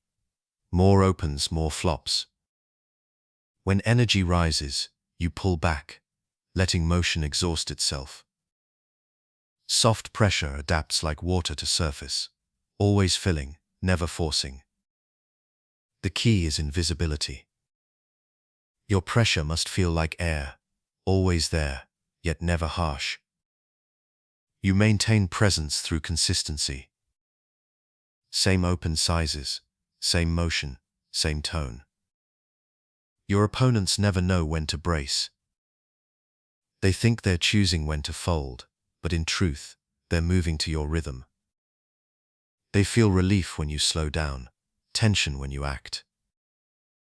That's soft control, the invisible guidance of emotion. Consider another example. Blinds 100,000 and 200,000. You have 7.4 million chips on the cutoff. You raise with ace-6 suited to 400,000. The button calls. Both blinds fold. The flop comes 10-7-2 with one of your suit. You continuation bet small, 250,000. He calls. The turn brings a king. You check. He checks back. The river comes a 9. You bet 500,000. He folds quickly. Every street felt natural. Your tone never changed. That soft pressure, consistent presence that never breaks rhythm. Soft pressure relies on frequency without friction. You open often, but don't chase resistance. You continuation bet regularly, but not forcefully. You fold gracefully when pushed. The goal is to maintain emotional flow. Your presence must feel unshakable, but never hostile. Over time, opponents internalize your tempo. They defend less, hesitate more, and act slower. You've redefined comfort. The beauty of soft pressure is that it builds silently. You may win 10 small pots in a row without noticing the shift. But to the table, it's deafening. Every fold becomes a reminder that your rhythm dominates theirs. Then, when you finally face resistance, awareness guides your patience. You don't fight back immediately. You slow down, absorb, let them feel the cost of defiance. The longer they resist, the heavier your calm becomes. Here's a quiet lesson from late play. Blinds 150,000 and 300,000. You're on the button with Queen 10, suited and 12 million chips. The small blind folds. The big blind, with 5 million, calls your raise. The flop comes ace-5-2 rainbow. He checks. You bet small. He calls. The turn brings a jack. He checks again. You check back. The river comes a 4. He checks a third time. You bet 600,000. Same tone, same motion. He folds, muttering, every time. That's the echo of soft pressure. Not fear, but fatigue. Soft pressure thrives on patience. You can't rush it. The moment you try to accelerate results, it turns brittle. Awareness must guide frequency. When rhythm feels heavy, when opponents start snapping folds too quickly, you lighten your orbit, reducing activity just enough to let the table breathe. The silence between pressure and pause is where control deepens. Image control supports this art. Your table presence should radiate stillness. You never appear hurried or frustrated. Your gaze remains soft, your actions deliberate. Players sense peace around you, even as they lose to you. That peace disarms. It makes them fold without resentment, preserving your rhythm across hours. Pressure sustained by harmony never collapses. Soft pressure also reshapes variance. Because you apply it gently and often, you accumulate chips steadily instead of explosively. You avoid confrontation without surrendering momentum. Each small pot compounds. Over time, that quiet accumulation becomes dominance. Other players wonder when it happened, unaware that it never did happen all at once. It grew, like breath. Emotional awareness completes the process. You must sense when your pressure begins to affect energy, when the blinds exhale too quickly after folding, when chatter fades, when players start defending half-heartedly. That's when you ease slightly, letting silence settle before rebuilding. Constant awareness keeps pressure organic, not mechanical. You don't apply it, you become it. Here's another quiet example. The table has shortened to 6 players. Blinds 200,000 and 400,000. You have 9 million chips. The table folds to you on the button, with King 7 suited. You raise to 900,000. The small blind folds, the big blind calls. The flop comes Jack 8, 3 rainbow. He checks. You bet 400,000. He folds. The next orbit, the same thing happens. Then again. No confrontation, no showdowns, just rhythm. That's soft pressure in its purest form, invisible accumulation, peace disguised as momentum. At its highest level, soft pressure turns into presence. The table begins to feel that you're always there, not attacking, not defending, simply being. Your awareness fills the room like quiet gravity. Players fold not from fear, but from fatigue, the natural consequence of resistance against stillness. Your chips grow, your breath remains slow, and the game itself starts to move to your rhythm. Soft pressure is the harmony of patience and persistence. You don't force the table to yield, you invite it to flow your way. Each orbit is a wave, each hand a breath. You apply energy, then release it, again and again, until even aggression feels soft. From late position, this is your art, leadership without noise, dominance without struggle, control without tension. When you master soft pressure, poker no longer feels like attack. It feels like gravity, calm, invisible, inevitable. You no longer chase results. You live inside rhythm, guiding it with still hands and quiet awareness. And when the table finally bends, it won't be because you pushed harder. It will be because you never had to push at all. Chapter 26. Awareness in blind versus button warfare.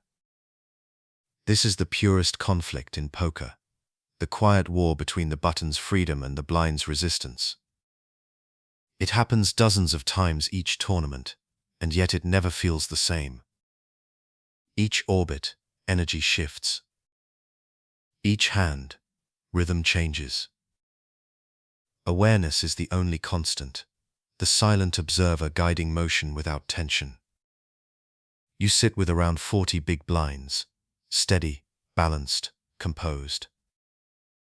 The table folds to you on the button. You open to 2.5 big blinds with Queen 9 suited. The small blind folds. The big blind, with 35 big blinds, calls. The flop comes King 6-2. He checks. You check back. The turn brings a 10. He checks again. You bet small, 1/3 pot. He folds. It's the smallest kind of victory, not measured in chips, but in rhythm. Awareness kept tempo calm in a space designed for chaos. Blind versus button warfare isn't about cards, it's about patience and pattern. Both players know the game's geometry favors you. You see everything first. They act first every time. That imbalance creates tension, but awareness turns tension into timing. You let defenders reveal their emotional rhythm before adjusting yours. From the button, your role is to lead quietly. You open often, but always consistently. Same size, same tone. Your image becomes predictable, which makes your rhythm invisible. The blinds stop reading you and start reacting to the moment. That's when awareness takes control. Here's another moment of that rhythm. You open the button to two big blinds with ace-6 suited. The small blind calls, the big blind folds. The flop comes 9-4-2. He checks. You bet small, 1/3 pot. He calls. The turn brings a 5. He checks again. You check back. The river brings a 7. He bets small. You fold softly. You didn't resist. You let his story finish and exited in silence. Awareness doesn't need to win every hand, only to stay intact through every rhythm. From the blinds, resistance comes through emotion. Small blind players often act from frustration, big blinds from pride. They feel the button's presence as pressure, even when none exists. Awareness recognizes this and replaces aggression with empathy. You give them enough space to defend, enough rhythm to feel safe, but not enough to regain control. Soft warfare happens in two directions: pre-flop, where range meets frequency, and post-flop, where patience meets visibility. Pre-flop, you open slightly smaller, 2 to 2.5 big blinds. The smaller the open, the more you invite cooperation instead of confrontation. Over time, you create a rhythm where calls outnumber re-raises, and flow returns to calm. Post-flop, awareness becomes conversation. You read texture, not cards. Dryness versus coordination, calm versus chaos. You bet small when the board is yours. You check when it's not. Every action sounds like a continuation of the same song. When you stay consistent, the blinds lose their emotional anchor. They begin checking reflexively, calling routinely. Control shifts through rhythm, not force. Here's a hand that shows that awareness fully. You open the button with King-Jack suited. The big blind calls. The flop comes Queen 9-3, one of your suit. He checks. You bet 1/3 pot. He calls. The turn brings an ace. He checks again. You check back. The river brings a 10. He checks. You bet small. He folds. You didn't overpower him. You finished the rhythm. You began pre-flop. Awareness carried through naturally, street by street. Stack depth changes posture, not tone. At deeper stacks, 50 or more big blinds, you can extend warfare over multiple streets, using rhythm as rope. You bet smaller but more often, letting tension build slowly. At mid-stacks 30 to 40, you play compact. One bet, one decision, one breath. At short stacks 20 to 25, warfare becomes compressed. Each open and shove happens within seconds, but still under the same awareness. No panic, no haste, just shorter breaths. Emotionally, the key is not dominance, but containment. The button's role isn't to conquer, it's to absorb.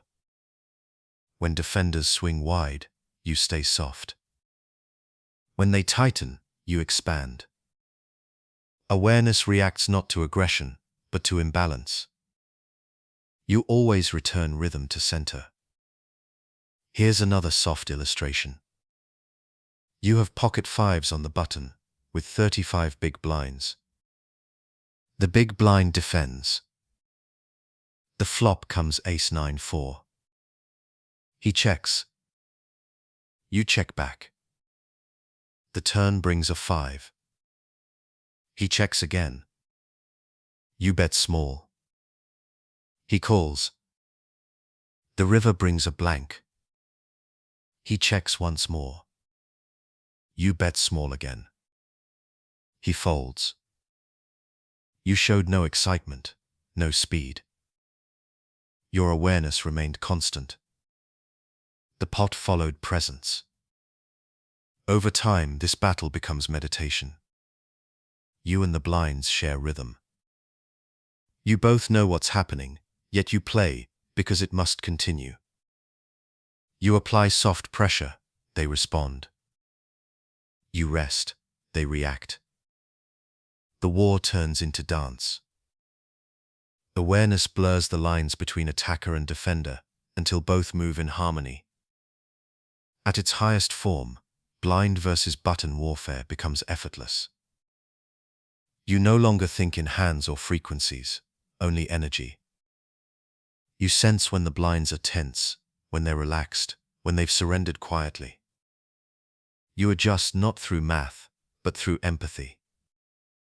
Even when you lose a pot, you feel rhythm stay intact. That's awareness at work, presence stronger than outcome. Here's a final reflection of that piece. You open from the button with Queen 10 suited. The big blind calls. The flop comes King 9-3. You bet 1/3 pot. He check raises. You call calmly. The turn brings a blank. He bets large. You fold. The pot is gone, but the rhythm remains. You protected flow, not chips. Awareness always worth more than either. From late position, the war between button and blinds is never about who acts first. It's about who acts calmer. You win when your pace never changes, when your tone never wavers, when your breathing stays soft while theirs quickens. Chapter 27. Protecting Equity Without Aggression. Protection is often misunderstood. Many players hear the word and think of strength, of betting big, of denying draws, of forcing folds. But true protection, especially from late position, is not about aggression. It's about awareness, safeguarding what you already hold through rhythm, rather than fear. You don't build walls, you maintain balance. You sit with about 40 big blinds, calm, composed, centered. The table folds to you on the button. You open to 2.5 big blinds with Ace-Jack suited. The small blind folds, the big blind calls. The flop comes King-Jack 5, 2 hearts. He checks. You bet small, 1/3 pot. He calls. The turn brings a 3. He checks again. You check behind. The river brings a blank. He checks once more. You check back and show. You protected equity through stillness, never overreaching, never retreating. Awareness turned possession into preservation. Protection without aggression begins with humility. You accept that not every hand needs growth. Some simply need shelter. You're not trying to expand your lead or crush your opponent's range. You're nurturing value, keeping it alive long enough to realize its strength. Every unnecessary bet is a chance to fracture rhythm. From late position, your visibility gives you this advantage. You already see how the story develops. Early positions must guard through action. You protect through restraint. Checking becomes your armor. Folding becomes your defense. Patience itself becomes your shield. Here's another quiet example. You have pocket tens on the cutoff, with 35 big blinds. The button and blinds call your open. The flop comes Queen 9-5. The blinds check. You bet small. Only the big blind calls. The turn brings a 7. He checks again. You check back. Awareness choosing safety. The river brings a jack. He checks once more. You check behind and win at showdown. Aggression would have inflated variance. Patience protected presence. Protection without aggression also preserves energy. Each time you resist the urge to force an outcome, you conserve awareness. You remain available for the next hand, the next orbit, the next flow. Energy spent on unnecessary battles doesn't return easily. Late position gives you the privilege to choose calm over conflict, to wait for harmony instead of chasing closure. Emotionally, this approach requires trust. You must trust that your opponents will reveal truth through rhythm, not resistance. When they bet quickly, it's emotion. When they hesitate, it's fear. When they check twice, it's surrender. You protect equity by reading these signals instead of reacting to them. Awareness replaces defense with empathy. Here's a reflective moment. You open from the button with King-Queen suited. The big blind calls. The flop comes 10-9-3. He checks. You check back. The turn brings a jack, completing your straight. He checks again. You bet small. He folds. You didn't protect by betting early. You protected by waiting until rhythm offered safety. Stillness became timing. Protection also involves range mindfulness. When you hold a hand with moderate value, second pair, top pair with weak kicker, small pocket pair on a dry board, your goal is preservation, not expansion. You check more, bet smaller, and avoid escalation. These actions don't show weakness, they show balance. The table feels your steadiness and begins folding without confrontation. From a strategic rhythm view, deep stacks allow slower protection. You can let boards evolve, protecting by choosing safe turns and rivers. Mid-stacks require compact protection, one bet or check that closes rhythm before variance rises. Short stacks shift focus to timing, protection through clarity, not creativity. Here's another soft illustration. You hold ace-9 suited on the button, with 30 big blinds. The big blind calls your open. The flop comes 9-6-4. He checks. You bet, 1/3 pot. He calls. The turn brings a queen. He checks again. You check back. The river brings a 5. He bets small. You call calmly. You protected value without control. Stillness ensured survival through rhythm. Over time, awareness teaches that equity protection is emotional management. You're protecting not just chips but balance, the space between patience and pressure. Each decision reflects your comfort with imperfection. You stop demanding safety from cards and find it within yourself. The key lies in listening to the table's rhythm. When tension rises, players acting quickly, pots building fast, you lean toward defense. When rhythm softens, you expand gently. Protection is not static, it moves with awareness. The more fluid your perception, the fewer mistakes appear. Here's another gentle sequence. You open from the cutoff with pocket 8s. The button calls. The flop comes jack 7-2. You check. He checks back. The turn brings a 5. You bet small. He folds. The check protected equity on the flop. The small bet reclaimed rhythm on the turn.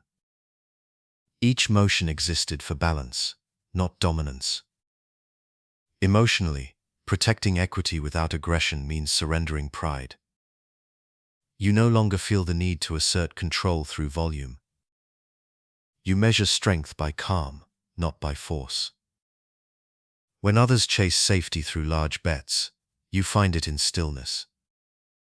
Awareness becomes your anchor. This stillness transforms the table's perception of you. Opponents stop expecting bluffs or overreactions.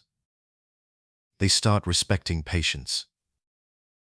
They fold earlier, call lighter, and hesitate to challenge your tempo. Soft protection reshapes the atmosphere without conflict. It teaches peace through example. At its heart, this concept is spiritual as much as strategic. You're not protecting cards, you're protecting presence. Every decision that avoids unnecessary chaos preserves rhythm, and rhythm sustains clarity.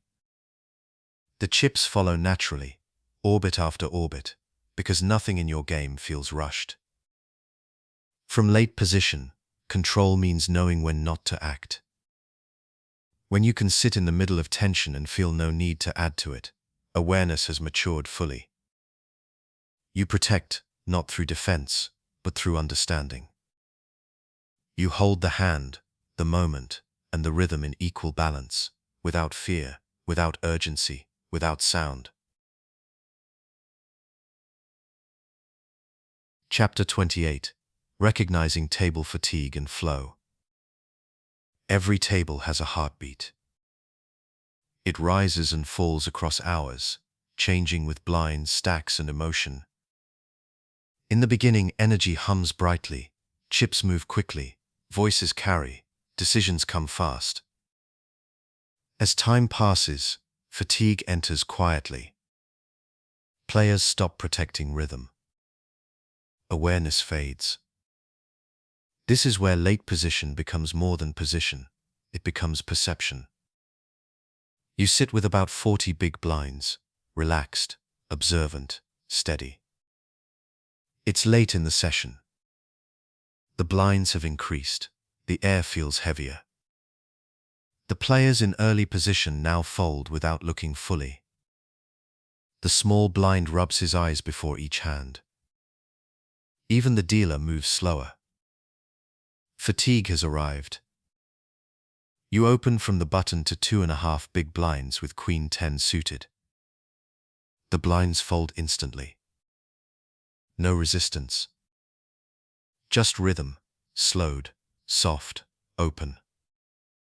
Recognizing fatigue begins with listening to silence. At a tired table, the background noise lowers. Conversation stops. Chip sounds flatten. Even aggression sounds quieter. This is not weakness, it's transformation. Energy shifts from tension to acceptance. Most players don't notice. They keep playing at the same speed as before. Awareness notices immediately. Fatigue doesn't belong to players, it belongs to the table as a whole. You feel it like temperature, subtle, ambient, emotional. The faster you sense it, the sooner you can align with it. From late position, where you see everything unfold first, this awareness becomes edge-fire. Here's a soft example. You're in the cutoff with King 9 suited and 35 big blinds. The table folds quickly, some hands tossed, others side away. You raise to 2.5 big blinds. The button folds. The blinds fold. You take the pot quietly. That's flow. Rhythm meeting awareness with no resistance. Fatigue changes how players make decisions. They stop thinking in patterns and start reacting emotionally. Tight players loosen. Loose players retreat. Their frequencies flip because energy, not logic, drives them. You must adjust rhythm with compassion, not punishment. You move softer, smaller, slower. Your calm tone matches the table's heartbeat until it beats with you. Awareness also recognizes your own fatigue. Late position demands focus for hours, observation, patience, timing. You carry the rhythm of the entire table, and that weight builds silently. Recognizing table fatigue means recognizing yourself within it. One deep breath resets awareness for everyone. Stillness radiates outward. Others feel it, even when they can't name it. Here's another moment of awareness. You open from the button with Ace-7 suited. The small blind calls, the big blind folds. The flop comes 9, 4, 2. He checks. You check back. The turn brings a 7. He checks again. You bet small, 1/3 pot. He folds. Fatigue made his range cautious. You responded with rhythm, not pressure. That's control through empathy. When a table slows, aggression loses efficiency. Large bets feel heavy, even small bets sound loud. Instead of forcing pots, you guide rhythm through consistency. You open at the same pace, use the same sizings, and check more often. Patience becomes your advantage, because it contrasts gently against exhaustion. Flow, at this stage, becomes collective. The table begins to move in unison. Small hands folded easily, showdowns quick, emotions calm. You can feel when no one wants conflict. That's when awareness turns opportunity into art. You win pots by simply existing, your energy lighter, your rhythm intact. Here's another reflection of this balance. You hold pocket 8s with 40 big blinds on the button. The table folds to you. You raise to 2.5 big blinds. Both blinds call. The flop comes King 6-2. They check. You bet 1/3 pot. The small blind folds instantly. The big blind pauses, then folds too. Each fold carried fatigue, not defeat, just release. Awareness provided the invitation. Fatigue also reshapes post-flop play. Players begin auto-checking, a rhythm that feels hollow. You don't exploit this with aggression, you guide it with subtlety. One small continuation bet, one patient checkback, you give the game breath again. Sometimes letting the hand pass is the most profitable action because it preserves flow for future orbits. Emotionally, fatigue reveals truth. Without energy for performance, players become transparent. Their motions slow, their voices soften. You see fear, frustration, or peace in their stillness.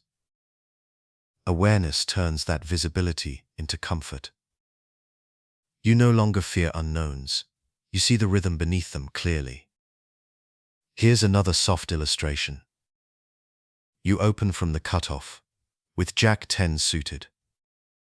The button calls. Both blinds fold.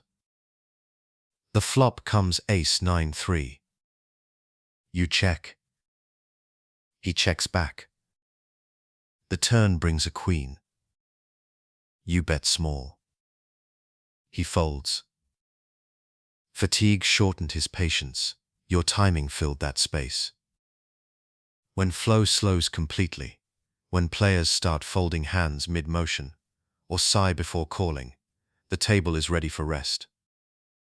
That's when rhythm belongs to the most patient player. You act only when clarity demands, not when boredom tempts. One well-timed open carries the weight of 10 earlier ones. Over time, recognizing fatigue becomes spiritual awareness. You feel when the room's energy needs silence and when it needs spark. You match the pulse gently, letting others regain breath. The table becomes extension of your rhythm. Flow means everything moves smoothly. No tension between actions, no rush between orbits. When you sense that harmony, you don't interfere. You don't need to win every pot. You just protect the feeling. Awareness becomes guardian of peace. Here's one final reflection. You're on the button with 30 big blinds. The table folds slowly, one by one. You look down at King 5 suited and fold. The blinds look relieved.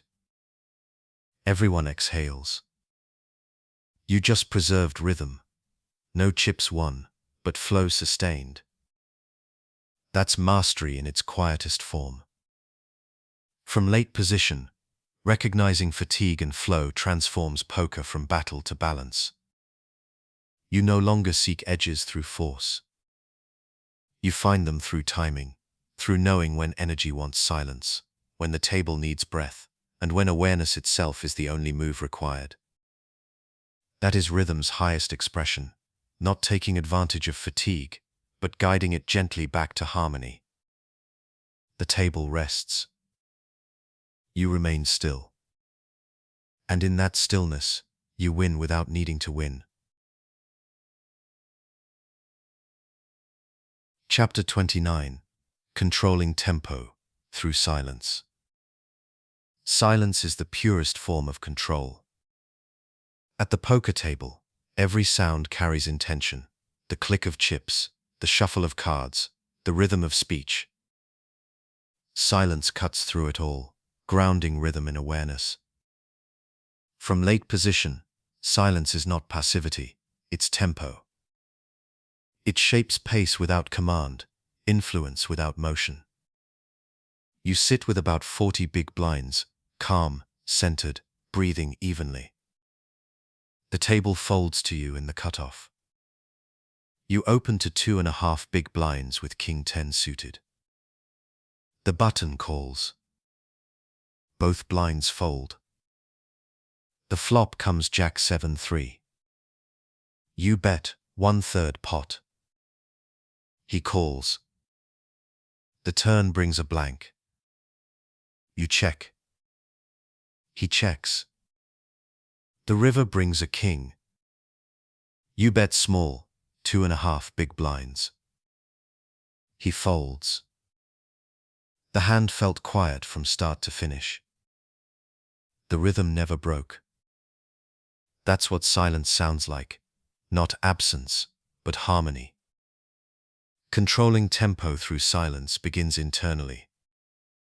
When your thoughts slow, your actions follow.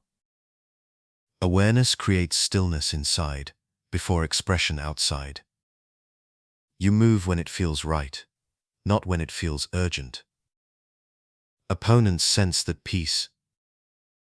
They may not understand it, but they feel it, and their rhythm begins to follow yours. Silence shapes both time and tone. When you check instead of betting, you extend time. When you speak softly, you soften tone. Each of these shifts tempo invisibly. Others begin responding slower, breathing calmer. Silence turns you from player to metronome, the quiet beat by which the table measures itself. Here's a small reflection of that effect.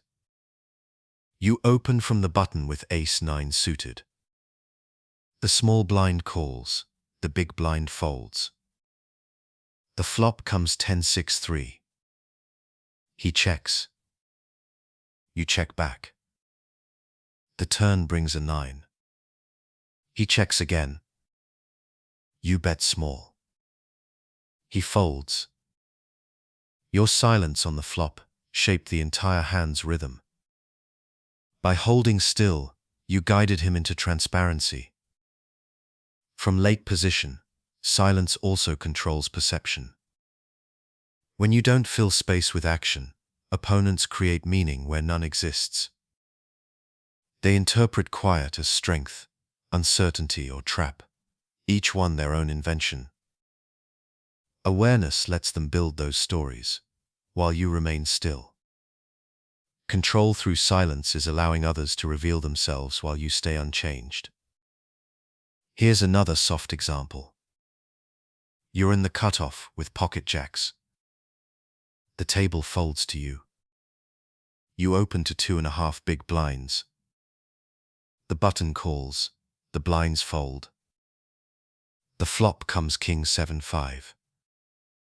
You check. He checks behind. The turn brings a 10. You bet. 1/3 pot. He folds.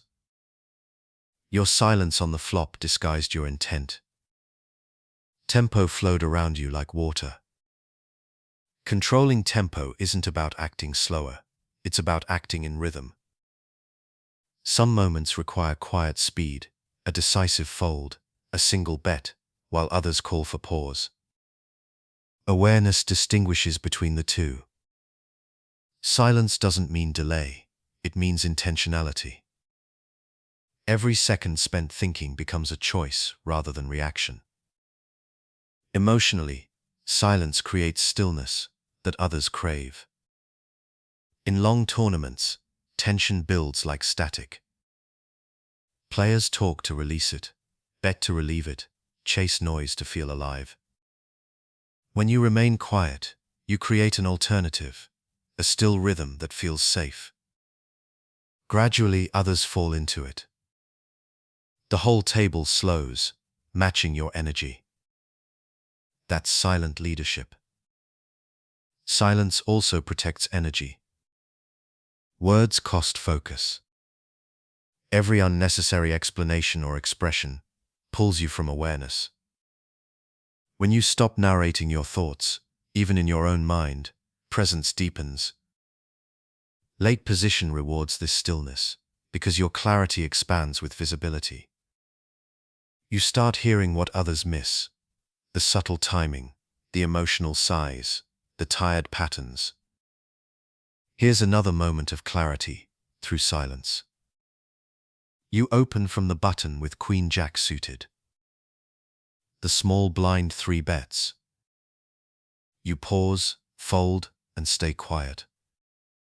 He glances at you, expecting a reaction. None comes. Next orbit, he hesitates before 3-betting again. Your silence has changed rhythm more than any counter move could. Silence also gives meaning to sound. When you speak rarely, your words carry weight. When you bet rarely, your bets carry truth. Rhythm becomes contrast, the calm between notes. That's how great musicians control flow, and great players do the same. From a structural perspective, silence is rhythm management. When tables move quickly, you slow tempo by folding quietly, delaying gestures by seconds, or taking a single deep breath before action. When tables stagnate, you restore flow by acting decisively, still calm but present. Awareness adjusts silence to fit the room's energy. Here's another illustration. The table has slowed, players look tired. You open from the cutoff with ace-queen suited for 2 big blinds. The button folds, the blinds call. The flop comes queen 10-4. They check. You bet small.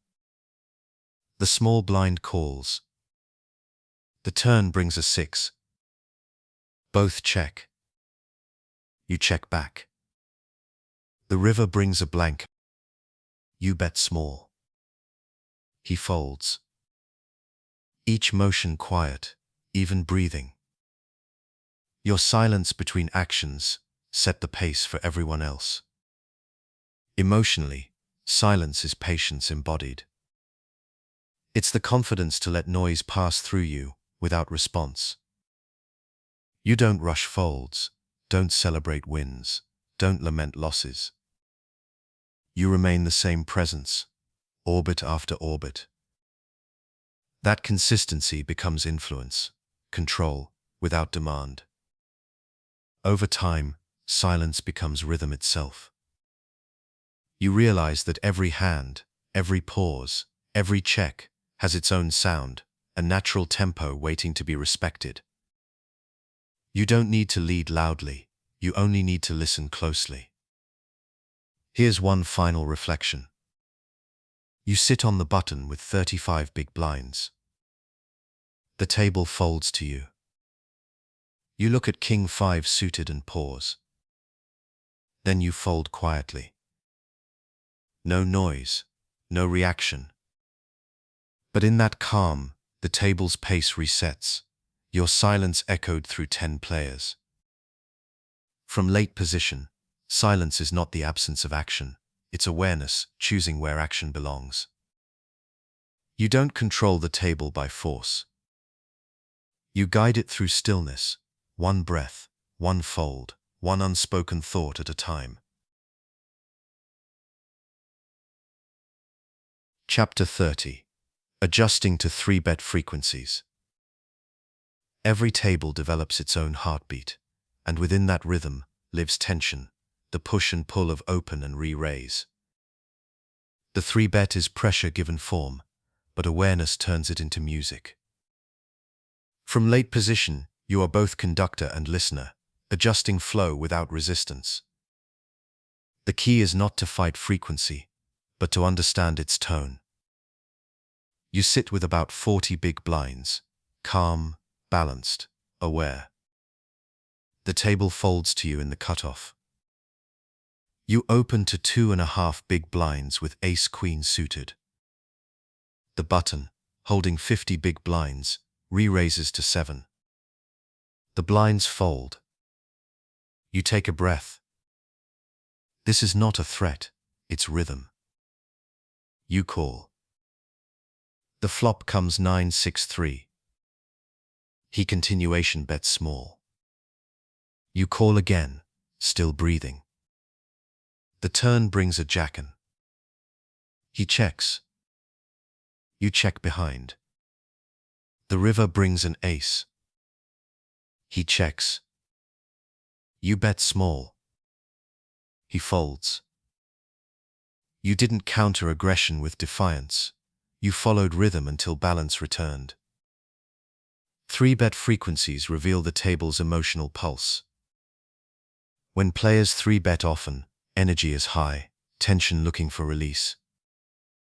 When they tighten, fatigue or caution replaces curiosity. Late position grants you vision to sense both. Awareness reads not just who re-raises, but why. Against high-frequency players, calm becomes weapon. They live in motion, restless, probing, impatient. You slow down. You defend wider through calls, not through 4 bets. Each call absorbs their energy, like sand absorbing water. They tire faster than you, their rhythm burning brighter but shorter. Here's a quiet example of that endurance. You open the button with King-Queen suited. The small blind 3-bets, for the 4th time this orbit. You call with 40 big blinds. The flop comes Queen-8, 4. He continuation bets small. You call softly. The turn brings a blank. He checks. You check back. The river brings another blank. He checks again. You bet small, 1/4 pot. He folds. Awareness didn't punish his frequency, it redirected it. Against low-frequency players, patience becomes faith. When a cautious player re-raises, you believe them until rhythm proves otherwise. Fold often, save energy, and remind yourself that stillness accumulates more chips than stubbornness. Discipline is not surrender, it's awareness, choosing longevity. Emotionally, the difference lies in expectation. High-frequency players expect confrontation. Low-frequency ones expect respect. You give both what they expect, but on your terms. You call high-frequency players without tension. You fold to tight players without ego. They feel satisfied either way, and rhythm stays intact. Stack depth adjusts expression, but not awareness. At deep stacks 50 or more big blinds, you can call more 3-bets, letting rhythm stretch across streets. At mid stacks 30 to 40, you protect balance through simplification, choosing clear decisions pre-flop. At short stacks 20 to 25, you treat each re-raise as rhythm compression, deciding immediately, shove, fold, or flow. Here's another example of controlled adaptation. You open from the cutoff with pocket tens. The button 3-bets to 6 big blinds. The blinds fold. You have 38 big blinds. You call. The flop comes king 5-3. He bets half pot. You call calmly. The turn brings a deuce. He checks. You check. The river brings an 8. He checks again. You check. You lose to ace-king, but rhythm stays untouched. No overreaction, no regret. Awareness values presence over result. Adjustment also lives in pattern recognition. You notice who 3-bets light after losing a pot, who tightens when stacked deep, who builds pressure when small blind versus button. You let data blend with empathy. Over time, their frequencies stop feeling random. They become songs you can anticipate. Awareness transforms reaction into rhythm. When you see a 3-bet, you no longer feel surprise. You feel pulse, the natural exhale of table energy. Sometimes you breathe with it and fold. Sometimes you inhale and call. Sometimes you meet it halfway with a small 4-bet. The decision feels inevitable, not forced. Here's another soft reflection. You open from the button with ace-5 suited. The big blind 3-bets to 7 big blinds. You have 32. You call. The flop comes 10-7-2. He continuation bets small. You call again. The turn brings a 5. He checks. You bet small. He folds. You didn't trap or outplay. You simply stayed in rhythm while his broke. Emotionally, awareness teaches that 3-bets are not attacks, they're dialogue. Each re-raise is the table speaking back. If you listen instead of resist, you hear the meaning, curiosity, frustration, fatigue. Respond accordingly. Control never comes from volume, it comes from comprehension. Over time, adjustment becomes intuition. You stop labeling players as tight or loose. You start feeling pace, how often pressure rises, and how quickly it fades. You time your opens to coincide with exhale, right after a player shows strength and relaxes. Rhythm fills the space they leave behind. When 3-bet frequencies climb across the table, awareness shifts from defense to endurance. You open fewer hands, but with more confidence. You accept that every raise might be met with resistance. You don't fight this, you plan for it. Rhythm adapts naturally. Here's one last image of that piece. You're in the cutoff with 35 big blinds. The button has been aggressive for an hour. You open with pocket 7s. He 3-bets again. You fold quietly. He smiles, showing ace-king. You smile back. Next orbit, you open again. He hesitates, then folds. Stillness has changed tempo more than any counter-move could. From late position, adjusting to 3-bet frequencies is not tactical, it's emotional. You align your breathing with the table's pulse. You let frequency guide patience, not fear. You never chase revenge or reward.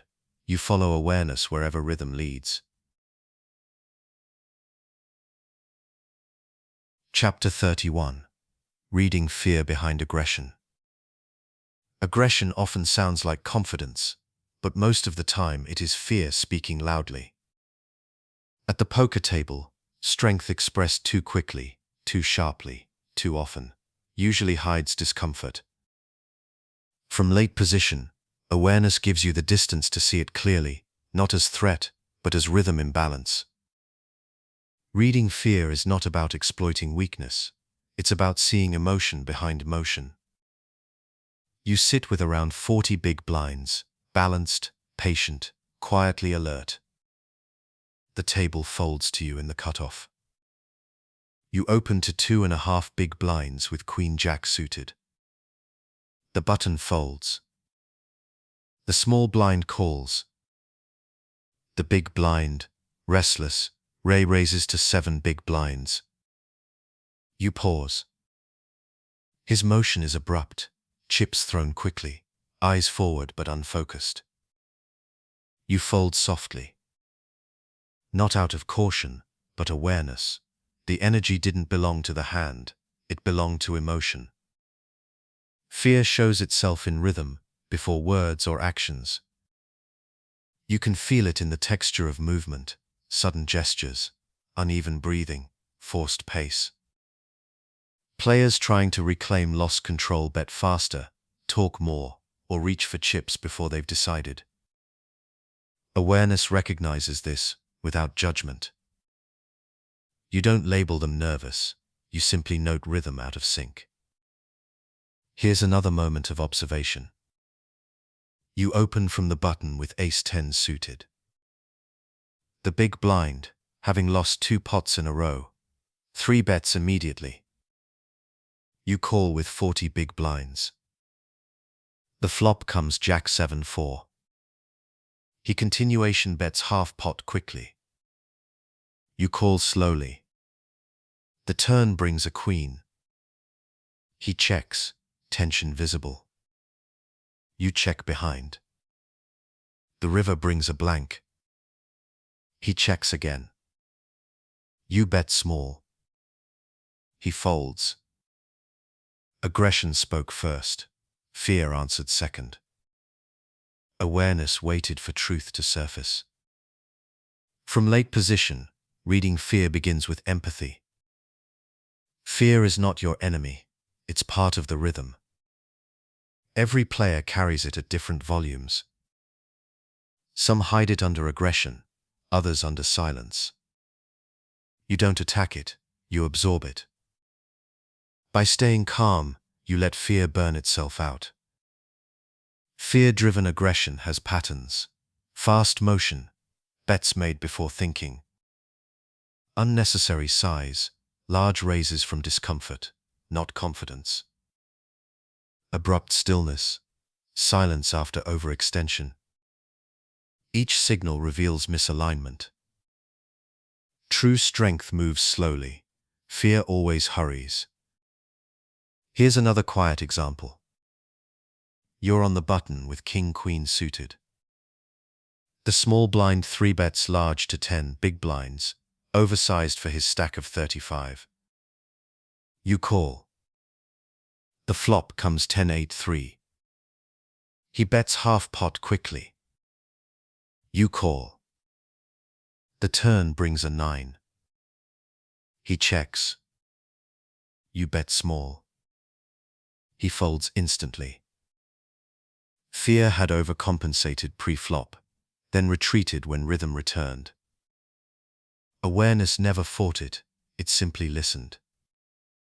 Emotionally, awareness must remain detached.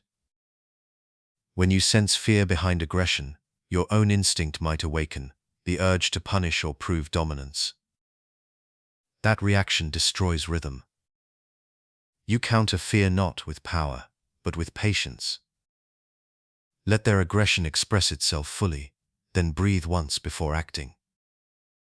With deep stacks, fear hides behind sophistication, perfectly timed 3 bets, balanced sizings, rehearsed patterns. But even then, emotion leaks through tempo. Awareness hears the difference between confidence and control, between rhythm and noise. Here's another subtle reflection. You open the cutoff with pocket eights. The button, usually quiet, 3 bets to 7 big blinds. You sense the energy, precise but slightly fast, breathing shallow. You call with 35 big blinds. The flop comes A7-3. He bets 1/3 pot. You call.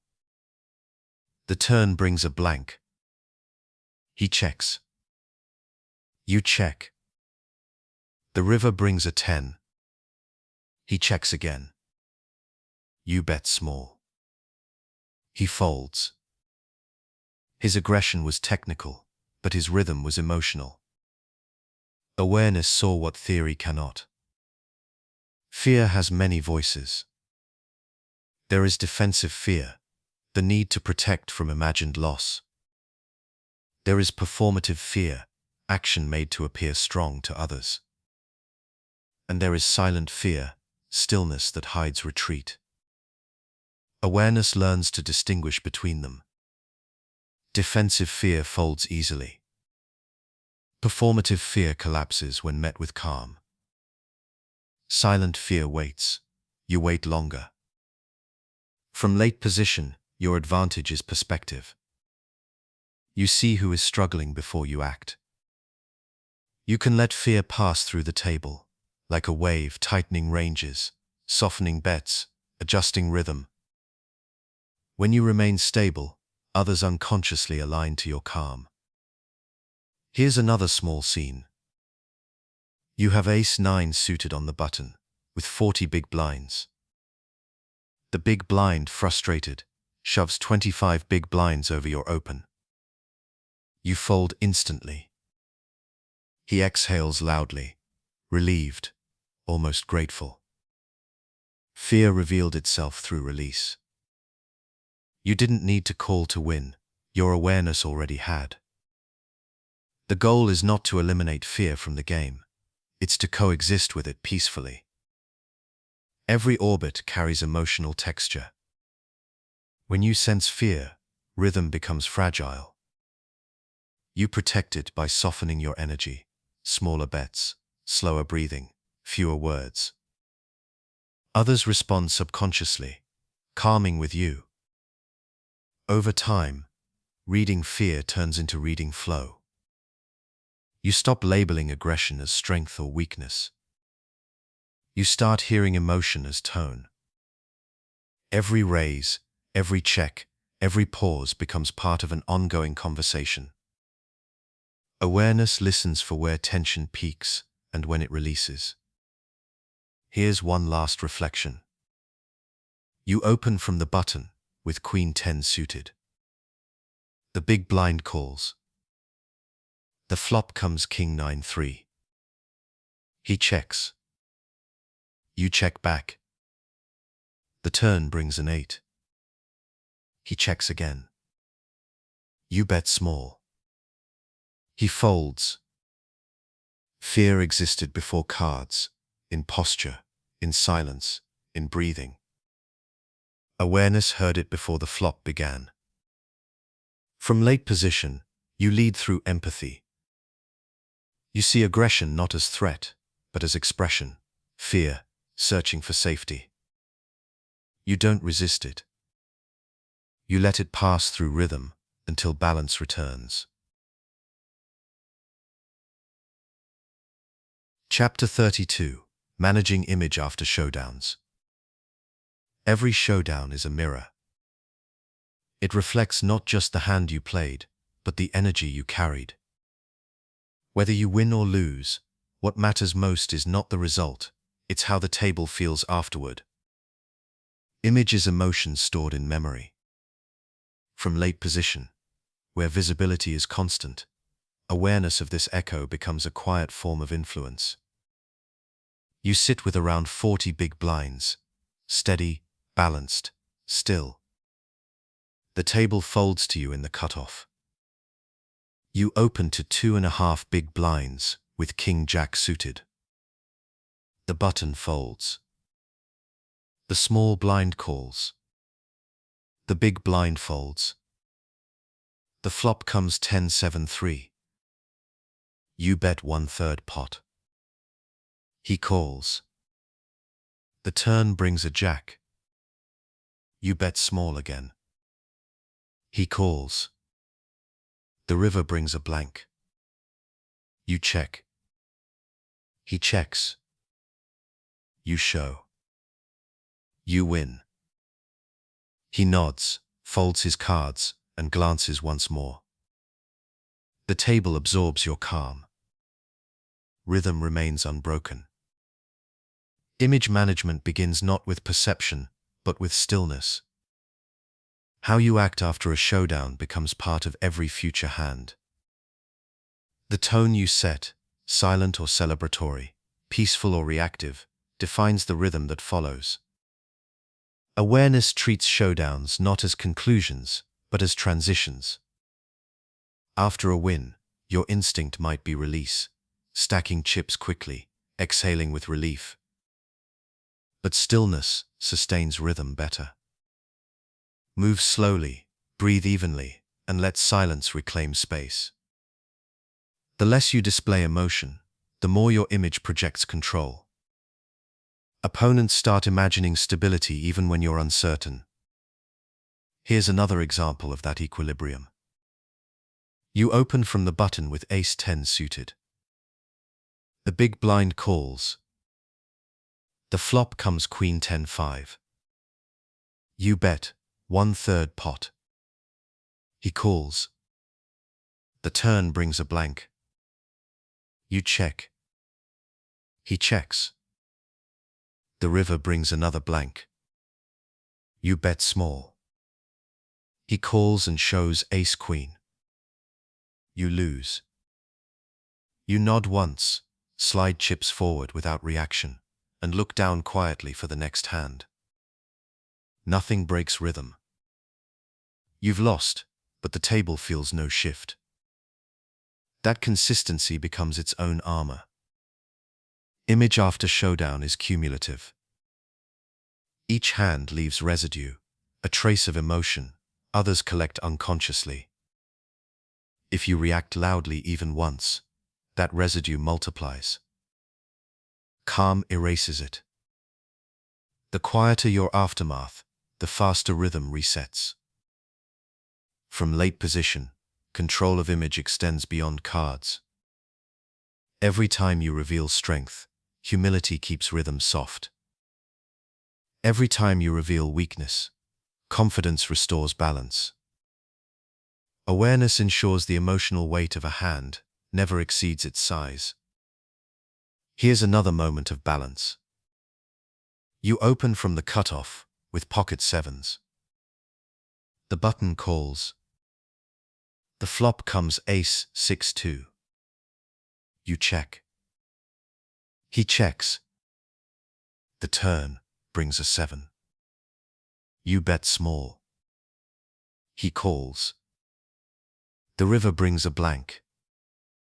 You bet again. He calls. You show and win. You stack chips slowly, quietly. The table feels peace, not pressure. That's rhythm maintenance disguised as routine. After showdowns, your image also defines how others approach future orbits. If your reactions feel emotional, they'll test you. If your reactions feel calm, they'll trust you. Trust is control in its gentlest form. It shapes rhythm without confrontation. Emotionally, image control requires humility in both victory and loss. Winning never makes you louder, losing never makes you smaller. You remain constant. This constancy becomes legend at the table, the player whose mood never changes, whose breathing never quickens, whose energy feels like gravity. Here's a reflection of that tone. You've lost 2 small pots in a row. The third hand comes. You open with Queen Jack suited. The small blind folds. The big blind calls. The flop comes Jack 8-4. You bet 1/3 pot. He calls. The turn brings a blank. You check. He checks.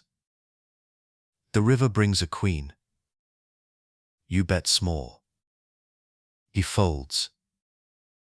You win, but there's no celebration, just rhythm returning to normal pace. Image management also protects awareness. Reacting to outcomes steals focus from rhythm. Each emotional response replays in your mind, creating noise.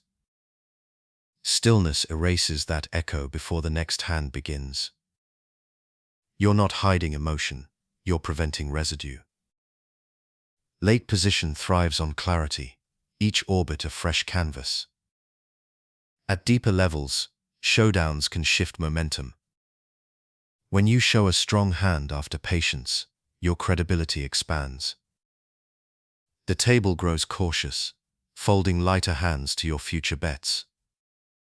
Awareness uses this gently, not to exploit, but to guide. You can widen your range slightly, opening with more freedom while maintaining the same tone. The key is never to abuse perception, it's to maintain harmony. Conversely, after losing a hand, rhythm can contract. Players grow bolder, sensing opportunity. Awareness welcomes this. You tighten briefly, allow their curiosity to expand, then restore balance with one patient value hand. Control through rhythm, not reaction. Here's another quiet demonstration. You open from the button with Ace-9 suited. The big blind calls. The flop comes 9-6-2. You bet small. He calls. The turn brings a blank. You bet again. He calls. The river brings a jack. You check. He checks back. You show and win. The small victory follows 2 previous losses. Your stillness reminds the table that emotion never moves your rhythm. Confidence feels organic, not forced. Over time, image becomes identity. Your silence, patience, and consistency create predictability in tone, but unpredictability in range. Opponents start misreading you, believing calm equals caution. You guide them softly toward those assumptions, and let them rest there. Awareness doesn't fight image, it curates it. Here's one final reflection. You lose a medium pot with Ace-King. The opponent shows a set and looks toward you for response. You nod once, say nice hand, and continue stacking your remaining chips quietly. Next hand, you open small, same pace, same motion. The entire table exhales. Rhythm restored. From late position, managing image after showdowns is leadership through emotional neutrality. You teach the table how to feel by example. You define control, not by volume, but by recovery. The game moves forward only as calmly as you allow it to. Chapter 33. Flow transitions after large pots. Large pots change more than chip counts. They change energy. Every time the table holds its breath through a big confrontation, rhythm resets afterward. It doesn't matter who wins or loses, silence follows either way. From late position, awareness means feeling that silence, respecting it, and guiding the table back to flow without disturbance. You sit with about 40 big blinds, calm, observant, steady. A moment ago, 2 players clashed for everything. One busted. The other is stacking chips in silence. The air feels heavier. Eyes avoid each other. The room itself exhales slowly. Now, the dealer shuffles again. The next hand begins. You're in the cutoff. The table folds to you. You look down at King-Queen suited and fold. Not because of the cards, because the table isn't breathing yet. Rhythm hasn't returned. Flow transitions after large pots are emotional recovery periods. Even when you're not involved, you share the collective energy of the table. Aggression lingers. Focus fragments. Awareness protects itself by matching that rhythm instead of resisting it. You don't fill silence. You let silence settle. The first hands after a big confrontation belong to observation. Notice posture, movement, tone. The player who won often carries excitement, disguised as calm. The player who lost carries quiet that isn't peace. The rest of the table drifts between relief and fatigue. Late position gives you the advantage of watching before acting. Here's an example of that patience in motion. 2 hands after a large pot, you're on the button with ace-9 suited. The hijack, still reeling from a loss, opens to 2.5 big blinds, slightly larger than before. His hands tremble slightly. You fold. The small blind folds. The big blind shoves all in. The hijack calls instantly and loses again. You avoided chaos through rhythm, not logic. Awareness stayed detached. Large pots distort time.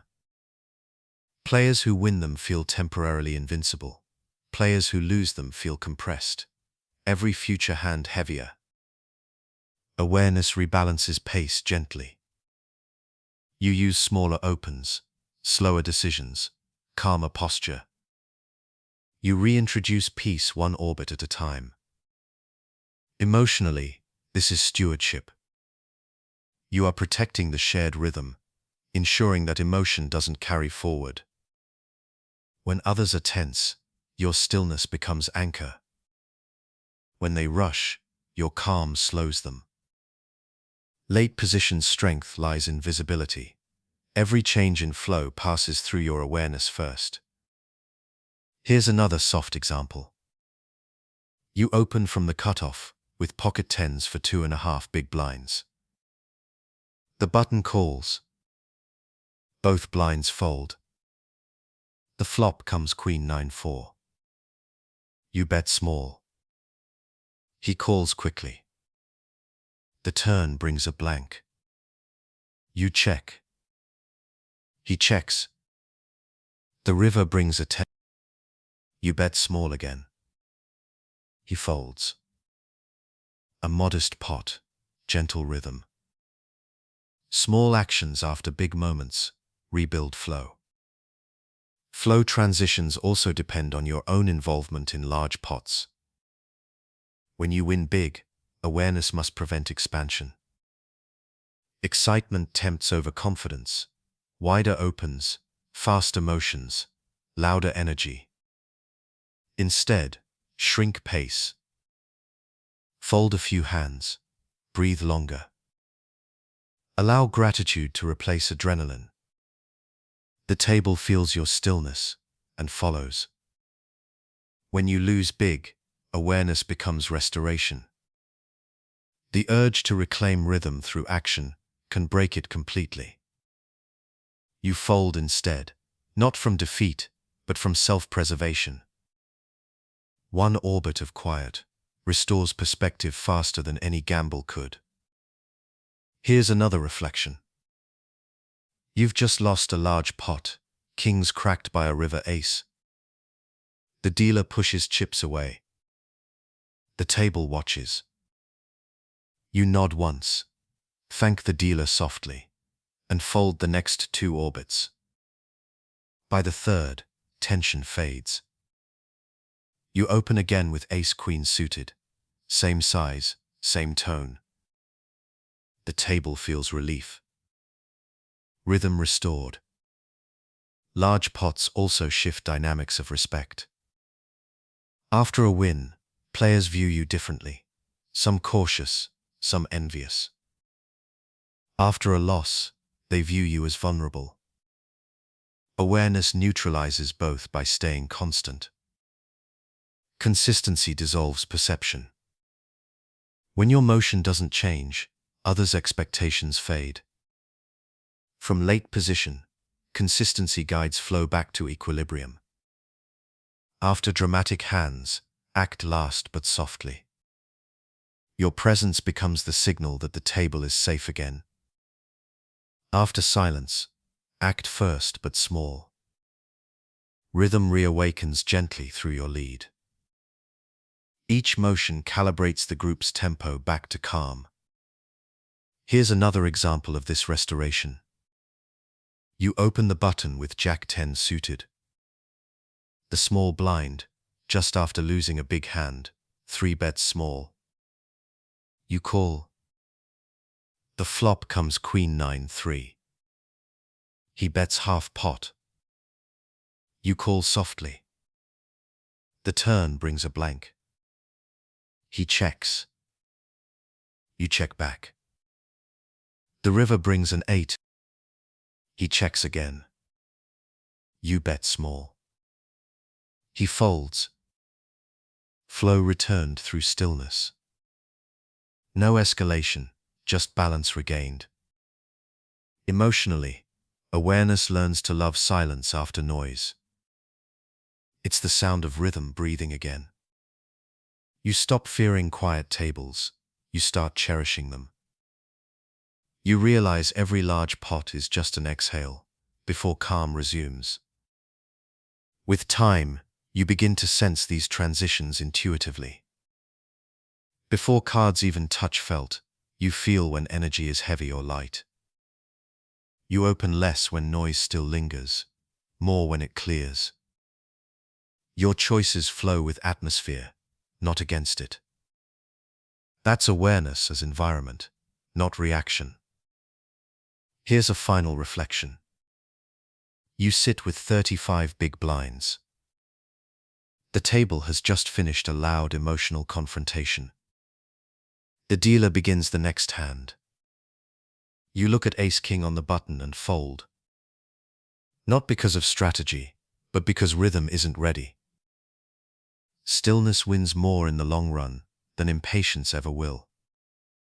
From late position, your job is not to fill silence, it's to restore balance. After large pots, when energy breaks apart, you become the calm that brings it back together. You guide rhythm gently, orbit after orbit, until the table forgets it ever fractured. Chapter 34. Delayed Continuation Awareness. Some moments ask for action. Others ask for silence first. The delayed continuation bet, checking once before striking softly on later streets, is not hesitation. It's awareness. It's the understanding that patience often earns more than immediacy.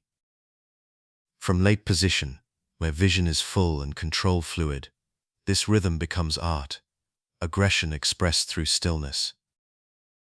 You sit with around 40 big blinds, centered, relaxed, aware. You open from the cutoff to 2.5 big blinds with Ace-Queen suited. The button folds.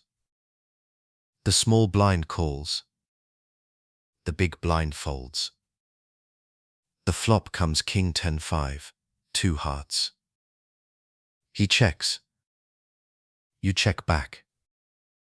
The turn brings a jack. He checks again. You bet small, 1/3 pot. He calls. The river brings a blank. He checks. You check behind and win with a straight. You didn't bet early. You waited until rhythm revealed timing. Awareness delayed motion until motion became truth. Delayed continuation awareness is patience used as leverage. Most players continuation bet automatically, driven by theory or habit. But rhythm doesn't care about patterns, it listens to tone.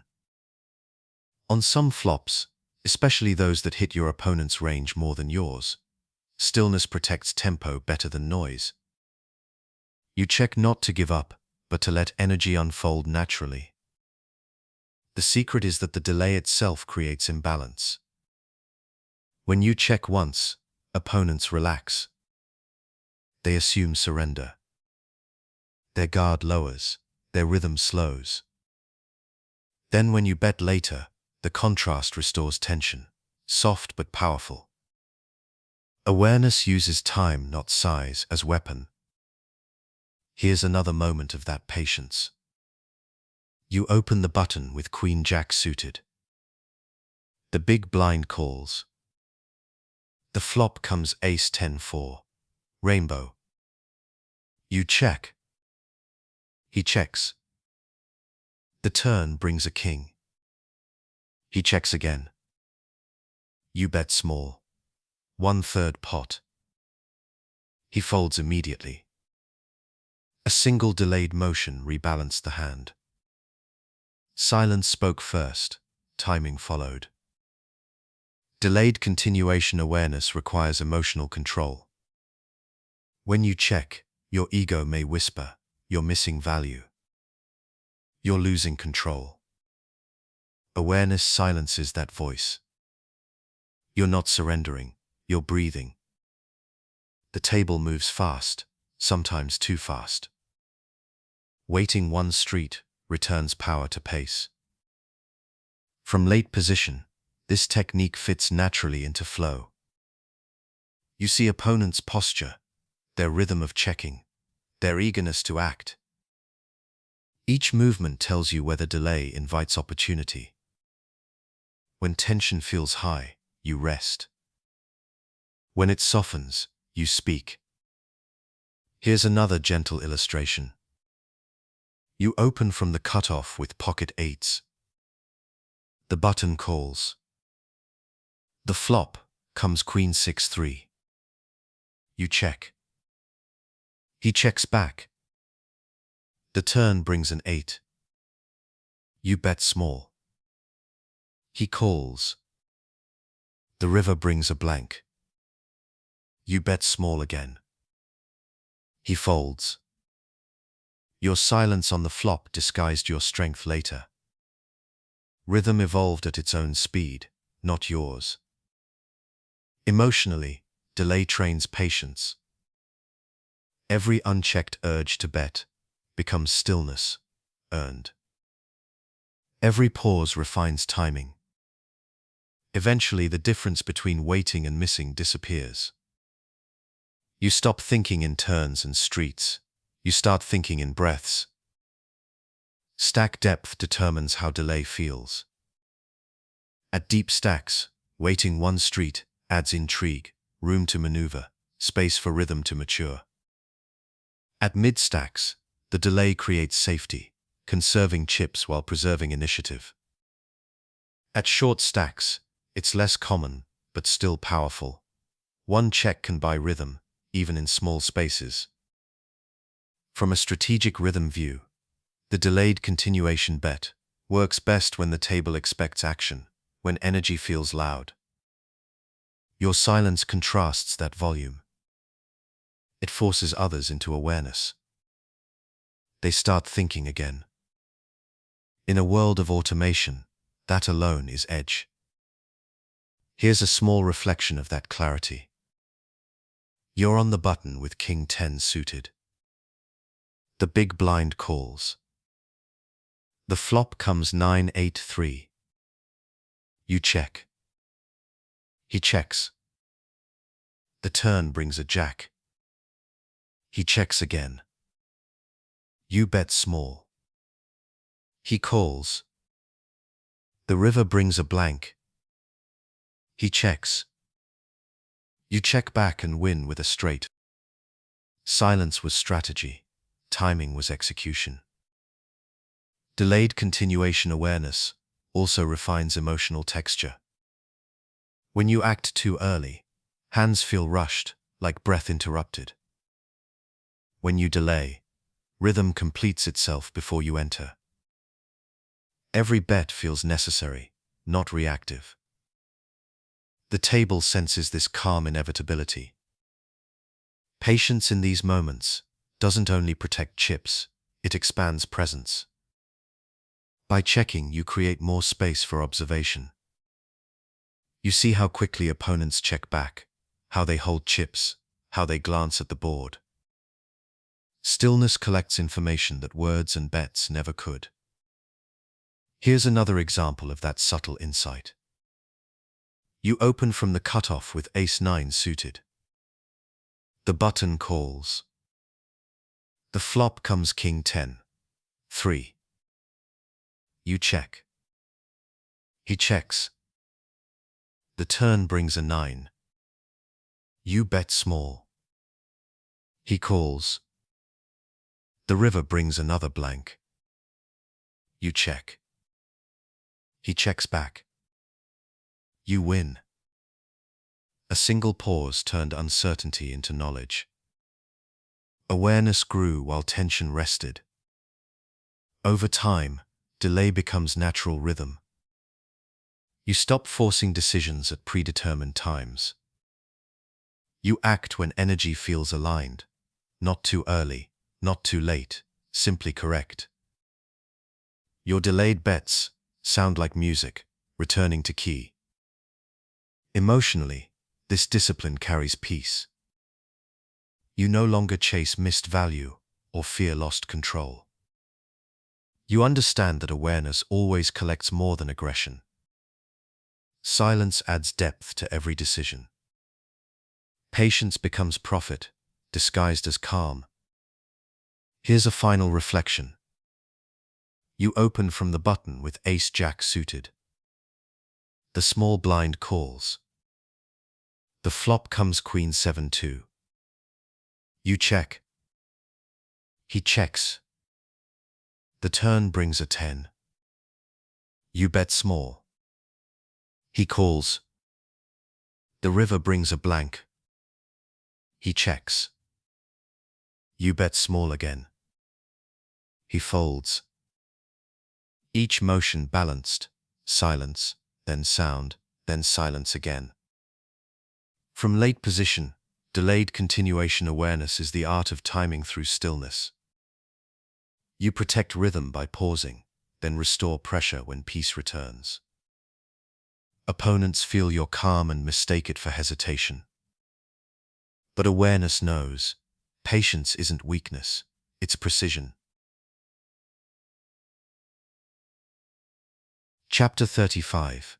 Turning observation into timing. Observation is awareness without motion.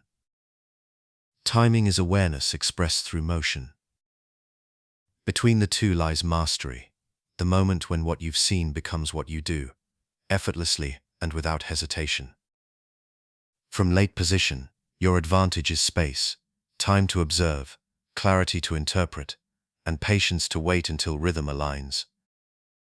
You sit with about 40 big blinds, calm, focused, quietly alert.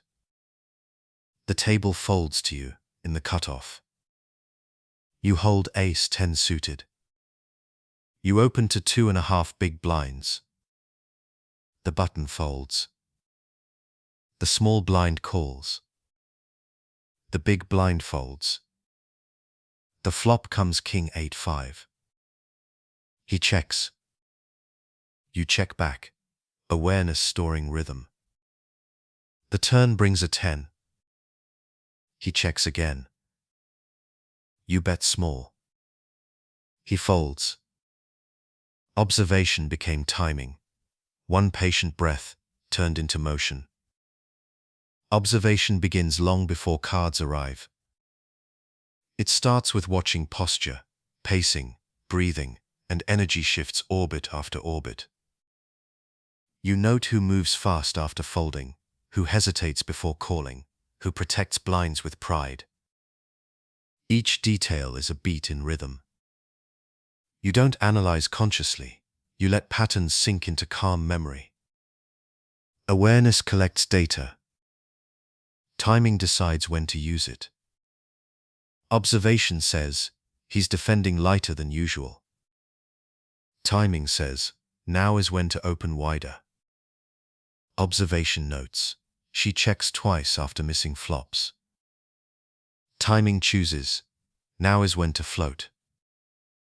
This conversion happens only when silence is trusted. Here's another gentle example.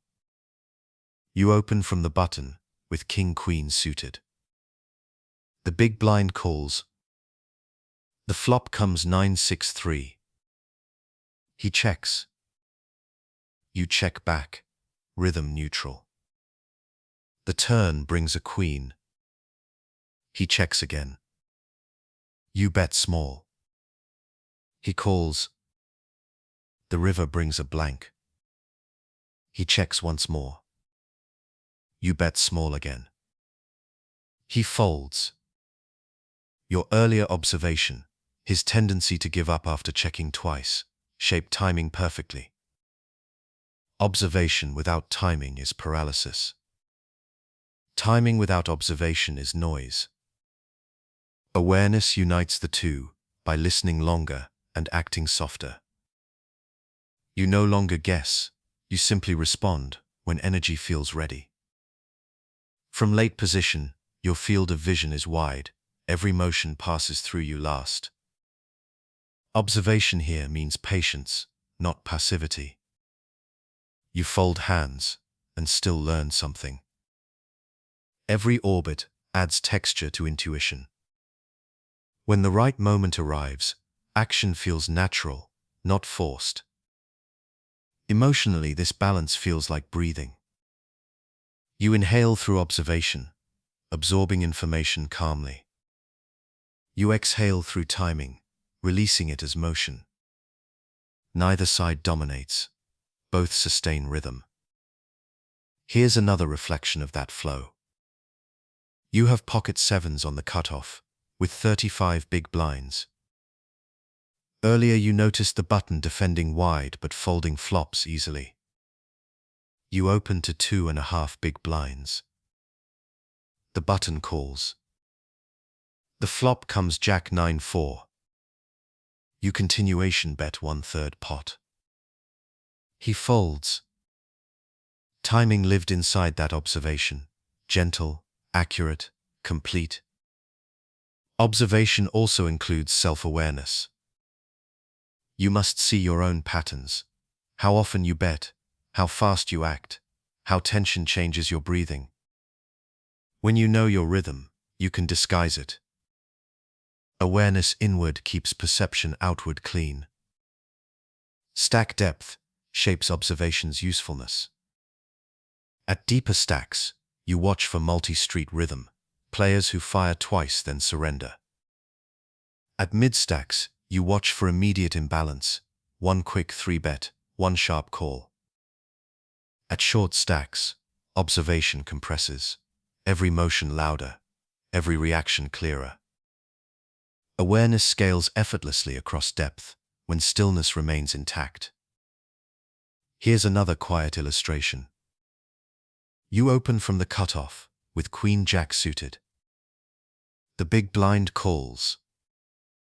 The flop comes Jack 7-3. He checks quickly, faster than usual. You bet small. He folds immediately. That quick motion told you what math could not. Observation turned into timing in less than a breath. The deeper your observation, the softer your timing. Great timing never looks sharp, it looks natural. The perfect bet feels inevitable. The perfect fold feels peaceful. That's because awareness removes emotion before motion. Your action arises from silence, not tension. Emotionally, turning observation into timing means surrendering control. You stop trying to read people. You simply listen. You stop forcing plays. You simply move when ready. The rhythm of others becomes part of your own.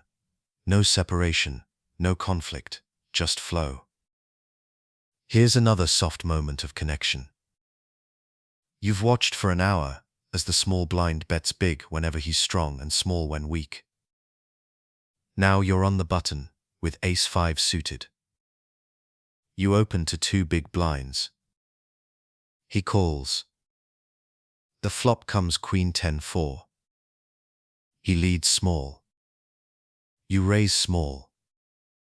He folds instantly. You didn't outplay him, you echoed him. Observation became rhythm reflected back. Over time, timing stops feeling like decision and starts feeling like inevitability. You no longer plan actions, they arrive naturally. Awareness absorbs patterns until motion happens without thought. This is the flow state of late position. Clarity, so pure that hesitation vanishes. Observation teaches, timing performs, awareness harmonizes. You listen longer than anyone else. You act quieter than anyone else. Your edge becomes invisible, your control effortless. Here's one final reflection. You open from the button with Jack-10 suited. The big blind calls. The flop comes 9-8-3. You bet small. He calls. The turn brings a queen. You check. He checks. The river brings a blank. You bet small again. He folds. Every street flowed from prior memory. His pace, his breath, his pattern. You didn't calculate, you remembered through stillness. From late position, turning observation into timing is how awareness moves from watching to guiding. You don't act often, but when you do, rhythm bends around your calm. Chapter 36. Using stillness to disguise strength. True strength hides best inside stillness. Every player can bet big or raise loudly, but few can remain perfectly calm when holding power. Stillness, when genuine, makes strength invisible, and in late position, invisibility is control. It's not deception, it's presence, so balanced that opponents cannot read its weight. You sit with about 40 big blinds, centered, quiet, composed. You open the button to 2.5 big blinds with pocket kings. The small blind folds. The big blind, restless, calls. The flop comes queen-7-4. He checks. You bet small, 1/3 pot. He calls quickly. The turn brings a deuce. He checks again. You check back, motionless. The river brings a blank. He checks. You bet small once more. He folds. No change in tone, no break in rhythm. The hand began calm and ended calm. That's stillness, a veil stronger than any bluff. Stillness doesn't mean inaction, it means unchanged energy. Whether holding aces or air, your posture, timing and tone remain identical. You don't slow down when strong or speed up when weak. You simply flow, consistent and unhurried. The table feels your rhythm and stops trying to decipher it. From late position, stillness disguises strength because it mirrors awareness. Every player expects tension from power, faster breathing, firmer movements, sharper tone. When you stay soft, they unconsciously discard strong hands from your range. You appear neutral. Awareness turns that neutrality into advantage. Here's another gentle example. You open from the cutoff with ace-queen suited. The button calls. The flop comes ace 9-3. You continuation bet. Small, 1/3 pot. He calls. The turn brings a 7. You check. He checks. The river brings a 10. You bet small. He folds. You held top pair, but never displayed ownership. Stillness disguised value, until rhythm concluded naturally. The essence of stillness is consistency. You fold the same way you bet. You breathe the same whether winning or losing. You don't chase control, you are control. When your energy never spikes, opponents' intuition stops functioning. They rely on visible cues that no longer exist. Emotionally, stillness requires detachment from outcome. When you care too much about the result, your body reveals it, the smallest breath, the tiniest hesitation. Awareness dissolves attachment by focusing only on rhythm. You're not protecting chips, you're protecting presence. Here's another illustration. You have pocket jacks on the button with 40 big blinds. The cutoff opens to 2.5 big blinds. You call. The blinds fold. The flop comes 10-7-3. He bets half pot. You call softly. The turn brings a blank. He checks. You check. The river brings a jack. He bets small. You raise small. He folds. Every motion smooth, measured, unchanging, the same rhythm as folding 7 deuce. Stillness also disguises strength through silence. Words reveal nervousness. Even casual conversation before a big hand can betray energy shifts. You don't need to withdraw completely, but you let quiet become your companion. Calm presence invites others to fill the silence with their own tells. At deeper stacks, 50 or more big blinds, stillness becomes long-form patience. You may check multiple streets, letting value breathe. Opponents interpret calm as weakness, testing you until fatigue replaces curiosity. At shorter stacks, 25 to 30 big blinds, stillness manifests through decisiveness. You act quickly, gracefully, without visible tension. Awareness scales in tone, not in volume. Here's another moment of quiet disguise. You open from the button with ace-king. The small blind calls. The flop comes king 8-5. He checks. You check back. The turn brings a blank. He bets small. You call. The river brings another blank. He checks. You bet small. He folds. Stillness hid strength in plain sight. You never needed to protect it, you simply let it remain unseen. Over time, the table begins to associate your stillness with safety. Opponents relax in your presence, calling more, bluffing more, extending rhythm. You become the calm they anchor to, unaware that within that calm lies control. Awareness turns perception itself into cover. Emotionally, stillness feels peaceful. When holding strong hands, excitement fades into gratitude. You no longer crave big pots, you simply enjoy the rhythm of patience. Opponents sense comfort, not danger, and that comfort leads them gently into action. Stillness also protects from variance. You no longer ride the highs and lows of outcomes. A lost hand doesn't shake you, a won hand doesn't elevate you. The game becomes one continuous flow. Strength feels no different from weakness, and that equality makes you unreadable. Here's another reflection of that neutrality. You open from the cutoff with pocket queens. The button 3 bets small. You call. The flop comes 9-6-2. He bets small. You call. The turn brings a 4. He checks. You check. The river brings a blank. He checks again. You bet small.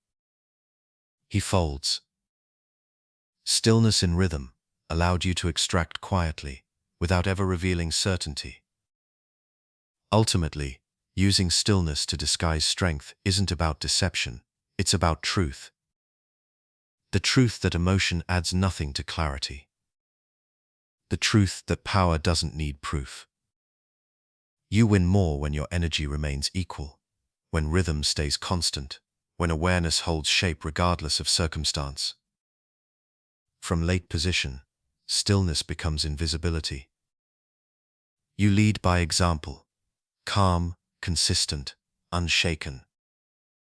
Your opponents see what you show them, nothing more, nothing less.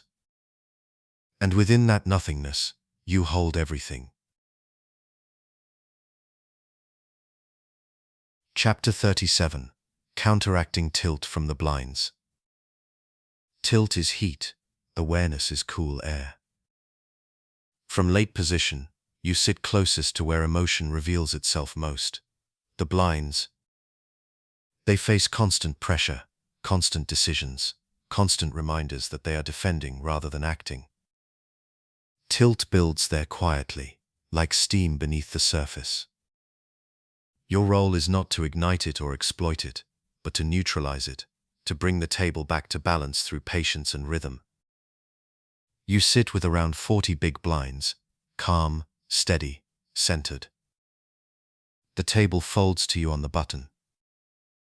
You open to 2.5 big blinds with Queen-Jack suited. The small blind folds. The big blind calls quickly, tension in his motion, hands fidgeting. The flop comes 10-7-3. He checks. You bet 1/3 pot. He check raises instantly to 6 big blinds. You pause, breathe, and call softly. The turn brings a blank. He checks. You check behind. The river brings a jack-o. He checks again. You bet small, 2.5 big blinds. He folds. You didn't punish his tilt, you absorbed it. Calm turned heat into stillness. Tilt from the blinds often sounds like aggression. It's a reaction to repetition, defending too often, losing too much, folding too frequently. When frustration peaks, it disguises itself as courage. Players attack flops they don't connect with, shove light, or speak more sharply. You don't meet fire with fire. You meet it with water, slow, cool, and calm. From late position, your awareness must stay anchored. You are the source of their tension. Every orbit, you apply pressure, simply by acting last. Awareness means accepting this truth without guilt. Your calm presence becomes their invitation to relax. They stop feeling hunted and start playing again. Here's another soft moment. You open the button with Ace-8 suited. The small blind calls, the big blind, visibly frustrated, folds late. The flop comes 9-5-2. The small blind checks. You check back. The turn brings a blank. He bets small. You call. The river brings another blank. He checks. You check back and win with ace high. Your patience cooled his energy. The next hand, he folds with a sigh. Tilt passes quietly when not met with resistance. Tilted blinds are predictable in rhythm. Their aggression spikes briefly, then fades into hesitation. The first step is recognition. Quick re-raises signal emotional release. Unnecessary chatter reveals discomfort. Sudden silence means reflection after frustration. Awareness interprets these signals not as weakness, but as timing indicators. You respond through rhythm, not retaliation. When tilt rises, reduce friction. Open smaller, 2 big blinds instead of 2.5. Bet lighter. Check more flops. These subtle changes release tension without surrendering control. It's like lowering volume in a loud room until everyone exhales. Here's another example of rhythm restoration. You open from the cutoff with King 9 suited. The button folds. The small blind, who's lost 3 straight hands, 3 bets to 8 big blinds. The big blind folds. You call with 40 big blinds. The flop comes ace 10-5. He continuation bets large. You fold instantly, calmly. He exhales sharply, revealing relief. You've given him a release without cost. Next orbit, he defends normally again. Awareness restored flow without confrontation. Emotionally, the secret to counteracting tilt is compassion. You don't view tilted players as opponents to crush. You see them as rhythm out of tune. Your calm helps them re-enter flow. This doesn't mean you give away chips. It means you protect the environment that sustains clarity for everyone, including yourself. Over time, calmness becomes contagion. When blinds tilt, other players often tense in response, fearing chaos. But your steady motion diffuses that chain reaction. You remain still, betting softly, folding peacefully, never showing urgency. The table subconsciously matches your rhythm, and tilt dissolves like mist in morning air. Here's another reflection. You open the button with pocket 5s. The small blind calls. The big blind, clearly frustrated, sighs before folding. The flop comes King 7-3. The small blind checks. You check back. The turn brings a blank. He bets small. You fold. The hand is irrelevant. The calm is everything. Your stillness keeps emotion from spreading further. Stack depth affects the expression of tilt. At deeper stacks, tilted blinds become volatile, overbetting or chasing action. You respond with patience, waiting for self-destruction. At mid-stacks, tilt manifests as light 3 bets or stubborn calls. You shrink sizings, letting them exhaust themselves through motion. At short stacks, tilt compresses, frustration through quick shoves. You fold softly, allowing variance to resolve itself without joining chaos. Here's another example of controlled alignment. You open the button with King 10 suited.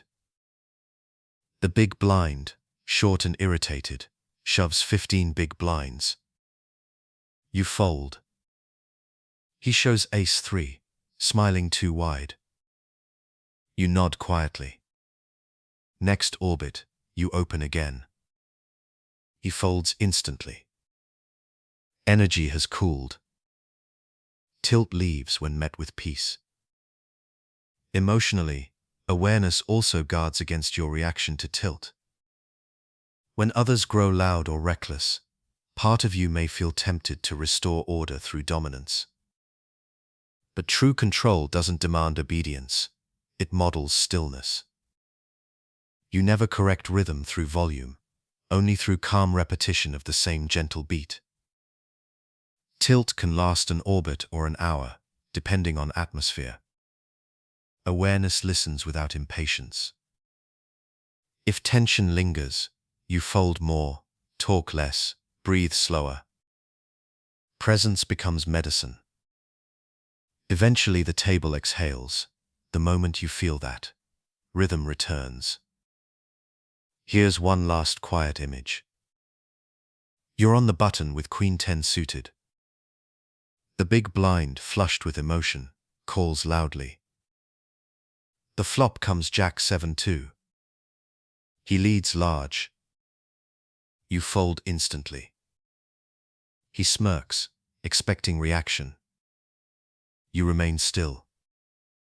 2 hands later, he folds to your small open, without resistance. Tilt never required your punishment, only your patience. From late position, counteracting tilt means being rhythm's caretaker. You let tension flare and fade, untouched by its heat. You move softly, speak little, and trust silence to restore balance. Chapter 38: Exploiting Predictable Defenses. Every player who protects too often eventually becomes predictable. Defense, when repeated without awareness, turns from shield into pattern. From late position, your vision is wide enough to see these patterns forming. The same calls, the same folds, the same rhythms of resistance. Exploitation, then, isn't cruelty. It's harmony rediscovered, a reminder that rhythm must evolve or break. You sit with about 40 big blinds, composed, still, quietly focused. The table folds to you on the button. You open to 2.5 big blinds with Ace 9 suited. The small blind folds. The big blind calls again, just as he has for the past 5 orbits. The flop comes Queen 7-3. He checks. You bet, 1/3 pot. He folds. You collect the blinds, but more importantly, you confirm rhythm. His defense has become automatic. Predictable defenders act from habit, not presence. They call because calling feels safe. They check because checking feels neutral.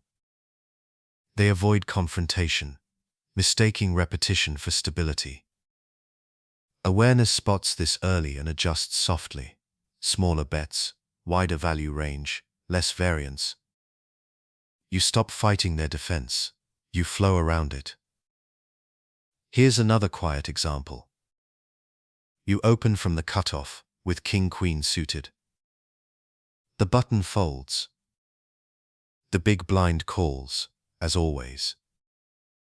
The flop comes 10-8-5. He checks. You check back. The turn brings a queen. He checks again. You bet small. He folds instantly. The hand is small, but rhythm deepens. Predictability reveals itself not through words, but through timing. Same call, same fold, same sigh. From late position, exploitation through awareness feels peaceful, not aggressive. You don't punish, you guide. You let defenders stay comfortable, while slowly collecting from their routine. Each small pot becomes an echo of their habits. When they finally adjust, it will already be too late. Rhythm belongs to you. Predictable defenses appear in 3 forms. The passive caller never folds pre-flop, but never raises post-flop. The overfolder protects blinds lightly, folding the moment tension rises. The fearful floater calls one street too many, hoping rhythm will save them. Awareness adapts to each with calm precision. Against the passive caller, you bet smaller and more often. Each pot is taken through patience, not pressure. You know they won't raise, so rhythm flows predictably through you. Against the overfolder, you bet rarely but convincingly. They surrender to tone, not range. You preserve energy, striking only when silence has lulled them. Against the fearful floater, you check more turns and let them bet for you. Their rhythm collapses under its own momentum. Awareness rewards restraint. Here's another illustration. You open the button with Jack 10 suited.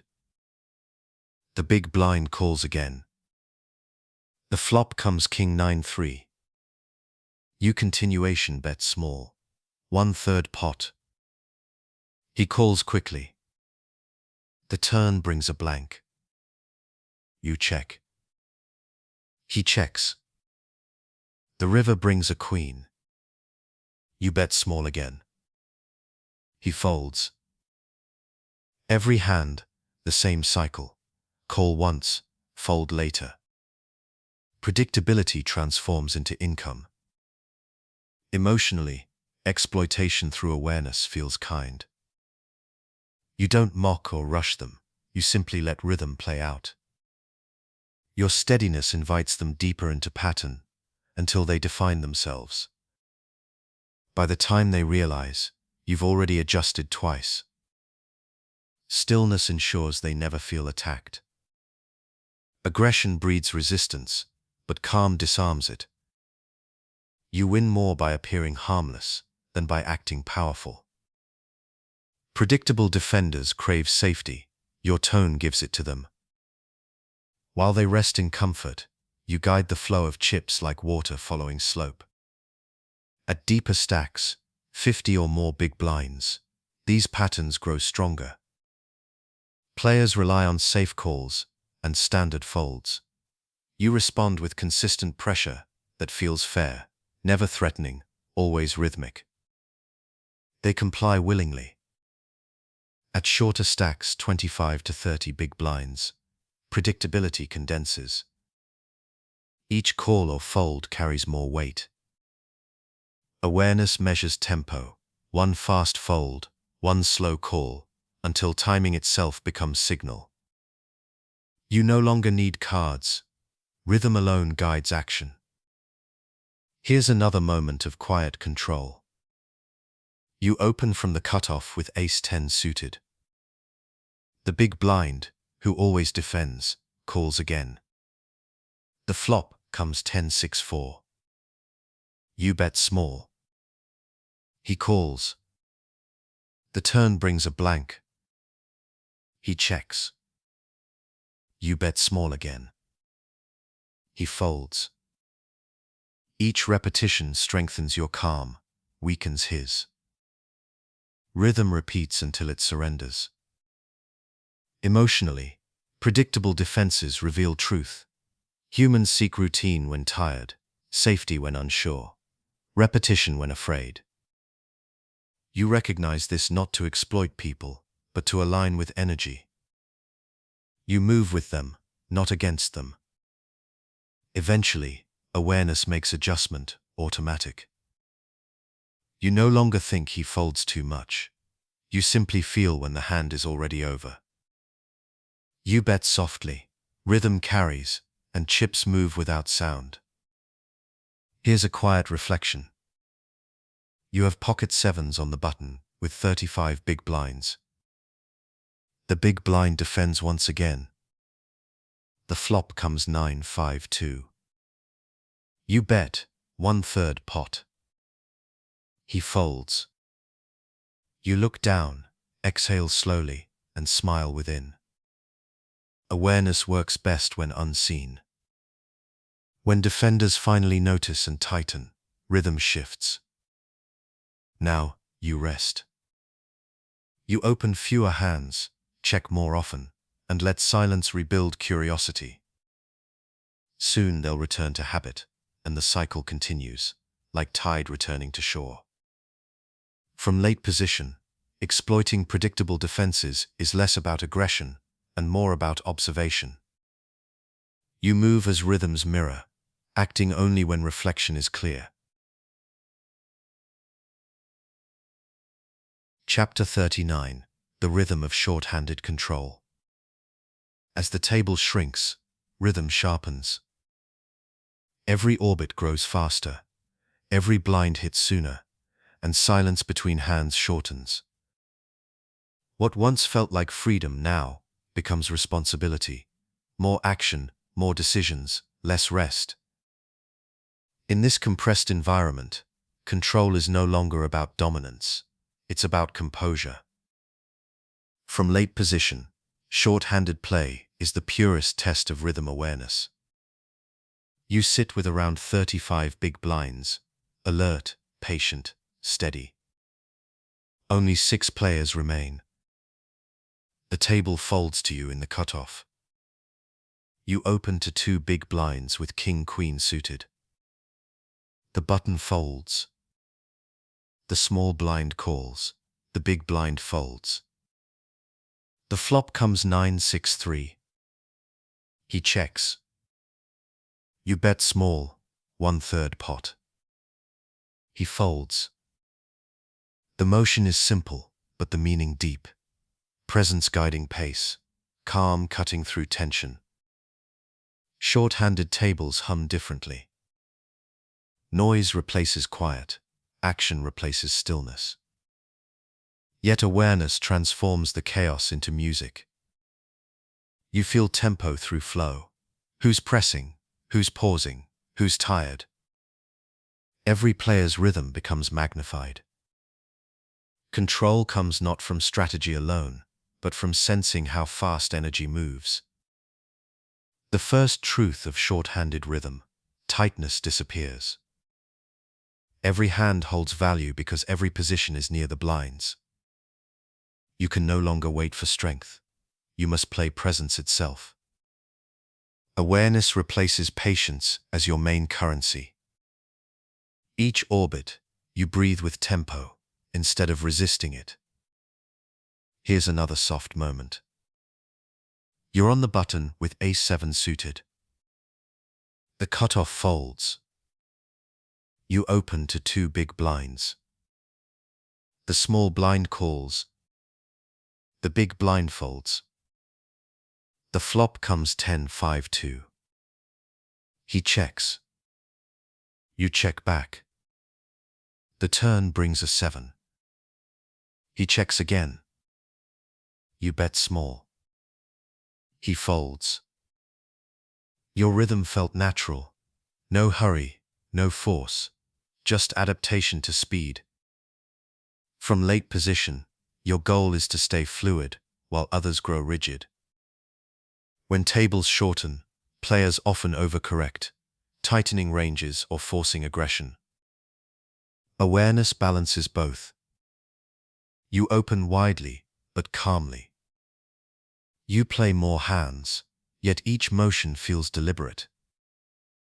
Your stillness becomes anchor in the swirl of fast decisions. Emotionally, short-handed control means comfort with exposure. You will be involved constantly, targeted regularly, and pressured frequently. The table's rhythm may test your patience. Awareness absorbs this without resistance. Every hand becomes a conversation rather than a battle. Here's another illustration. You open the cutoff with Queen-10 suited. The button, aggressive and deep, 3 bets. You call with 38 big blinds. The flop comes Jack-8, 3. He bets small. You call. The turn brings a blank. He checks. You bet small. He folds. The tempo felt faster, but your rhythm never rushed. Awareness kept motion balanced between patience and precision. Stack depth defines rhythm density. At deep stacks, flow stretches, hands develop over multiple streets, allowing space for silence.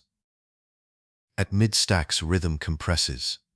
One small bet often defines outcome. At short stacks, tempo peaks. Push or fold becomes language. Through all of it, your breath must remain constant. Stillness is your metronome. Short-handed tables amplify emotions. Losses sting faster, wins fade sooner. Players swing between aggression and fatigue. Awareness detects these cycles and positions you between them. When others press, you pause. When they hesitate, you act. The rhythm of control is counterpoint. Never sync, always harmony. Here's another quiet hand. You hold pocket fives on the button. The cutoff folds. You open to 2.5 big blinds. The small blind shoves 15 big blinds. The big blind folds. You fold calmly. No frustration, no ego. Rhythm preserved. The next orbit, he shoves again. This time someone calls. His burst ends. Your calm continues. Awareness also reminds you to protect energy. Short-handed play consumes focus quickly. Every orbit, blinds return, decisions repeat. Without mindfulness, fatigue becomes tilt disguised as momentum. You preserve rhythm through pacing, deep breathing, slower stacking, consistent timing. Control begins with your pulse. At emotional level, rhythm equals trust. You must trust silence even amid action, knowing that stillness doesn't mean stagnation. Every pause invites information, the way a player cuts chips, how they sigh, how quickly they glance at their stack. Awareness turns small details into tempo cues. Here's another moment of gentle insight. You open from the cutoff, with King-Jack suited. The button calls. The flop comes Ace-9-5. You check. He checks back. The turn brings a jacker. You bet small. He folds. You didn't win from luck, you won from rhythm. Patience timed perfectly within faster flow. Over time, short-handed rhythm becomes instinctive. You no longer count players, you feel energy. You act before math, guided by atmosphere. Awareness shifts from analysis to intuition. You no longer fear variance because rhythm absorbs it. When only a few players remain, every breath carries weight. You sense hesitation like wind, aggression like heat. You use both to shape your timing, betting when silence grows heavy, folding when noise spikes too high. Presence becomes pulse. Here's one final reflection. You sit on the button with 30 big blinds. Only 5 players remain. The cutoff opens quickly. You pause, watch his motion, sharp, urgent, emotional. You fold. Next orbit, you open the same hand. He folds instantly. Rhythm corrected itself without conflict. From late position, short-handed control is not domination, it's alignment. You let tempo speed up, without losing breath. You lead softly, adjust fluidly, and remind the table through calm repetition that rhythm, even in chaos, can still sound like peace. Chapter 40. Balancing patience and power on the bubble. The bubble is tension made visible.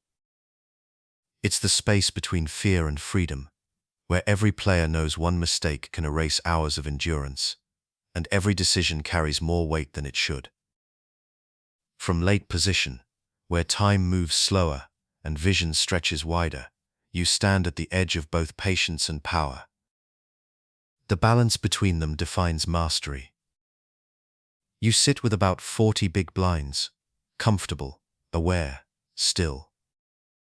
The blinds are rising soon. Stacks have tightened. No one speaks now.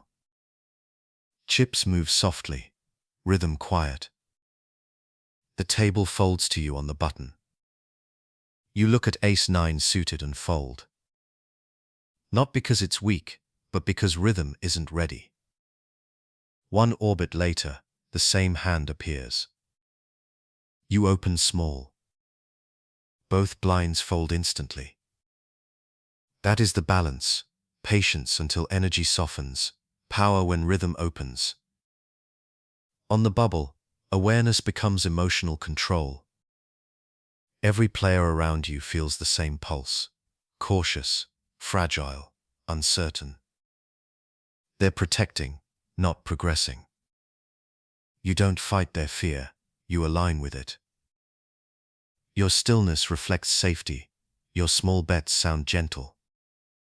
The table responds with surrender disguised as discipline. Power here is quiet. You don't need big bluffs or large pots.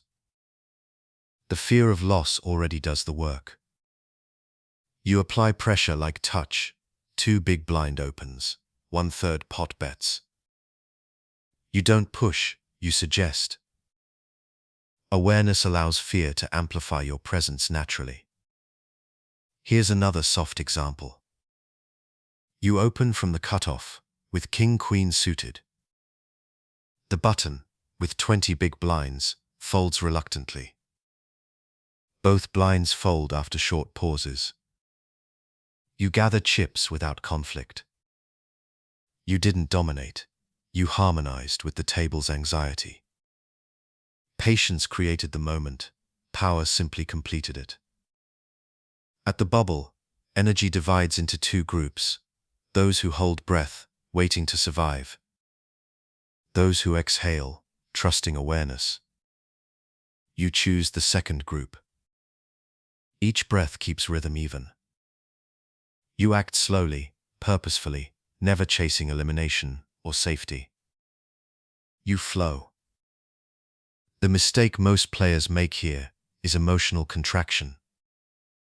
They play fewer hands, act slower, and protect what they have. Awareness, however, expands.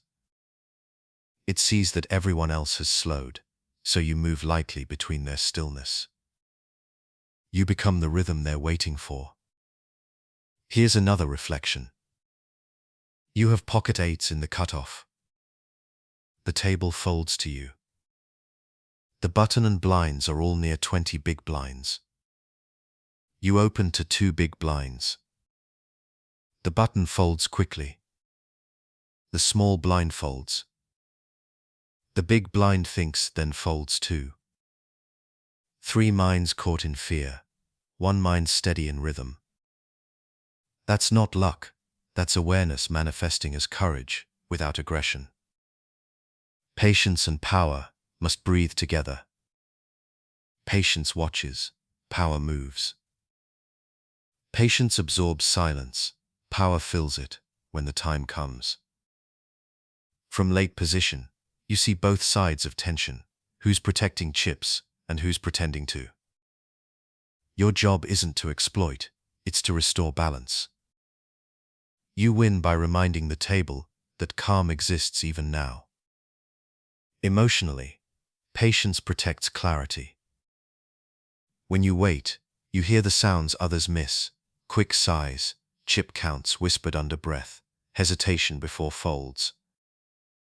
Power then chooses when to act on that rhythm. Every decision comes from listening first, moving second. Here's another hand of gentle balance. You open the button with ace-10 suited. The small blind shoves 20 big blinds.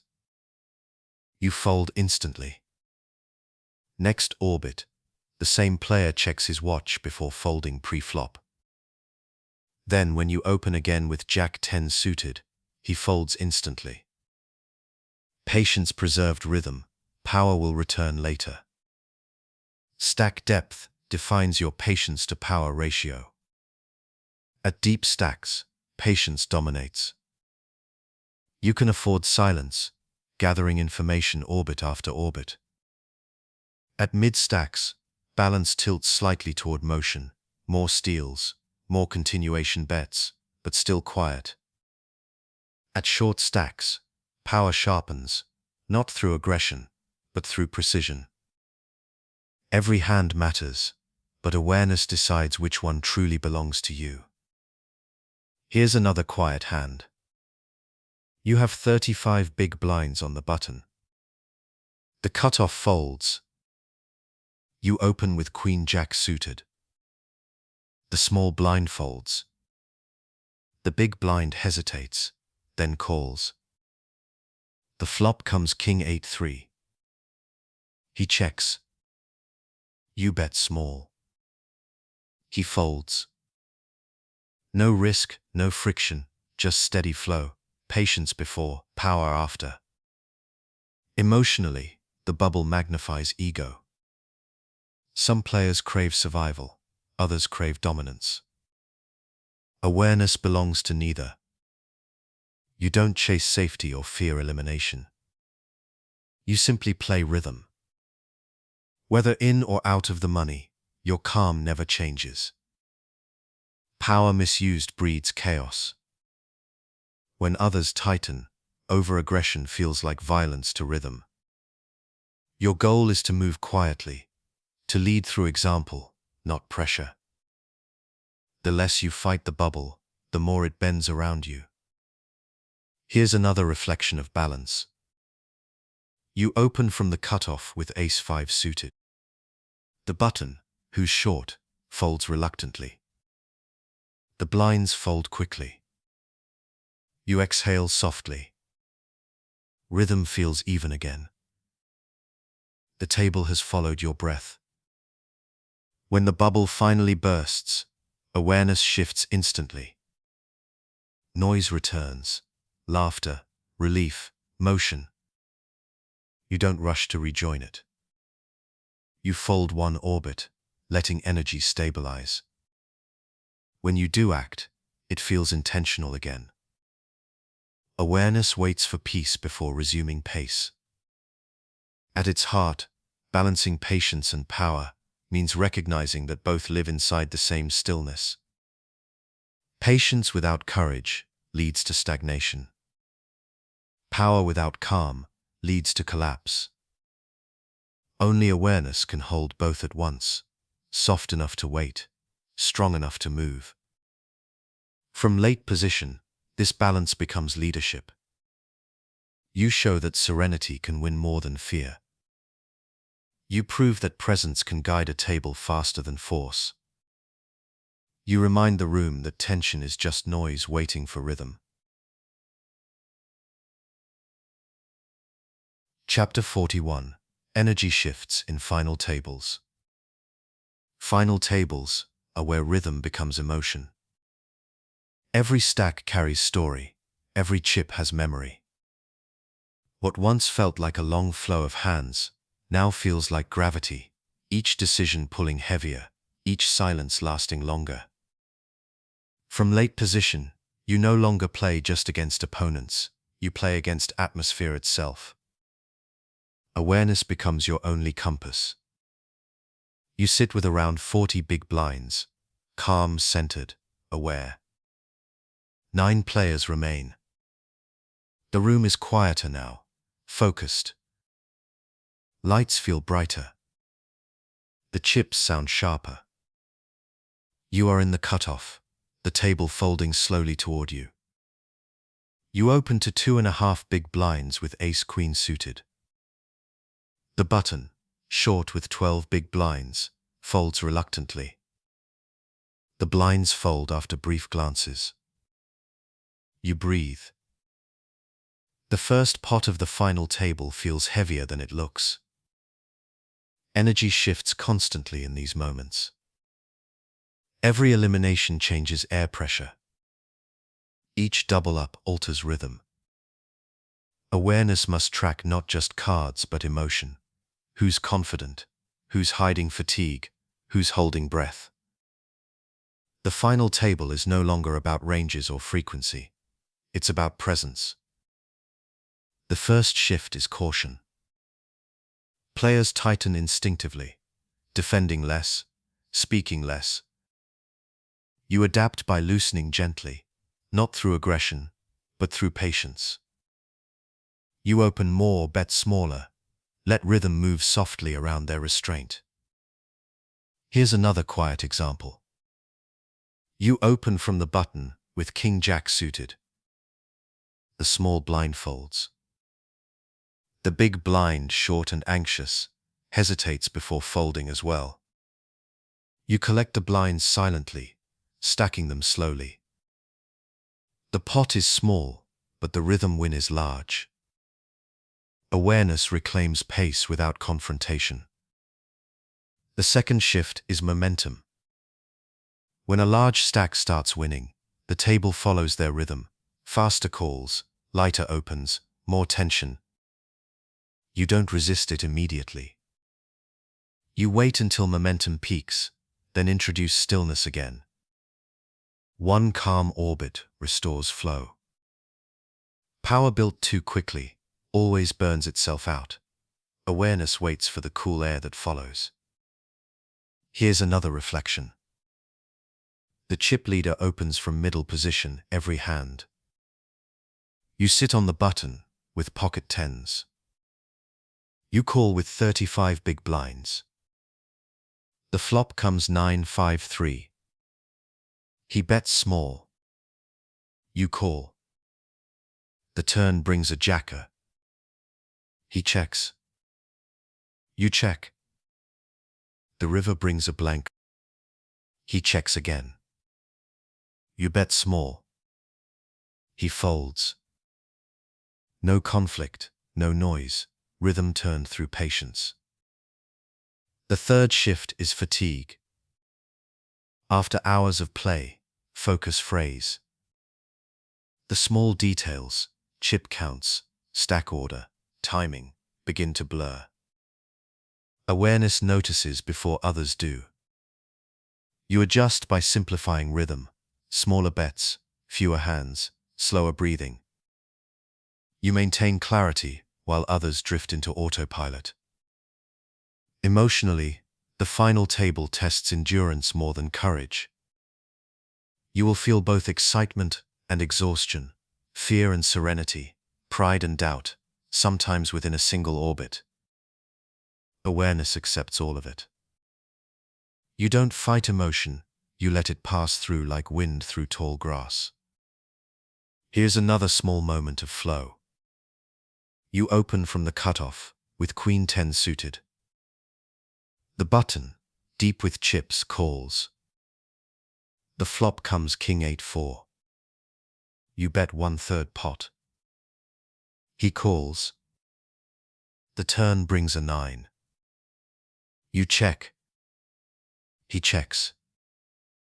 The river brings a jack. You bet small. He folds. You win quietly, your rhythm unchanging. Awareness-guided tone from first breath to last. Stack depth shapes these energy shifts profoundly. Deep stacks expand tension. Players fear big mistakes.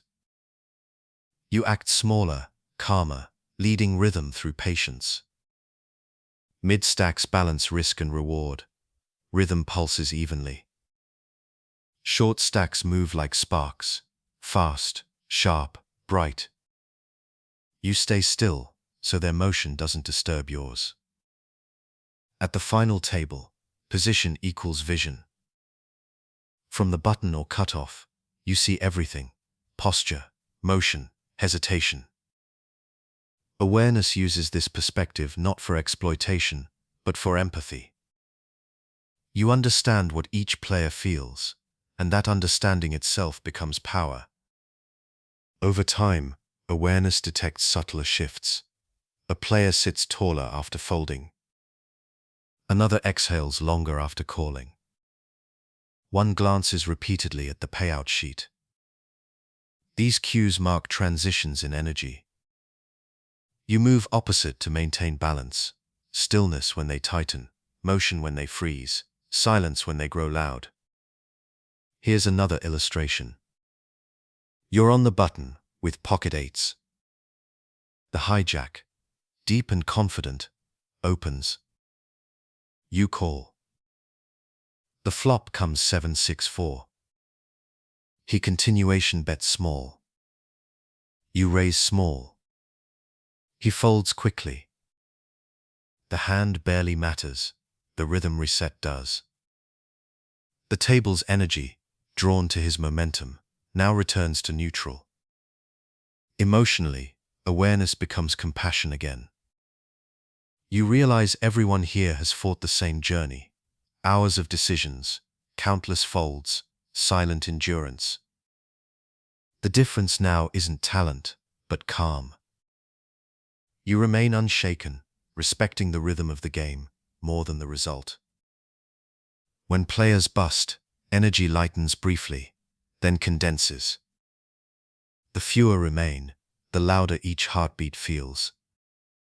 Awareness adjusts breathing to match that tempo. Slow inhale, slow exhale.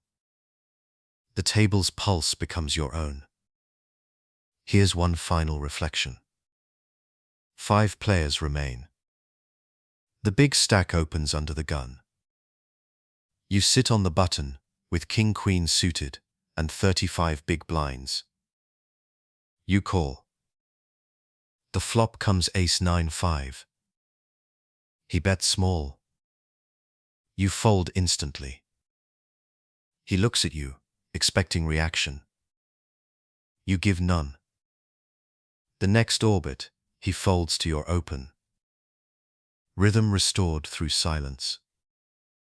From late position, your role in final tables is balance. You lead quietly when others hesitate, and rest when they accelerate. You read tension, not as threat, but as rhythm shifting between extremes. Chapter 42. When to relinquish command. Control is not permanent. In poker, as in life, leadership flows from one player to another, from one stack to the next. There comes a time when rhythm no longer belongs to you, and awareness must release its grasp. From late position, knowing when to let go is as powerful as knowing when to lead. Relinquishing command is not surrender, it is wisdom. You sit with about 35 big blinds, calm, steady, aware. The table has shifted. 2 players to your left have built momentum, one aggressive, one fearless. You feel the change immediately. Openings you once took freely now feel pressured. Every orbit grows sharper, faster. You fold the button once, then again. You exhale slowly. You have not lost control. You've chosen peace over conflict. Letting go begins with recognition. You sense when rhythm resists your guidance, when the table's pulse speeds up against your pace. Pushing harder only creates dissonance. Awareness instead retreats slightly, watching rather than steering. The table rebalances itself naturally. Here's a soft example. You open the cutoff with King-Jack suited to 2.5 big blinds. The button 3 bets small. The big blind cold calls. You feel tension building, rhythm turning heavy. You fold without hesitation. Moments later, they clash. Large bets, raised voices, emotional motion. You breathe. The pot grows, but peace returns to you. That's what letting go looks like, choosing clarity over chaos. From late position, command doesn't mean control of every orbit, it means harmony with the table's flow. When you sense pushback, you lighten pressure. When aggression rises, you slow the tempo. Relinquishing command isn't weakness, it's recalibration. You step back, so rhythm can find its balance again. The purpose of leadership is not dominance, but continuity. A good rhythm outlasts its leader. When your influence begins to fade, awareness ensures the transition feels natural, soft, seamless, without noise. Others may believe they've taken control. You know you've simply shared it. Here's another illustration. You're on the button, with Ace-9 suited. The cutoff, now active, opens to 3 big blinds. You fold quietly. The small blind calls, the big blind squeezes. The hand escalates quickly. Tension, chips, silence. You observe, detached yet aware. Your absence keeps the table balanced while others burn energy. Relinquishing command also means conserving energy. In long tournaments, control is not sustainable every hour. When fatigue rises or momentum fades, awareness rests. You protect presence instead of position. Folding more, talking less, moving slower, these acts of calm create space for recovery. Emotionally, this requires humility. Ego resists release. It whispers, "You've led this table. You must remain in charge." Awareness counters softly. You can only lead what flows with you. You stop chasing control and start observing its movement. Here's another gentle moment. You open from the cutoff with pocket 8s. The button, newly confident, 3 bets large. You fold instantly. The next orbit, he 3 bets again, this time into someone else. They collide. He loses half his stack. You waited without tension. Rhythm returned by itself. The key to relinquishment is timing. Too soon, and you surrender influence prematurely. Too late, and conflict consumes rhythm. Awareness senses the subtle shift. When opponents begin reacting slower, your presence still holds. When they start preempting you, it's time to pause. From a strategic rhythm view, deep stacks allow longer control. You can lead softly over many hands. Mid-stacks shift faster. Energy turns with each double up or loss. Short stacks demand surrender quickly. Control passes to those with space to breathe. Awareness reads these transitions without emotion, adjusting its role with grace. Relinquishing command doesn't mean disappearing. You still act, still open, still observe, but with gentler touch. You fold more when rhythm feels heavy, bet smaller when energy feels tense, and wait quietly for the moment when balance calls you back to center. Here's another reflection. You've been quiet for 2 orbits, folding patiently. Now tension has subsided. The table exhales. You open from the button with King-Queen suited for 2 big blinds.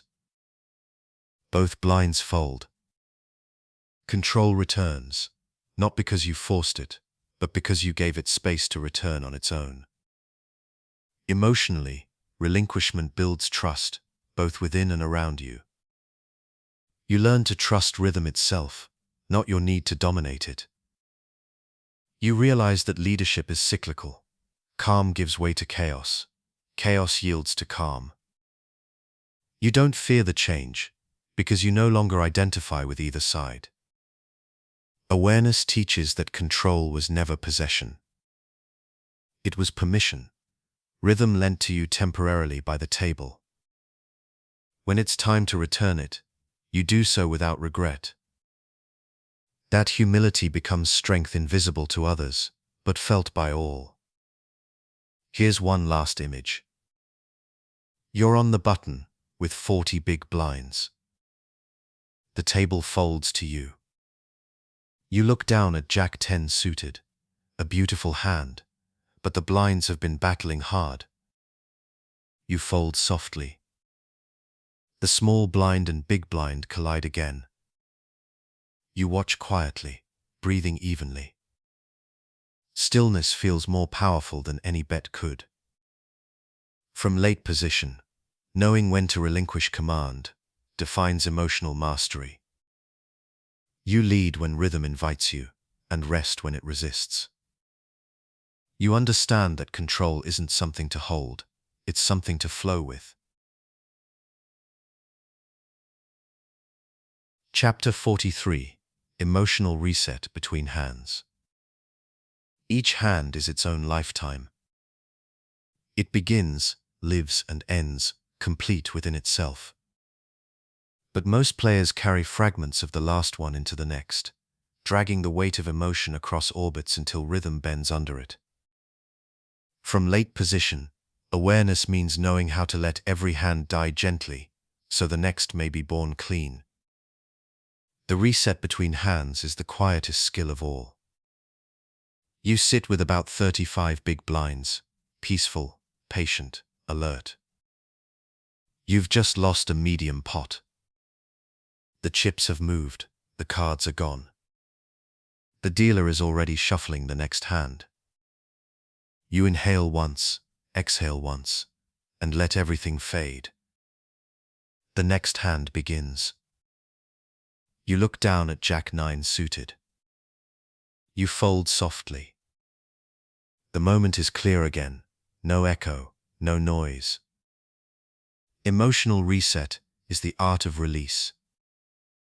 Each decision leaves residue, disappointment, pride, frustration, relief. Without awareness, that residue accumulates. It clouds rhythm, tightens motion, distorts perception. The mind becomes foggy with yesterday's emotions disguised as today's instincts. The first step to resetting is stillness.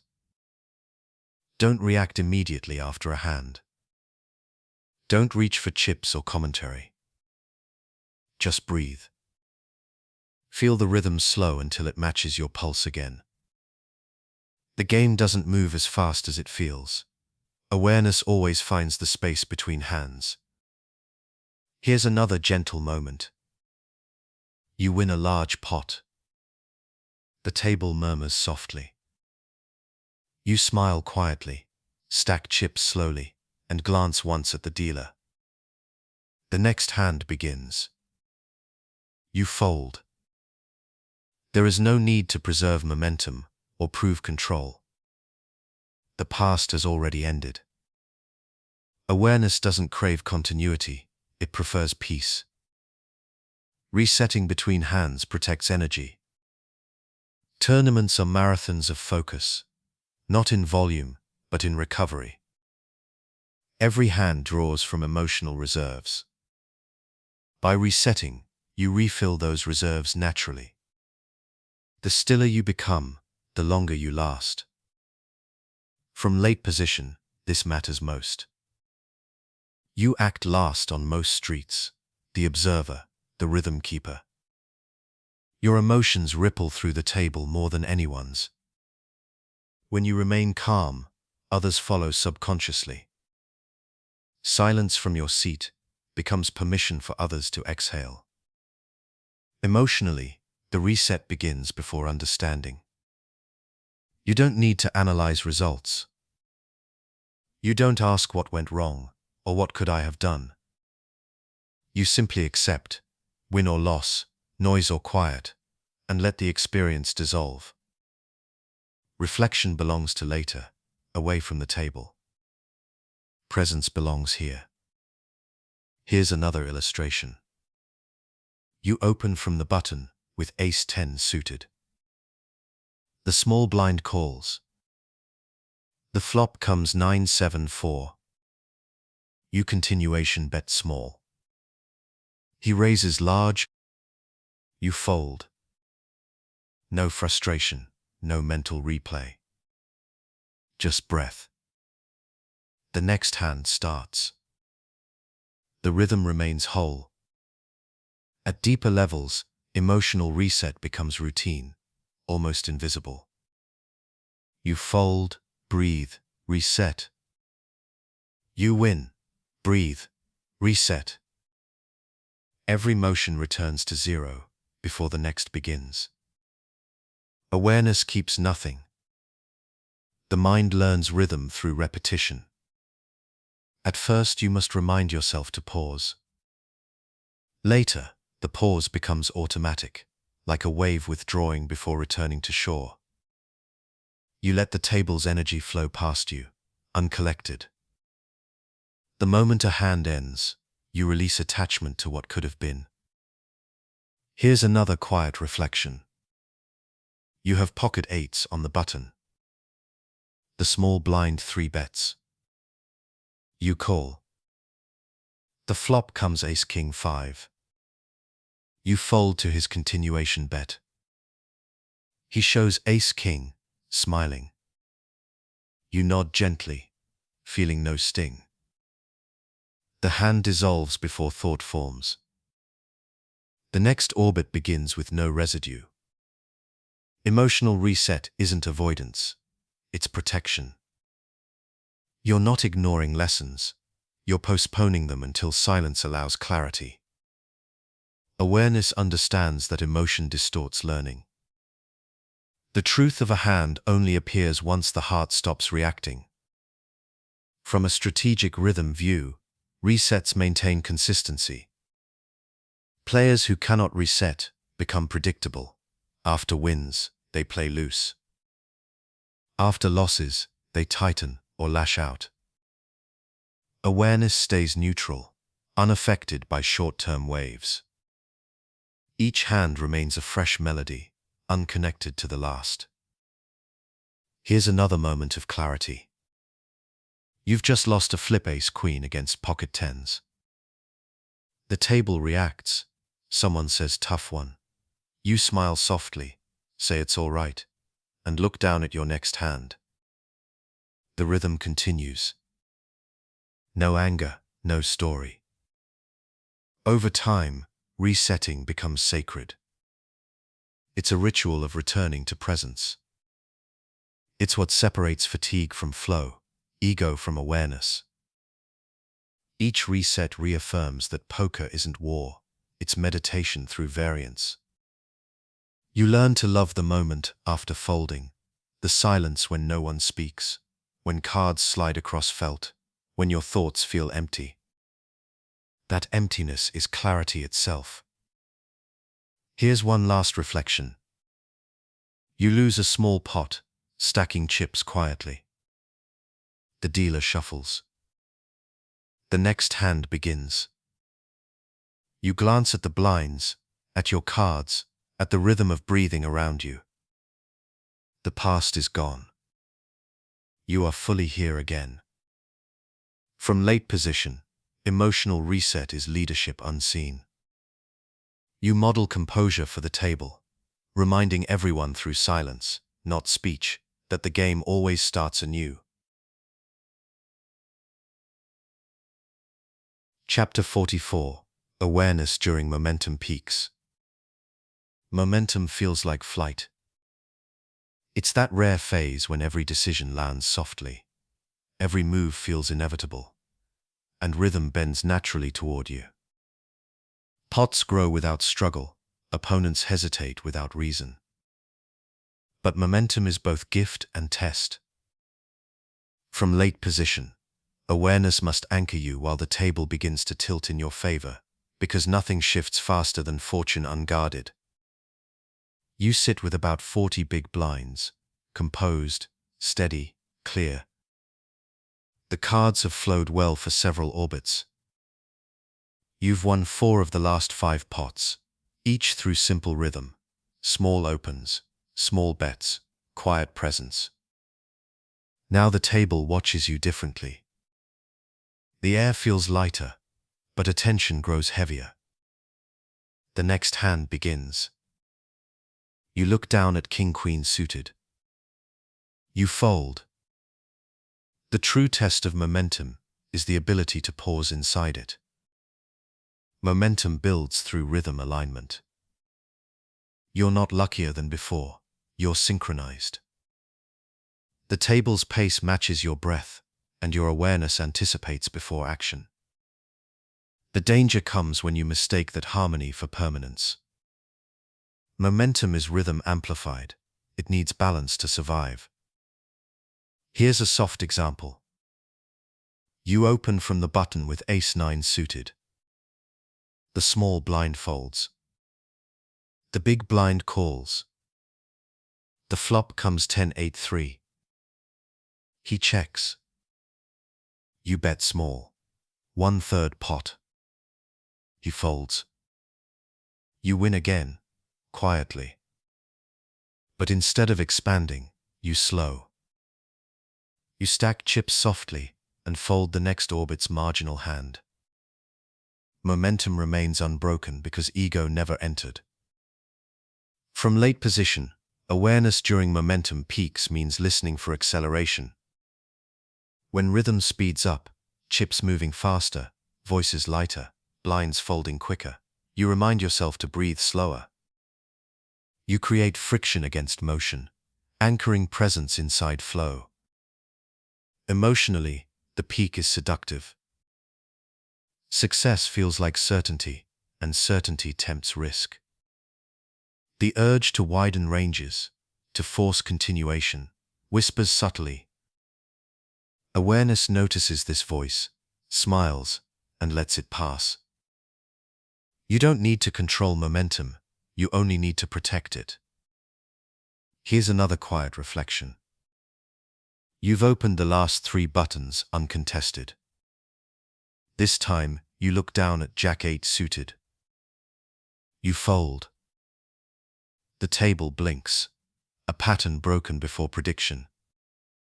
Momentum lives longer when rhythm surprises gently. Technically, momentum peaks offer opportunity through perception. Opponents tighten instinctively when you win repeatedly. They wait for proof that luck will fade. Awareness uses this hesitation sparingly, applying soft pressure through consistent smaller actions. You win not through aggression, but through continuity. Here's another illustration. You open from the cutoff with King-10 suited.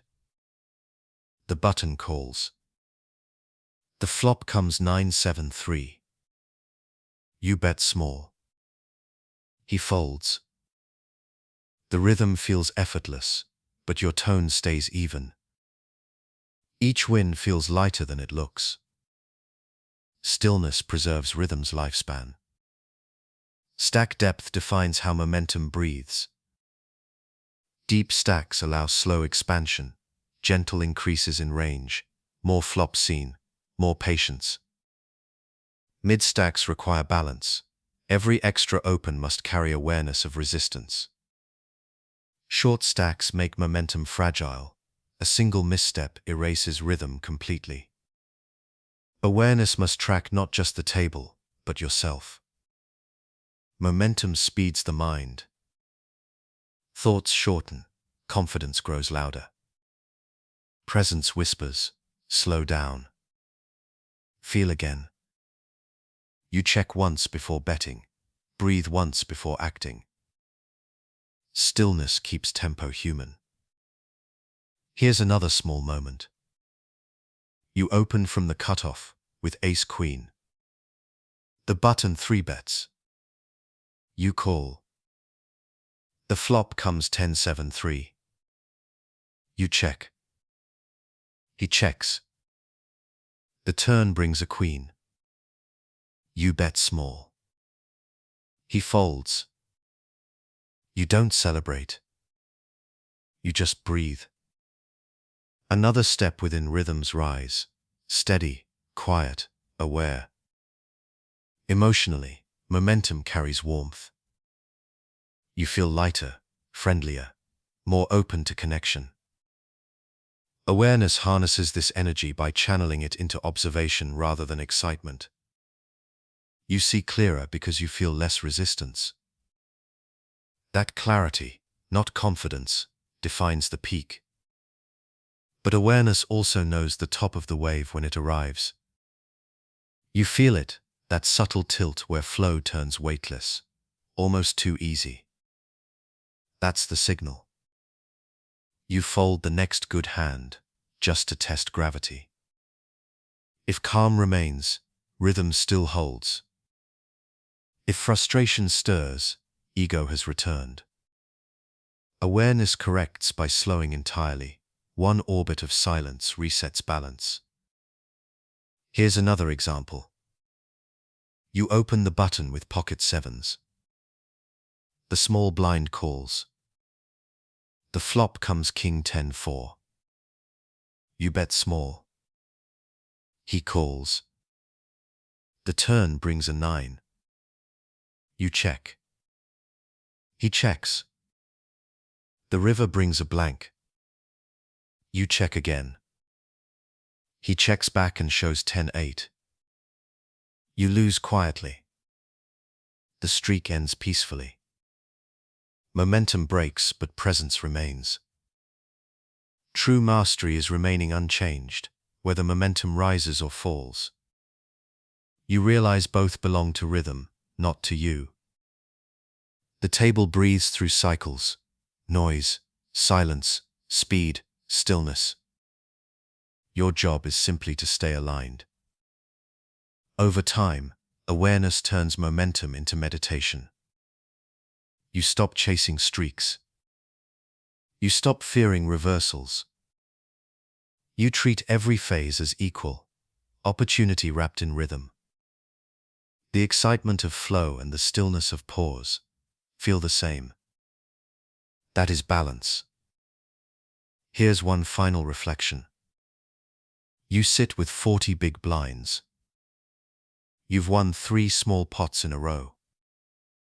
The dealer shuffles another hand. You look down at ace-5 suited and fold. No resistance, no pride.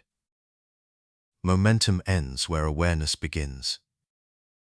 From late position, the peak of flow is not your moment to shine, it's your moment to stabilize. You lead softly, protect balance, and keep your heart slow when the game moves fast.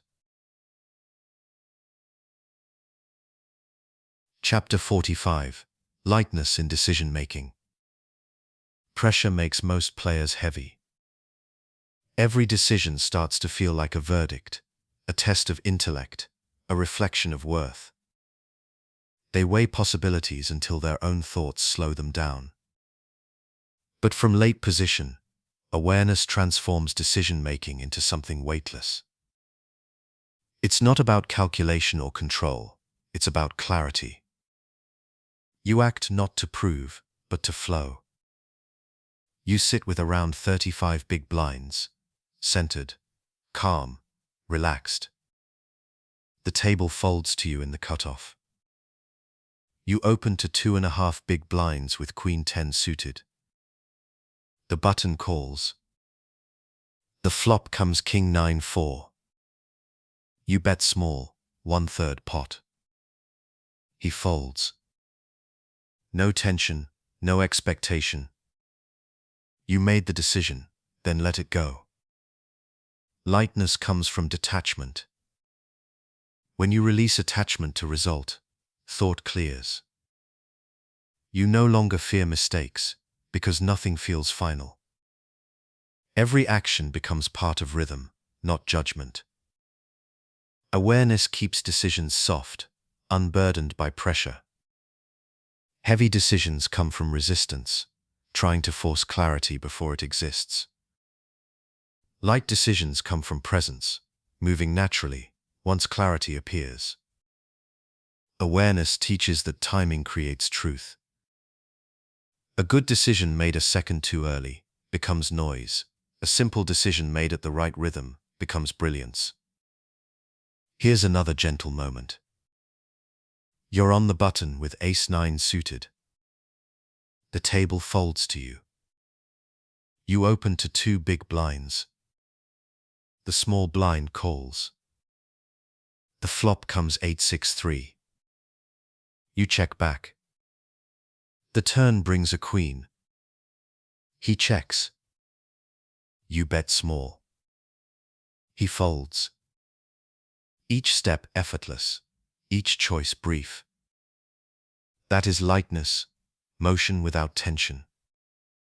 From late position, decisions should sound like breathing, steady, rhythmic, easy. The more visible your awareness becomes, the more others feel it. You don't force folds or chases, you simply act with weightless consistency. The table senses calm, and rhythm stabilizes around you. Emotionally, lightness comes from trust in instinct shaped by observation. You've watched enough hands, seen enough rhythms, to understand when a decision feels right.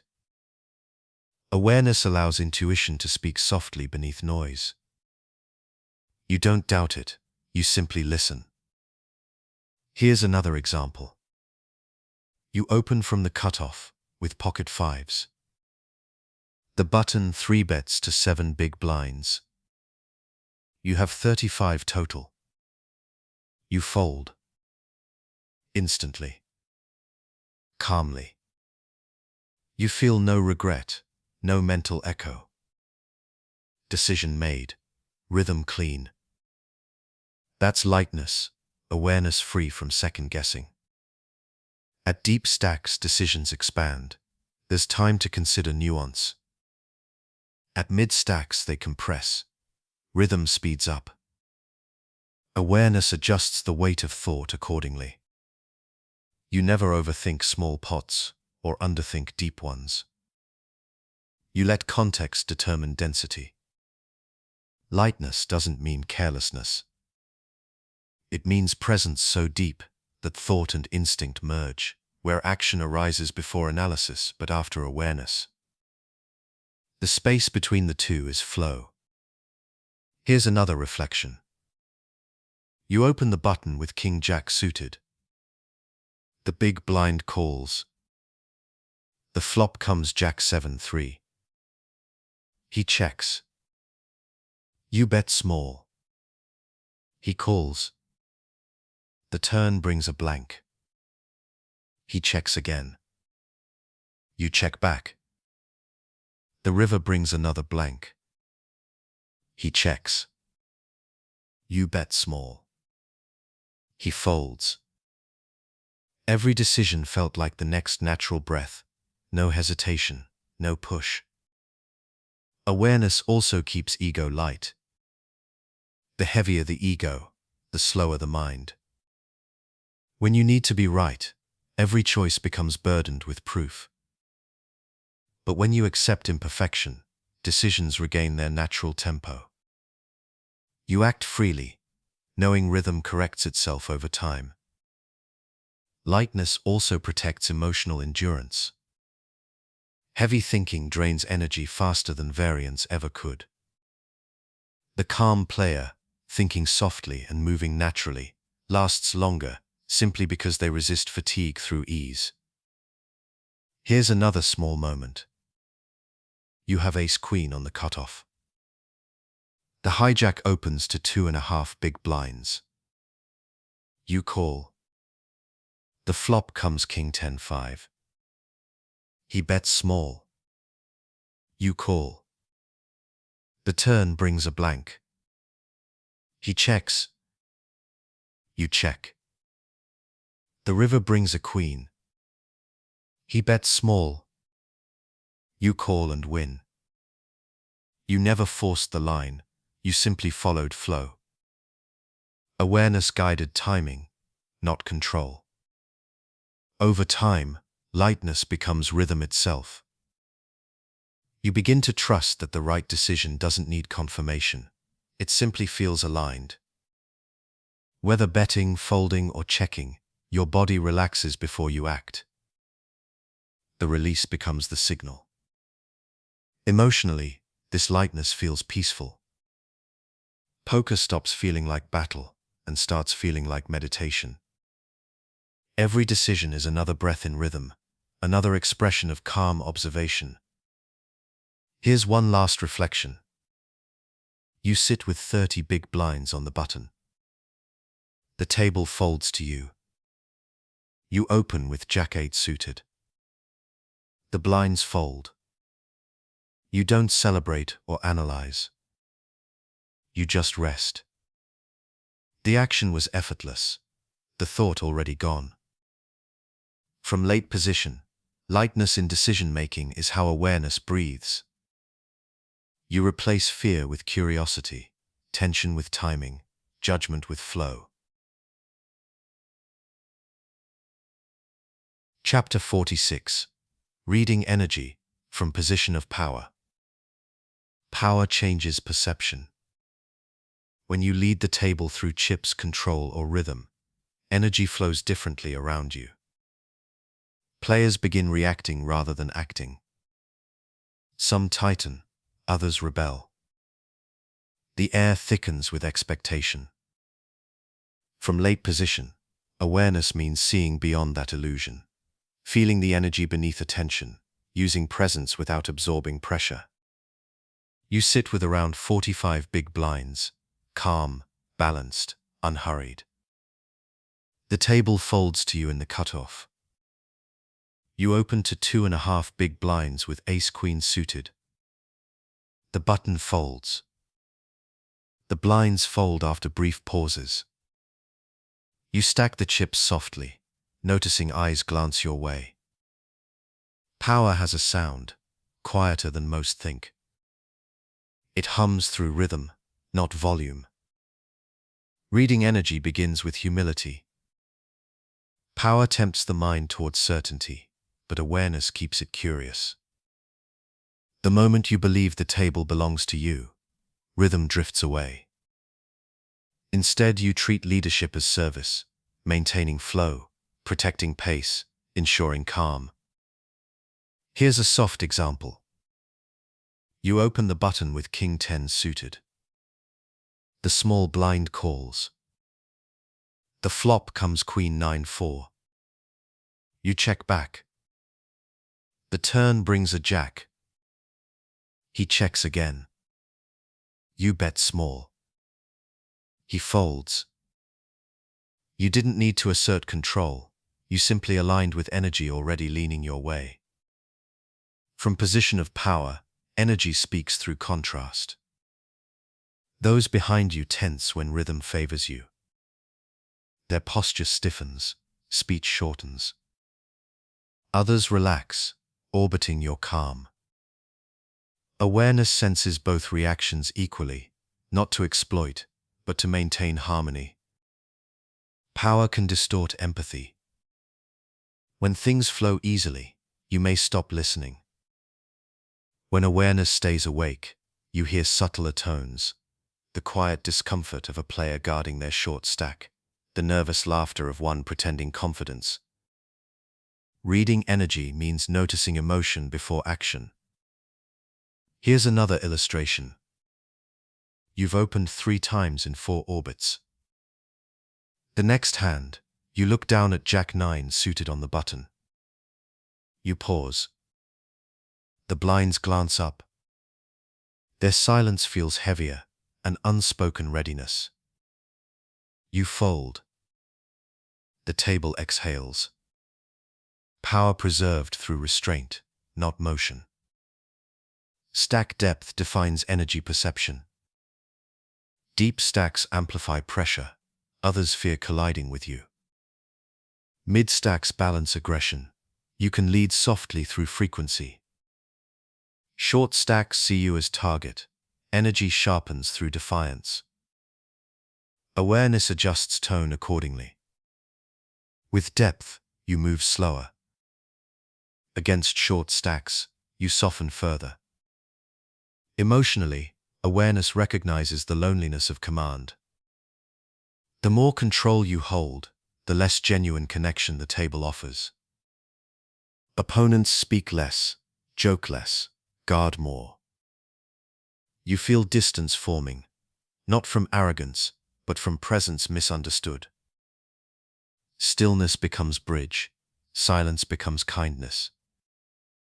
Here's another quiet hand. You open from the cutoff with pocket 10s. The button calls, both blinds fold. The flop comes 7-4-3. You bet small. He calls. The turn brings a blank. You check.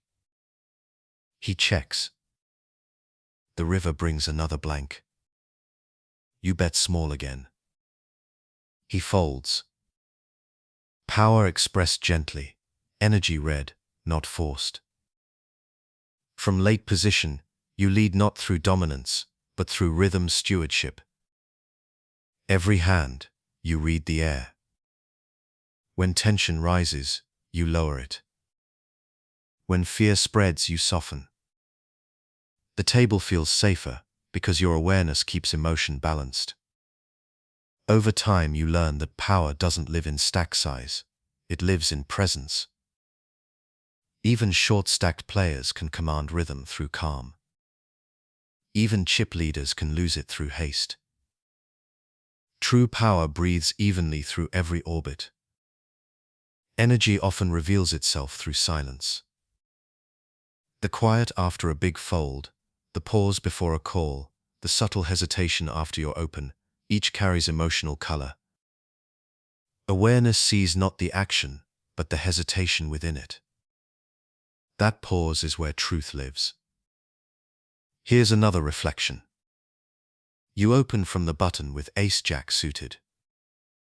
The small blind shoves 15 big blinds. You fold calmly. He sighs with relief, whispering, "Had to try." You smile gently. Even his bluff respected your rhythm. That is presence read correctly. No need to respond, no need to prove. Emotionally, power tests humility. When others look toward you for tempo, you must stay grounded. You are not the rhythm, you are its listener. Control exists only while awareness remains still. Here's another example. You've built momentum. The blinds are tightening. You look at ace-5 suited on the button. You open to 2 big blinds. The small blind folds. The big blind stares, then calls. The flop comes queen 8-3. You bet small. He folds instantly. You feel energy release, his tension leaving, your calm expanding. You take chips quietly, protecting rhythm's peace. At its highest form, reading energy becomes empathy in motion. You don't just observe, you feel. The sigh before surrender, the glance before aggression, the silence before courage, each vibration passes through you like music through air. You respond softly, matching tone rather than exploiting weakness. Here's one last reflection. You sit with 40 big blinds. The table folds to you in the cutoff. You open with king-queen suited. The button, newly short, folds after a long pause. The blinds fold too. The next orbit, he doubles through another player. You nod once, energy shifting again. You felt it coming, but you didn't fight it. Awareness, let rhythm evolve. From late position, reading energy from position of power means understanding that leadership is rhythm felt, not imposed. You guide through empathy, balance through silence, and act through timing. You don't hold control, you harmonize with it. Chapter 47. Endurance through soft control. Endurance is the quiet side of mastery. It's not about who acts bravest or loudest, but who remains clear the longest. Poker, especially from late position, rewards the player who sustains rhythm without strain, the one who can lead softly for hours without breaking presence. Soft control is not weakness, it's how awareness breathes through fatigue. You sit with around 40 big blinds, still, patient, deliberate. The tournament has stretched into deep hours. Players shift in their seats, stretch, sigh. Some force conversation, others drift inward. The air feels slower. You're on the button.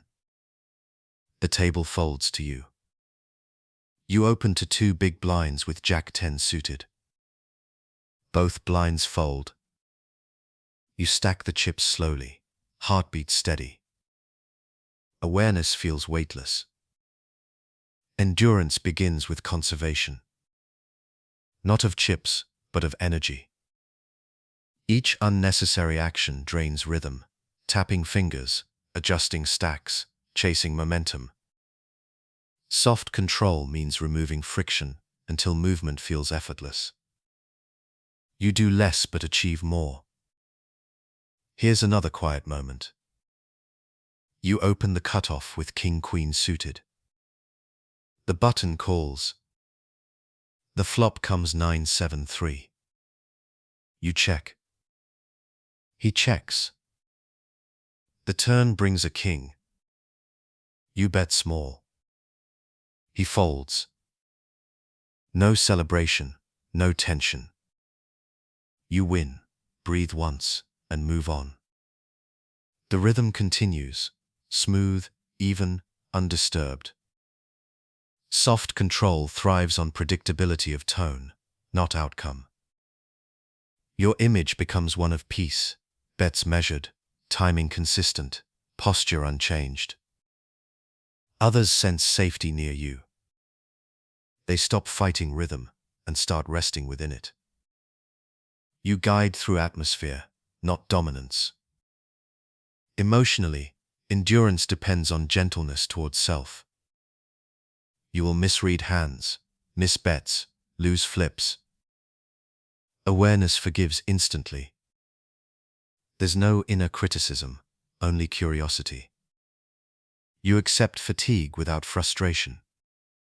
Self-kindness extends presence longer than any technical advantage could. Here's another soft reflection. You call from the button with ace-8 suited. The flop comes queen 8-5. The blinds check. You check behind. The turn brings another queen. The small blind bets small. You call. The river brings a 10. He checks. You check back. You lose to ace-9. You nod once, unbothered. The game moves, and you move with it. From late position, endurance means maintaining emotional rhythm across changing circumstances. You don't force focus, you cultivate rest inside it. You breathe between hands, letting noise dissolve before cards return. You understand that presence, like muscle, strengthens through softness, not strain. At deeper levels, endurance manifests physically. Posture straight, breathing deep, movements slow. At mental levels, it's clarity, no lingering thoughts, no stories replaying. At spiritual levels, it's surrender, trusting rhythm more than control. Here's another example of quiet stamina. You've been folding for several orbits, card dead, yet patient. Now you open from the button with pocket nines.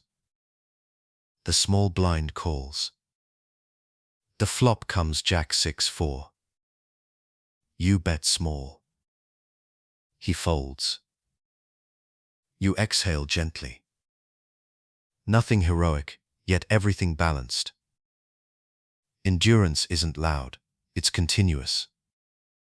Soft control adapts to others' fatigue. As players grow impatient, you tighten slightly, lowering variance. As they tire into caution, you open wider, letting rhythm breathe again.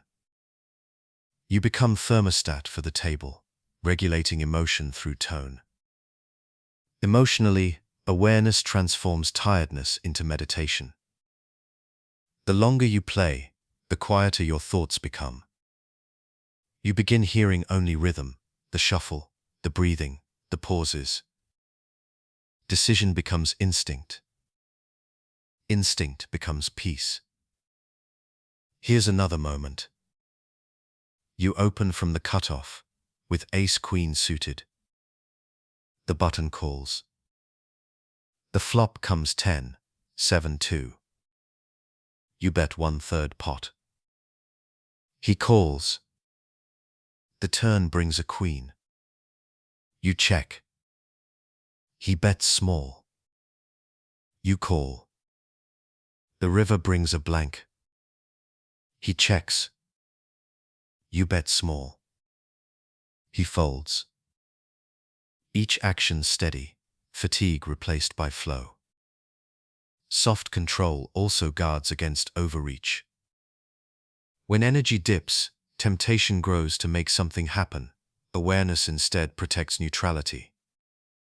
You fold more when unfocused, act slower when distracted. Control becomes protection, not performance. At the deepest layer, endurance feels like compassion. You forgive the game for being long, forgive yourself for being tired, forgive others for being emotional. Patience extends not just to hands, but to humanity. The more gently you perceive, the longer you last. Here's one final reflection. You sit with 38 big blinds.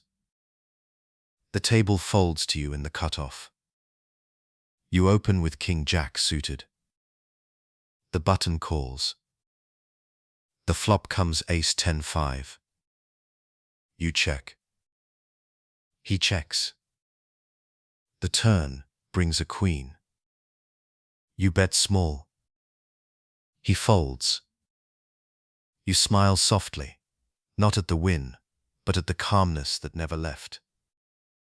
From late position, endurance through soft control means lasting without pushing. You move lightly, breathe deeply, and let rhythm carry you, rather than resisting it. You no longer chase the game, you accompany it. Chapter 48. Awareness Beyond Victory. Victory changes the room, but not the rhythm. The cards stop moving, the chips gather, the lights seem softer, yet awareness continues. From late position, the truest test of mastery comes not in winning, but in what happens after. The ability to remain still beyond triumph defines the difference between control and peace. You sit with all the chips, quiet, composed, breathing evenly. The final hand has just ended. Applause hums softly around you. The dealer pushes the last pot your way. The table dissolves. Chairs scrape, hands shake, voices rise. You smile once, small, calm. Inwardly, nothing has changed. The rhythm still beats the same. Victory, when held with awareness, feels light. It carries no weight of ownership, no echo of conquest. You don't win against others, you simply align longest with rhythm. When awareness holds victory gently, it transforms into gratitude, for stillness, for endurance, for connection. Here's a soft reflection. Earlier in the tournament, you folded, waited, breathed through countless orbits. You watched rhythm rise and fall, players come and go. The final hand was just another moment in the same flow. Winning didn't end the game, it completed the circle. Awareness beyond victory means refusing to grip the outcome. Most players hold success tightly, trying to preserve its warmth. But that attachment breeds fear, fear of losing it next time. Awareness lets go immediately, returning to neutrality. You don't cling to rhythm, you honor it by setting it free. Here's another example of that quiet release. You stack chips after the final hand, pausing for one deep breath. Instead of rushing to celebrate, you rest your hands lightly on the felt, cool texture, soft light, still air. In that silence, victory feels less like achievement and more like harmony. Emotionally, awareness transforms victory into reflection. You think not of hands won, but of balance kept, the moments you stayed calm while others fractured, the patience that held through tension. Success becomes less about skill and more about stillness. From late position, awareness beyond victory extends outward. You notice the faces around you, the nods of respect, the quiet departures, the subtle relief. You see that everyone played their own version of endurance. You feel connection, not separation. The table's rhythm lingers even as it dissolves. Here's another gentle moment. You walk away from the table. The noise behind you fades. Outside the room, the air feels cool and open. The mind, unburdened by strategy, expands into quiet gratitude. Awareness remains, no longer tied to cards or stacks, but to presence itself. Victory without awareness becomes ego, a story that must be repeated to exist. Victory with awareness becomes silence, self-contained, fulfilled, complete. You don't replay the final hand in your mind. You don't need others to see what you felt. Peace replaces validation. At deeper levels, awareness sees that victory was never the goal. It was the natural conclusion of alignment, patience meeting rhythm, emotion yielding to calm. The game ends, but presence continues. You are not the winner, you are the observer who never left. Here's another reflection. After the final table, you meet eyes with another player. No words pass, just a shared understanding. Both of you endured, both aware. In that silent exchange, competition dissolves. Only awareness remains. Beyond victory, you also sense the cycle beginning again. A new tournament awaits, a new table, a new rhythm. You feel no pressure, no desire to replicate the moment. You simply return, the same breath, the same calm, ready to listen again. Emotionally, this is liberation. When victory doesn't define you, failure never can. You exist beyond either side, presence steady, awareness whole. Here's one last quiet image. The chips are bagged, the room is empty, the felt still smells faintly of time. You rest your palm on the table for 1 second longer. It feels alive, not from motion, but from memory. Then you leave, not victorious, but peaceful. From late position, awareness beyond victory means knowing the game never truly ends, only transforms. You carry rhythm within you, not as sound, but as calm. You lead without table, without cards, without need. Chapter 49, Flow State and the Final Push. The deepest point of awareness is flow, that rare alignment where time dissolves, thought softens, and each decision feels as if it makes itself. It's not adrenaline, it's clarity. It's when rhythm no longer needs your guidance, because you've become part of it. From late position, the final push toward victory lives inside this quiet immersion. You sit with about 40 big blinds, composed, breathing evenly. 4 players remain. The blinds are high, tension thin, silence heavy. You're in the cutoff. The table folds to you. You open to 2.5 big blinds with ace-jack suited. The button folds. The small blind calls. The flop comes king 9-3. You check back. The turn brings a 10. He checks again. You bet small. He folds. You take the pot without effort, motion pure, mind clear. Flow. Flow is absence of resistance. You're not thinking, should I bet? Or what if he calls? You're simply present. Awareness has gathered enough experience to dissolve into instinct. Every action comes from listening to breath, to rhythm, to silence. In flow, you stop managing time. Minutes, levels, orbits, all fade. There's only sequence and sensation. The shuffle sounds softer, the chips lighter. You no longer play to survive or to win. You play because stillness moves through you. Here's another quiet moment. You open from the button with Queen 10 suited. The big blind calls. The flop comes Ace Jack 3. You bet 1/3 pot. He calls. The turn brings a king. You bet small again. He folds. You breathe, but not consciously. Everything feels balanced. The hand plays itself. Reaching flow requires the merging of three rhythms: mental rhythm, clarity through simplicity. You trust the process, not the outcome. Emotional rhythm, calm through acceptance. You release attachment to result. Physical rhythm, steadiness through breath. You move without tension.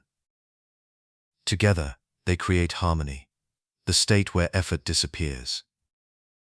Emotionally, flow is lightness refined.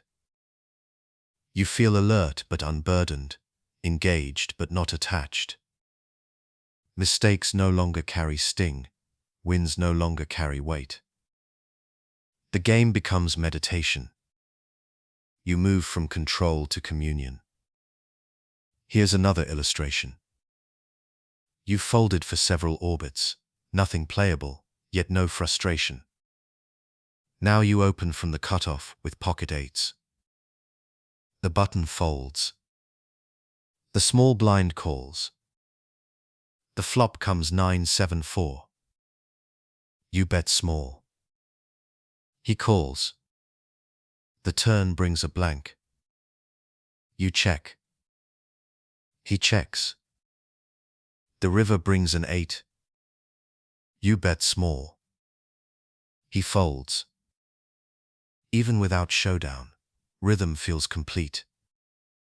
Flow doesn't depend on outcome, only alignment. Awareness knows flow cannot be forced. It appears naturally when presence, patience, and rhythm align. The more you chase it, the further it drifts. The more you relax, the closer it returns. Softness is the key. From late position, flow intensifies because vision expands. You see all movement before you act. Each fold before you, each gesture, becomes part of your timing. You no longer plan, you participate. The table feels like one living rhythm, and you simply breathe within it. Here's another reflection. You open from the button with Ace 8 suited. The small blind calls. The flop comes Jack 6/2. You bet 1/3 pot. He calls. The turn brings a blank. You check. He checks. The river brings an ace. You bet small. He folds. Nothing forced, nothing wasted. Flow sustains itself through rhythm's natural current. In the final stages of tournaments, flow becomes survival through serenity. While others chase pots or count pay jumps, you feel only rhythm. Time no longer means structure, it means awareness. Flow's greatest challenge is trust. You must trust silence when the mind demands noise. Trust stillness when ego wants motion. Each hand you breathe into patience, allowing timing to arise from clarity instead of fear. Here's another example of that surrender. You open from the button with King Queen suited. The big blind shoves for 15 big blinds. You pause, exhale, fold. Flow is not aggression. It's knowing what harmony asks of you in that moment. As the final push approaches, fewer players, bigger blinds, flow becomes pure instinct. You stop questioning, you start feeling. Each move becomes a continuation of breath, each fold an act of patience, each win an exhale of gratitude. Over time, you realize flow is not state, but awareness. It doesn't end when cards stop, it continues in life. The same rhythm that guides the table guides every quiet decision afterward. Here's one last reflection. You sit at the final three. Stacks are close. The button opens. You're in the small blind with ace-queen. You three bet small. He folds. The chips slide your way, slow and certain. You breathe once, fully aware that nothing is rushed, nothing missing. From late position, flow and the final push are the same thing, the point where effort vanishes and rhythm carries you across the finish. You don't reach for victory, you fall into it gently. Chapter 50. The quiet command of late position. Command, at its highest form, makes no sound. It isn't declared, enforced, or performed. It is felt, a calm presence shaping rhythm without motion. Late position, through every orbit and every stage, teaches that control is never about domination. It's about harmony, leading so softly that the table moves with you without realizing it. You sit with about 40 big blinds, calm, centered, still. The table folds to you on the button.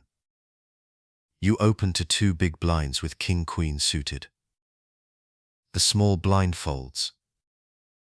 The big blind calls. The flop comes 9-7-4. You bet small, 1/3 pot. He folds.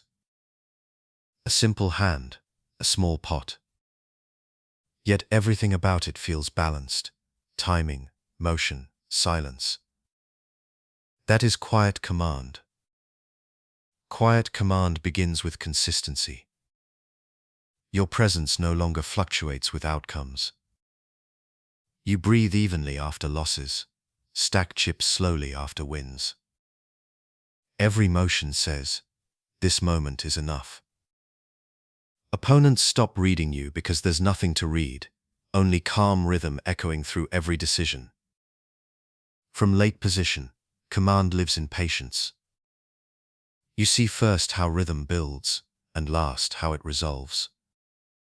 Every open, check and fold is informed by vision, not just of cards but of emotion.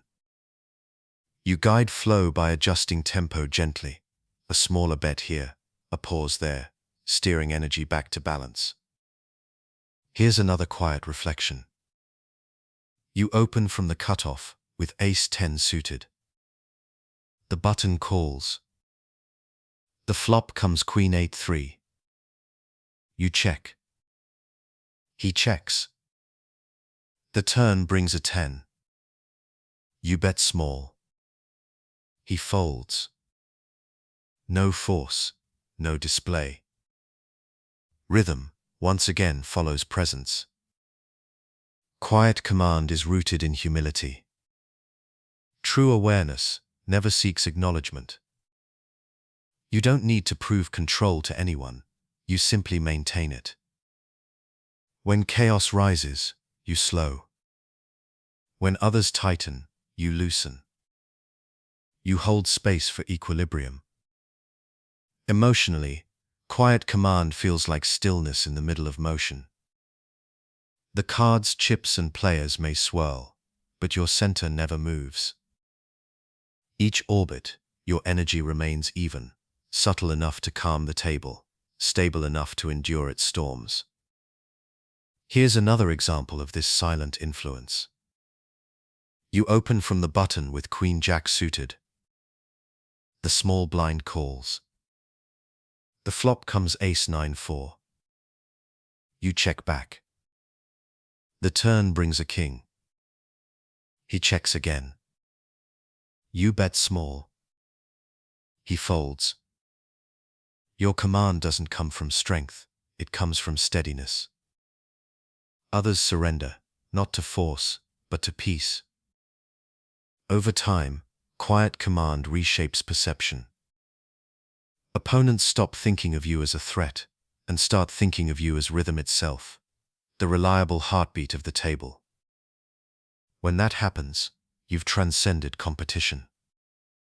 You've become the environment through which others play. Stack depth may change, but tone remains constant. At deep stacks, you control through flow, guiding pace through tempo.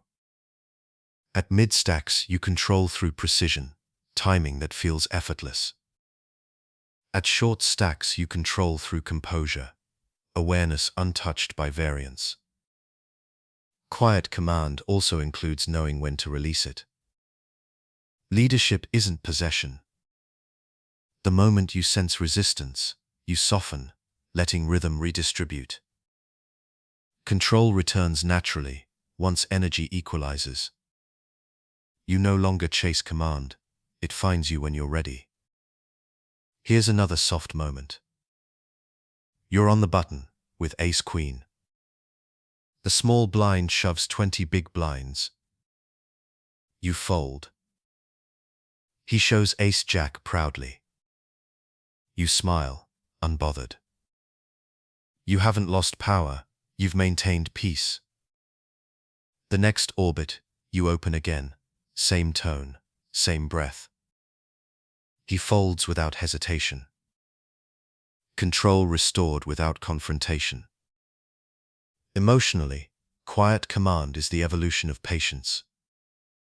You've moved beyond the desire to win individual hands. You play to maintain awareness itself.